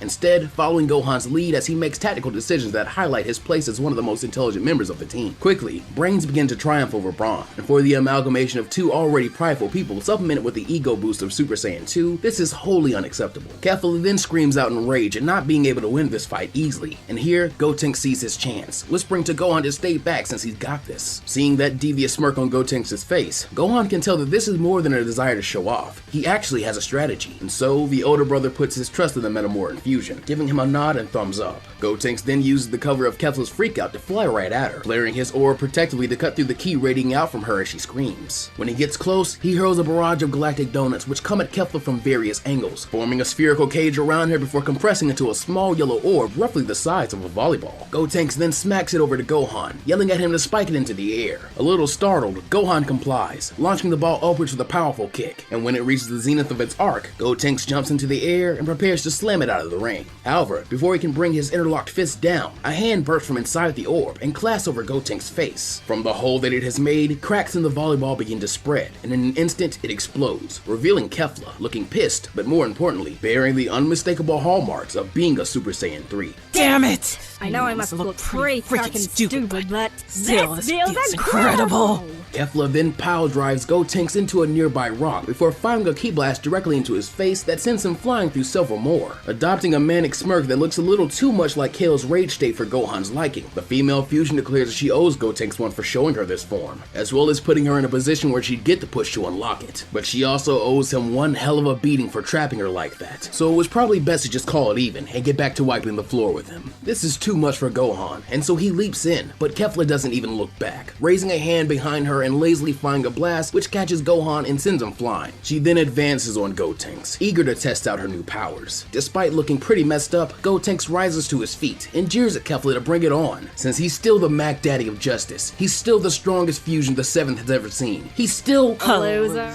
Kefla smirks as she vanishes and then reappears directly in front of him, planting a fist in his gut. Then with a slight delay to get 2 hits out of 1, she routes ki through that fist to blow Gotenks away, and in his exhausted state, he is not only unable to maintain the form of a Super Saiyan, but he is also unable to do anything but go flying out of the ring. Just before he is truly teleported into the stands, Gotenks defuses, and as Goten and Trunks clutch their injuries, Kefla cackles that those two were pretty lame, though they were at least useful in helping her get this strong. But still, on the whole, nothing but a couple of runts who wouldn't last 5 minutes running with her gang. But suddenly, she then feels a sharp pain in the back of her head as she is slammed face first into the dirt. Rolling over, she sees Gohan, now in Super Saiyan himself, but this isn't the same. His golden aura now has a core of God Ki, and his eyes are completely whited out, a deific return of Gohan's rage. Yeah, that's a transformation. Plus, you get to keep your eyebrows. You gotta teach me. I'm not giving you anything. You hurt my little brother's feelings. He then pulls Kefla into a standing position, only to drive a fist into her face that knocks her back down again. What follows is a brutal battle, if it can be called such a thing, as Super Saiyan Rage Gohan vents his fury on Kefla, who simply cannot keep up, even with all the power Fusion and Super Saiyan 3 has granted her. But Gohan's mastery of himself in this timeline means he is not a sadist, even in this state. And so, when it becomes clear that this is not a battle of equals, he swiftly moves into his endgame strategy. Planting a powerful kick on Kefla's stomach, Gohan sends the fusion stumbling back, and when he is sure she is off balance, he fires a Super Masen Kamehameha, which disintegrates a large portion of the battlefield and sends Kefla toppling into the void. And as she tries to bound off the shards of rubble to stay in the fight, she realizes Gohan in his rage is still smart enough to leave them all far too fragile for such a task, and begrudgingly recognizes it being bested. Damn it! These Universe 7 dweebs really are super cool. As the greenish-orange beam lights up the entire arena for a moment, all eyes are on Gohan, though most are split on their reaction to this battle. Things are ramping up rather quickly. These idiotic mortals will be the death of me, I just know it! They're doing quite well for now. It's the end game you need to worry about. Not wanting to let Gohan have all the fun, Goku leaps into action, with Vegeta following after, refusing to be left in the dust by the Son clan. That's it. We know we all need to, and the weaklings are all gone. Yeah, let's rumble! No! We need to wait as long as we can. Piccolo yells, but it's far too late, as the other two have already made a beeline for Jiren. However, before they can get anywhere near him, Toppo and Dispo leap down from their perches. Standing between the Saiyans and their target, the Pride Troopers declare that no one fights Jiren unless he wills it. But Vegeta, smirking, says that he does will it, and he's going to fight Jiren, one way or another. Though if he has to go through Toppo first, so be it, since that'll be more fun. And with that, Vegeta and Toppo then clash, while Goku claims that Vegeta's being selfish by leaving him the scrawny one. At this, Dispo chides that he's not scrawny, he's aerodynamic, before he uses his extreme speed to close the distance with Goku and lay into him with a flurry of blows. Surprised, Goku tries to dodge, but Dispo's speed is simply overwhelming, and so the slight edge and power the Saiyan has over the Pride Trooper in his base form means next to nothing. Meanwhile, Vegeta seems to be having the inverse problem. No matter how much he hits Toppo, the mustachioed alien only seems to be getting stronger, as if the damage is somehow fueling him. Toppo notices Vegeta's distress, and so rumbles that this is the power of a God of Destruction candidate. But it is not the only gift he has received, as he has also been blessed with the ability to destroy all. Vegeta knows enough about the dangers of Hakai energy to get out of the way when Toppo lobs an orb of it at him, and as he watches the ground where he just stood disintegrate into nothing, he knows that he will need to draw from his own bag of tricks to stand a chance. Powering up into Super Saiyan 3 himself, he redoubles his assault on Toppo by lighting up the void with a massive Ki Blast volley, while Goku takes his cue from Vegeta and also transforms into the state, using its power to bring his fight with Dispo back onto even footing by subtly increasing his speed by a factor of 400. Sadly, not everyone is able to even unfavorable odds so easily. Case in point, Nail, who has been forced into a cat and mouse game with the fused Namekians from Universe 6, forcing him into strictly running gun tactics, having long since figured that they would regenerate from any attack he throws at them, and that he will have to buy time for one of his stronger teammates to help.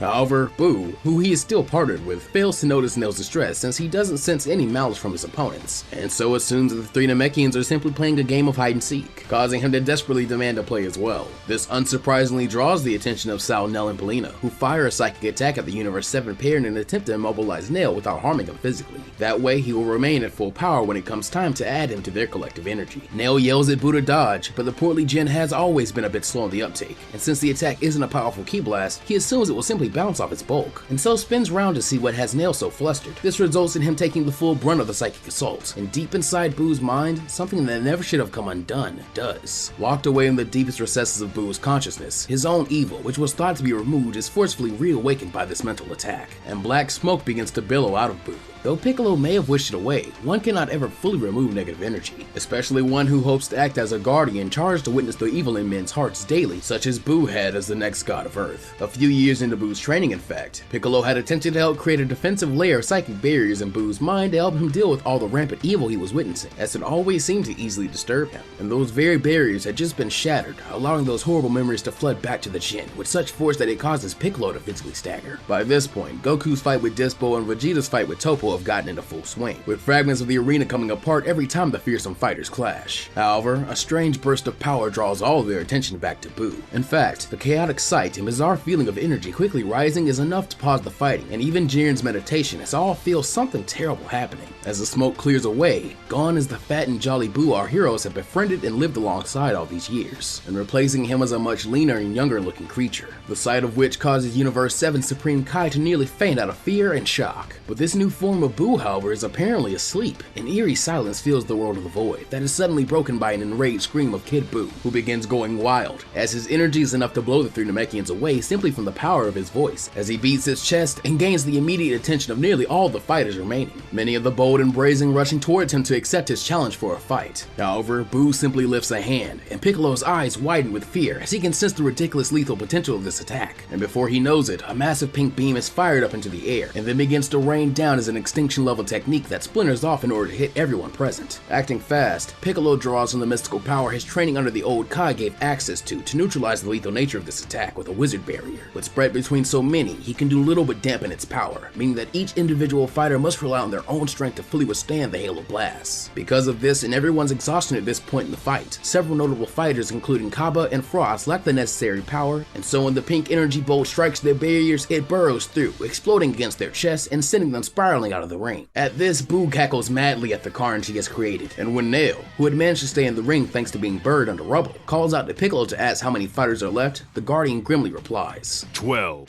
Piccolo then turns his eyes onto Boo, who is shooting him a predatory leer, and in a resigned voice says that he doesn't want to fight his student. But the Supreme Kai warns that this is not his student. Not really. It is the scourge of the 7th universe, let loose to wreak horrible vengeance once more. Frantically, Shin calls to Beers to Hakai Boo before he starts consuming the gods again, and when he refuses, puts his entreaty to the Omni Kings, saying that Boo is an existential threat not just to the 7th universe, but to the multiverse. The Xenos consider this plea, but are halted when Piccolo barks at the Kai. Don't be so hasty, I can fix this. I just need to get through to Boo. Shin moans that it's too dangerous, but using logic to win Supreme Kai over, Piccolo says that unless he tries, their team will be losing a powerful member for nothing. Testily, Beerus agrees, though he snarls that if Piccolo gets himself eliminated for this and winds up costing their team 2 fighters rather than 1, then he'll Hakai both of them for making their universe look bad. Swallowing his pride, Piccolo thanks the Destroyer and gets to work. However, he is not alone. Jiren, having been moved by Piccolo's loyalty to his disciple, steps up. You seem like a good master. I will assist you, Namekian, at least until this threat is subdued or eliminated. What do you need?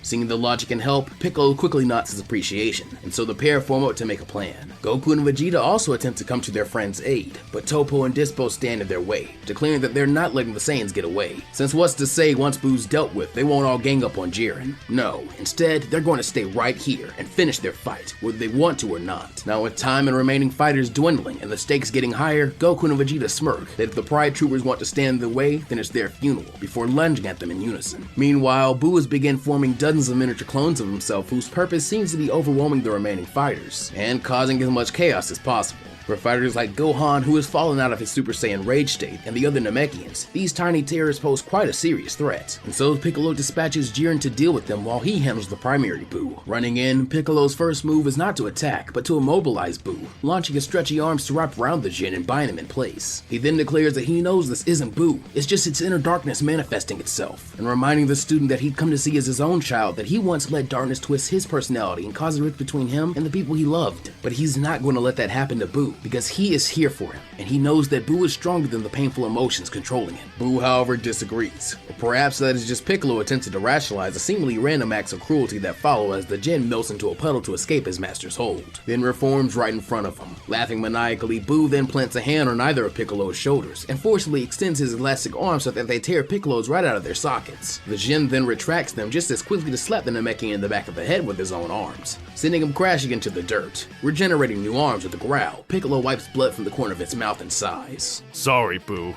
You've left me no choice. I hope we're both around long enough for you to forgive me. He then lets out another louder roar as he begins to transform. Meanwhile, with Jiren's help, the Saiyans and Pride Troopers begin to clear away the horde of Boo clones who have targeted them as the strongest group. Vegeta and Dispo working in tandem while Vegeta does likewise with Toppo, and amidst them, Jiren stands alone, mowing through Boos with ruthless efficiency. When the pink pests are dealt with, Jiren moves on to the next batch, while Goku, Vegeta, Toppo, and Dispo all share a look that says that alliance was only a temporary one, which has run its course. As such, they then return to their own battle, but by now, the Saiyans have concluded that holding back won't work against these guys, and so go into Super Saiyan God. Their transformations just so happen to line up with Piccolo's ascension into his Dragon Warrior state, so that for one glorious moment, 3 new radiant powers fill the arena. They then each lunge at their targets, though here, Piccolo differs from his friends, since instead of moving into attack, when he comes in contact with Boo, he gently lays his hands on his apprentice's forehead, and channels the increase in magical power this transformation has granted him to suddenly re-establish Boo's psychic barriers. This, however, does leave him open for one last wild blow from Boo, which turns his head hard. However, in doing this, Piccolo pushes forward. For a moment, the master and student are perfectly still, waiting to see if this gamble has come down on the side of success or failure. Is it time for candy?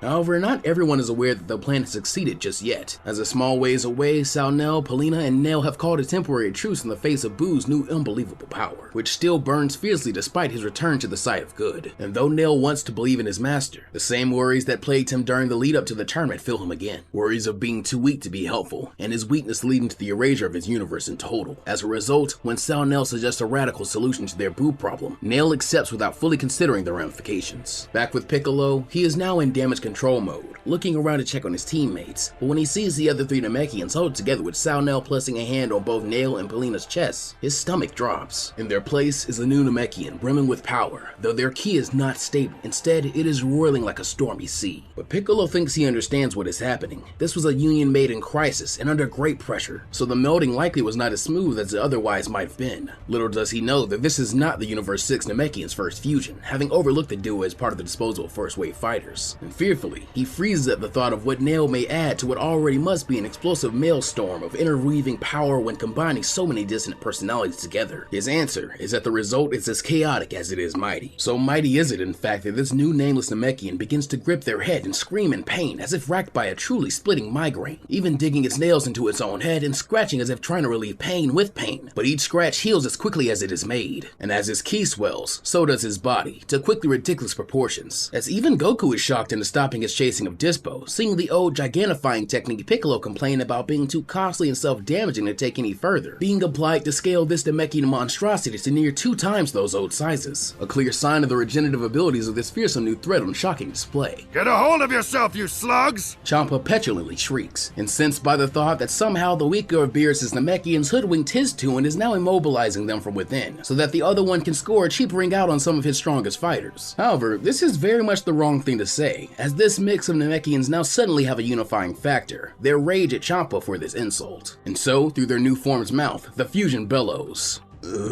We not slug! As his voice echoes with his ki, the ill-christened slug expands his aura with enough force that pieces of the arena crack off and go flying through the air at high speed. Gohan, exhausted from powering Kefla out of bounds and dealing with Boo's rampage, is too slow to avoid the same fate, quickly appearing in the stands with Goten and Trunks, afterwards still racked with the pain of the nearly indestructible stone nearly obliterating him, had he not buffed his own aura for defense in time. Hit, realizing the damage this could have on anyone weaker than that, moves through time in order to make sure Universe 6 wasn't the last one standing via lethal force. In the center of the ring, Slug is going wild. Hit realizes that even if this causes the 6 to win, it'll come at a great cost. And so for the good of the multiverse, this monster must be defeated.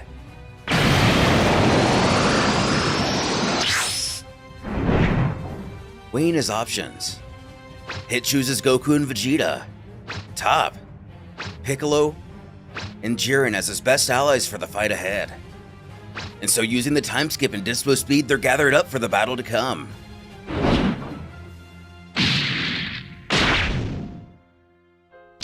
Arriving at a safe point near the edge of the ring, the 8 remaining heroes deliberate how to best solve their slug problem. It's decided that Piccolo and Top will be the first to take a crack at calming Slug's rage, with the remaining 6 allies ready to back him up if things go bad. Meanwhile, up above, the Omni Kings are enamored by the kaiju, and so announce that he'll be allowed to stay in the ring since it'll make for a cool fight. Landing beside Slug, Piccolo tries to reason with the part of him that's Nail. But as he only lets out a berserk scream that paralyzes the Guardian, the group resorts to Plan B.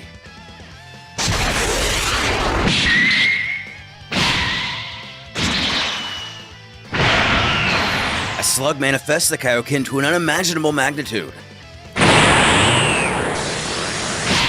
One by one, everybody seems to be knocked out of commission by their aggressor, with the belief that Goku and Vegeta have been knocked out of bounds by their own attack. But just as all seems hopeless, 2 mighty auras, one of light and one of darkness, ignite the sky, as Goku and Vegeta are revealed to have survived their encounter, and awaken with new powers to face Slug's overwhelming strength.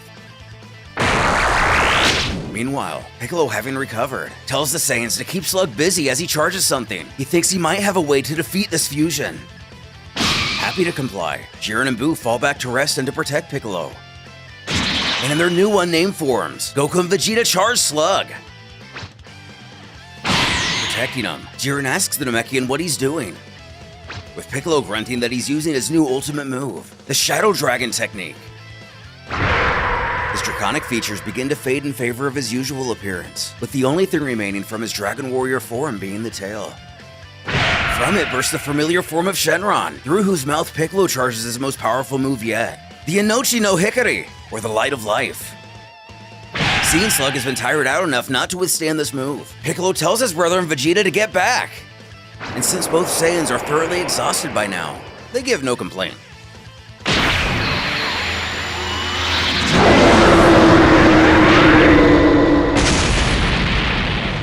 As they retreat, Slug turns, only to take the blast to the face. He vanishes in a flash of light, leaving no trace behind. Exhausted, Goku jokes that his brother at least always comes through when needed, but stresses that he really has to make the charge-up times on these techniques better. Vegeta, with his face on the ground, laughs in agreement, but marvels that his Namekian rival could destroy Slug, when the strange destroyer energy he and Toppo were making use of was able to be resisted. Piccolo, for his part, admits that it was a gamble, but he decided to take the opposite approach. Instead of trying to outpower and destroy all of Slug, Piccolo simply divided him, explaining that he used his Shadow Dragon technique to have Shenron fire off what was actually a beam of pure, concentrated creation energy. The really hard part was the math. At this, Goku and Vegeta raise their eyebrows, while Piccolo points to the once mostly empty stands, now swollen to the gills of the recreated forms of Universe 6 Namekians and Nail, as Buu tries to count using his fingers, and the Grand Priest waits to hear the Omni King's ruling on this. Piccolo describes recreating each individual Namekian as no easy task. Still, with Slug finally defeated, our heroes all breathe a collective sigh of relief, until they feel an almost equally massive ki swelling in their midst. Looking around, the Universe 7 fighters are all dismayed to see the seemingly kindly Jiren's fiery aura encasing him once again. How could you hold back so much power just to betray us? My apologies, but only one universe can be spared from oblivion, and it must be the 11th. Besides, the clock is wound down to just 3 minutes. If it's any solace, I will remember you all as true warriors. Jiren then expands his aura with the intent of blowing these 4 remaining fighters out of bounds, with Goku and Piccolo being nearest to him raise their own ki as a barrier to try and ward off the oncoming rush of power. But sadly, after all the damage and fatigue they've amassed throughout the tournament, it is a futile effort, and they begin to get pushed back according to Jiren and Belmont's plan. Looking at each other, the adopted brothers prepare to face their end, and the end of their universe as warriors, fighting up until the very last second. But then, each feel a hand press against the small of their backs, as everything goes dark suddenly due to Buu seemingly engulfing the entire trio. Goku looks back to see Vegeta pressing his hands onto his and Piccolo's backs, learning from his bouts with Toppo, and transferring all the energy he has gained while being damaged in his new purple power-up. This leaves the Saiyan Prince drained and in base form, just as Buu uses the last of his energy in order to heal both Goku and Piccolo as best he can. Just as quickly as they move to save their friends, do they begin to slip away under the force of Jiren's unhalting assault, Vegeta half sternly and half jokingly growling, "Don't screw this up, you two!" as Buu gives his own farewell, though it is only a nod. Vegeta and Buu are then thrown from the ring, and as Jiren sees figures appear in the Universe 7 section of the stands, he slightly lets off his attack for a single instant, believing himself to be the victor already. However, to his horror, he suddenly feels his expanding ki being pushed back completely, as what emerges from the Aura Inferno is a newly reinvigorated Goku and Piccolo, and so furiously, Jiren demands an explanation. No, how can you persist in the face of despair? Because we trust each other. Because we're a family. Because we are going to beat you! And with this declaration, Goku and Piccolo charge forward. Jiren prepares to blow them back again, but the duo are ready this time, leaping sideways in unison, then striking the Great Goliath from either side. A lifetime of teamwork make this duo the perfect combat partners, and just as easily as breathing, they play off each other's strikes, capitalizing on weaknesses the other creates, or defending their partner by drawing Jiren's attention before he can land a battle-ending blow. However, for all their efforts, they only manage to push Jiren a few feet closer to the edge of the ring, and at no point are any of them under the illusion that the Universe 7 duo are actually winning. Jiren then strikes back, throwing a single punch which knocks Goku into a clump of rocks, followed by an elbow off the other arm which sends Piccolo right after him. The Gray then chastises them, coldly declaring that their trust is nothing compared to pure singular power, while raising a hand to throw everything he has left at the two in a singular blazing red ki blast which will surely blow them both off the tattered arena. However, in the rubble, Goku and Piccolo give each other a look, a smile cresting both their lips, as briefly they fist bump, knowing exactly what they have to do to end this. Two vast auras then burst to life, before coming together to form a singular godly force, which coats both Goku and Piccolo. The pair then leap forward once more, shoulder to shoulder with a fist each outstretched, just as Jiren releases his blast, and the Universe 7 duo begin to clash against it. The energy blast buckles in the center for a moment, causing Jiren to slightly panic, and use the scraps of his stamina to reinforce it, as two trails of ki begin to flow behind the warriors raised on Earth. Jiren demands to know what this is, but he need not wait long for its answer, as at that moment, the ki trails mold themselves into a draconic duo, one green and the other gold, and he only then notices Piccolo's tail had returned, signaling both the return of his Dragon Warrior mode and his use of the Shadow Dragon technique. And thus, in perfect unison, Piccolo and Goku cry out in joyous unity, "Brothers, Dragon Fist!" As the beam of ki is condensed into a ball, it soon gives way, and they burst through in order to ram their fist with Jiren's chest. For a moment, the behemoth from Universe 11 hangs in midair as the twin phantasmal dragons run through him, and then, after what feels like an eternity, he falls out of the ring, unable to continue any further, as Piccolo and Goku nearly follow behind him, if not for the brothers in arms catching one another.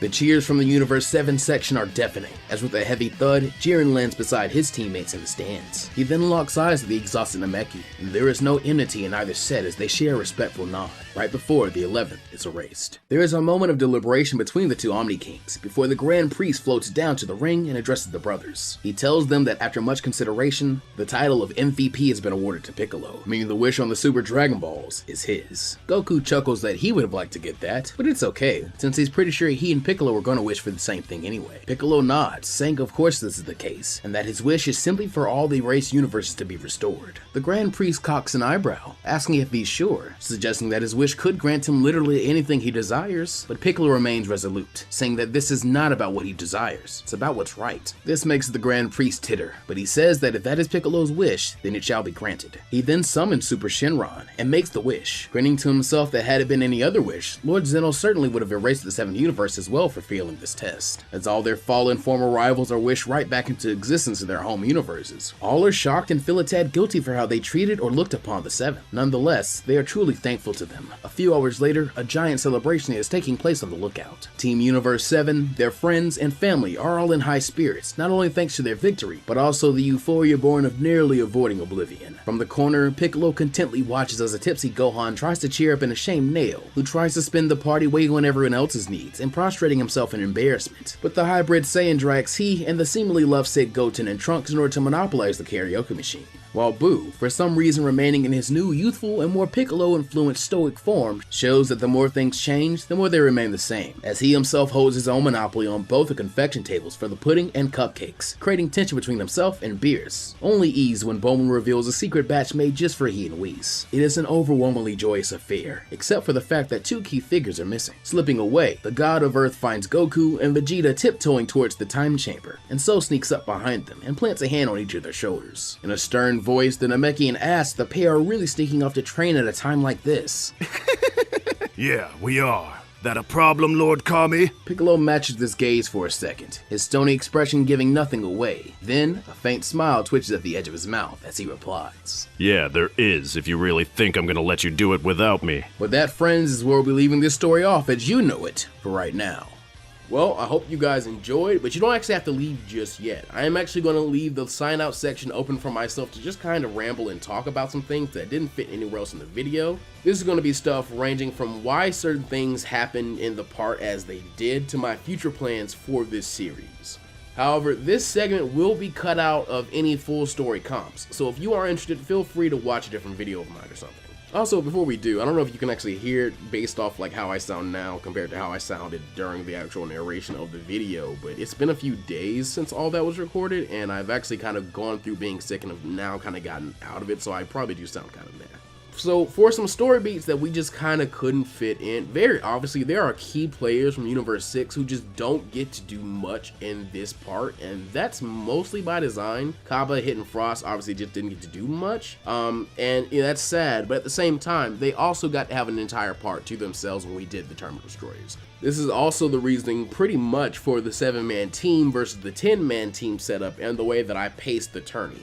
I was attempting to strike a decent balance between the manga and the anime's pacing for the Tournament of Power, since if you've seen both, you know Toei really drags out a lot of the tournament, while Toyotawa pretty much speedruns it.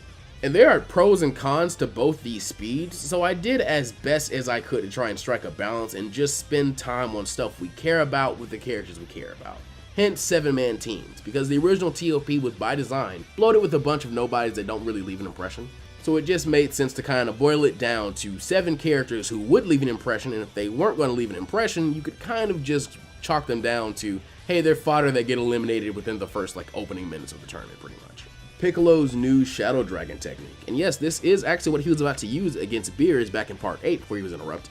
Shadow Dragon was an idea I had the moment Dragon Warrior mode kind of popped into my head. The idea of Shenron getting to join into the fray of the fighting always having really intrigued me, since design-wise, he is the quintessential dragon in my eyes. In IMO, he will always be one of the coolest parts of the series. However, whenever there is a threat, because of the nature of the Dragon Balls, he is fairly useless because his power is tied to his creators.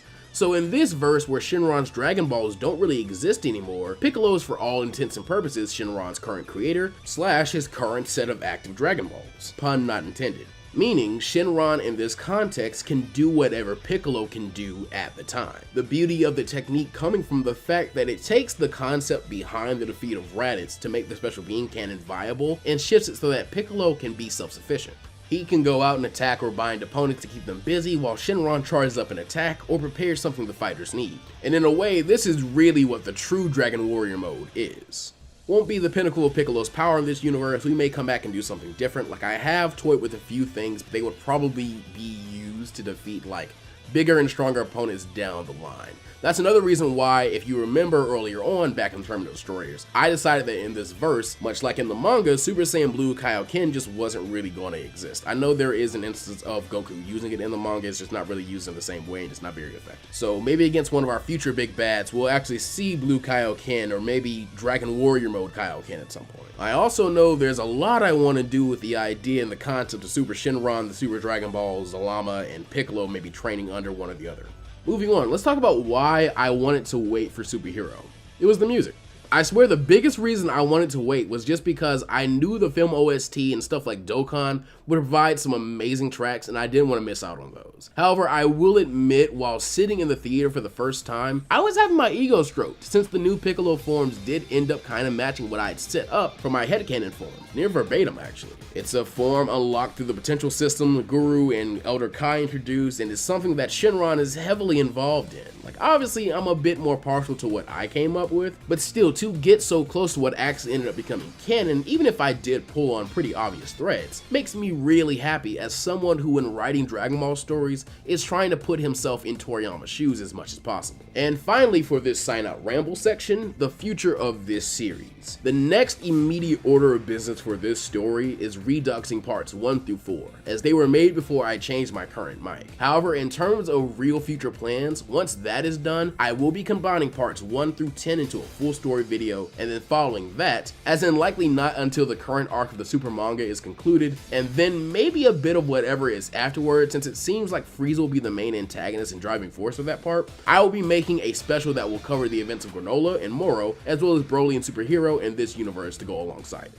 Now, thankfully, I got all my shoutouts done at the beginning, so that means all we have to do now is sing the praises of our amazing patrons. And I want to give them a truly heartfelt thanks, since the funding from these guys makes commissioning stuff like voice acting, art, and manga panels possible in the first place, as YouTube ad revenue is not dependable. So, Crimson Manifesto, DJ the Lazy Gamer, Dominique, Knuckles0x, Pizza15x, Aaron Winters, Narku, Normd1998, J Ray, Stephen Norton, Shao P, Anthony Canales, Daniel Smith, Inebriated, Infernate Beast 326, Jamal Hayden, Kevin, Adrian Carr, Samuel Viveros, Vegito Gaming 78, and Zach Haji. Thank you all so much for everything you do for this channel. Please consider joining the ranks and visiting my Patreon page via the link in the doobly-doo or by going to www.patreon.com/PlusUltraman. For now though, remember to take care of yourselves and the world around you, and as always, go beyond Plus Ultra.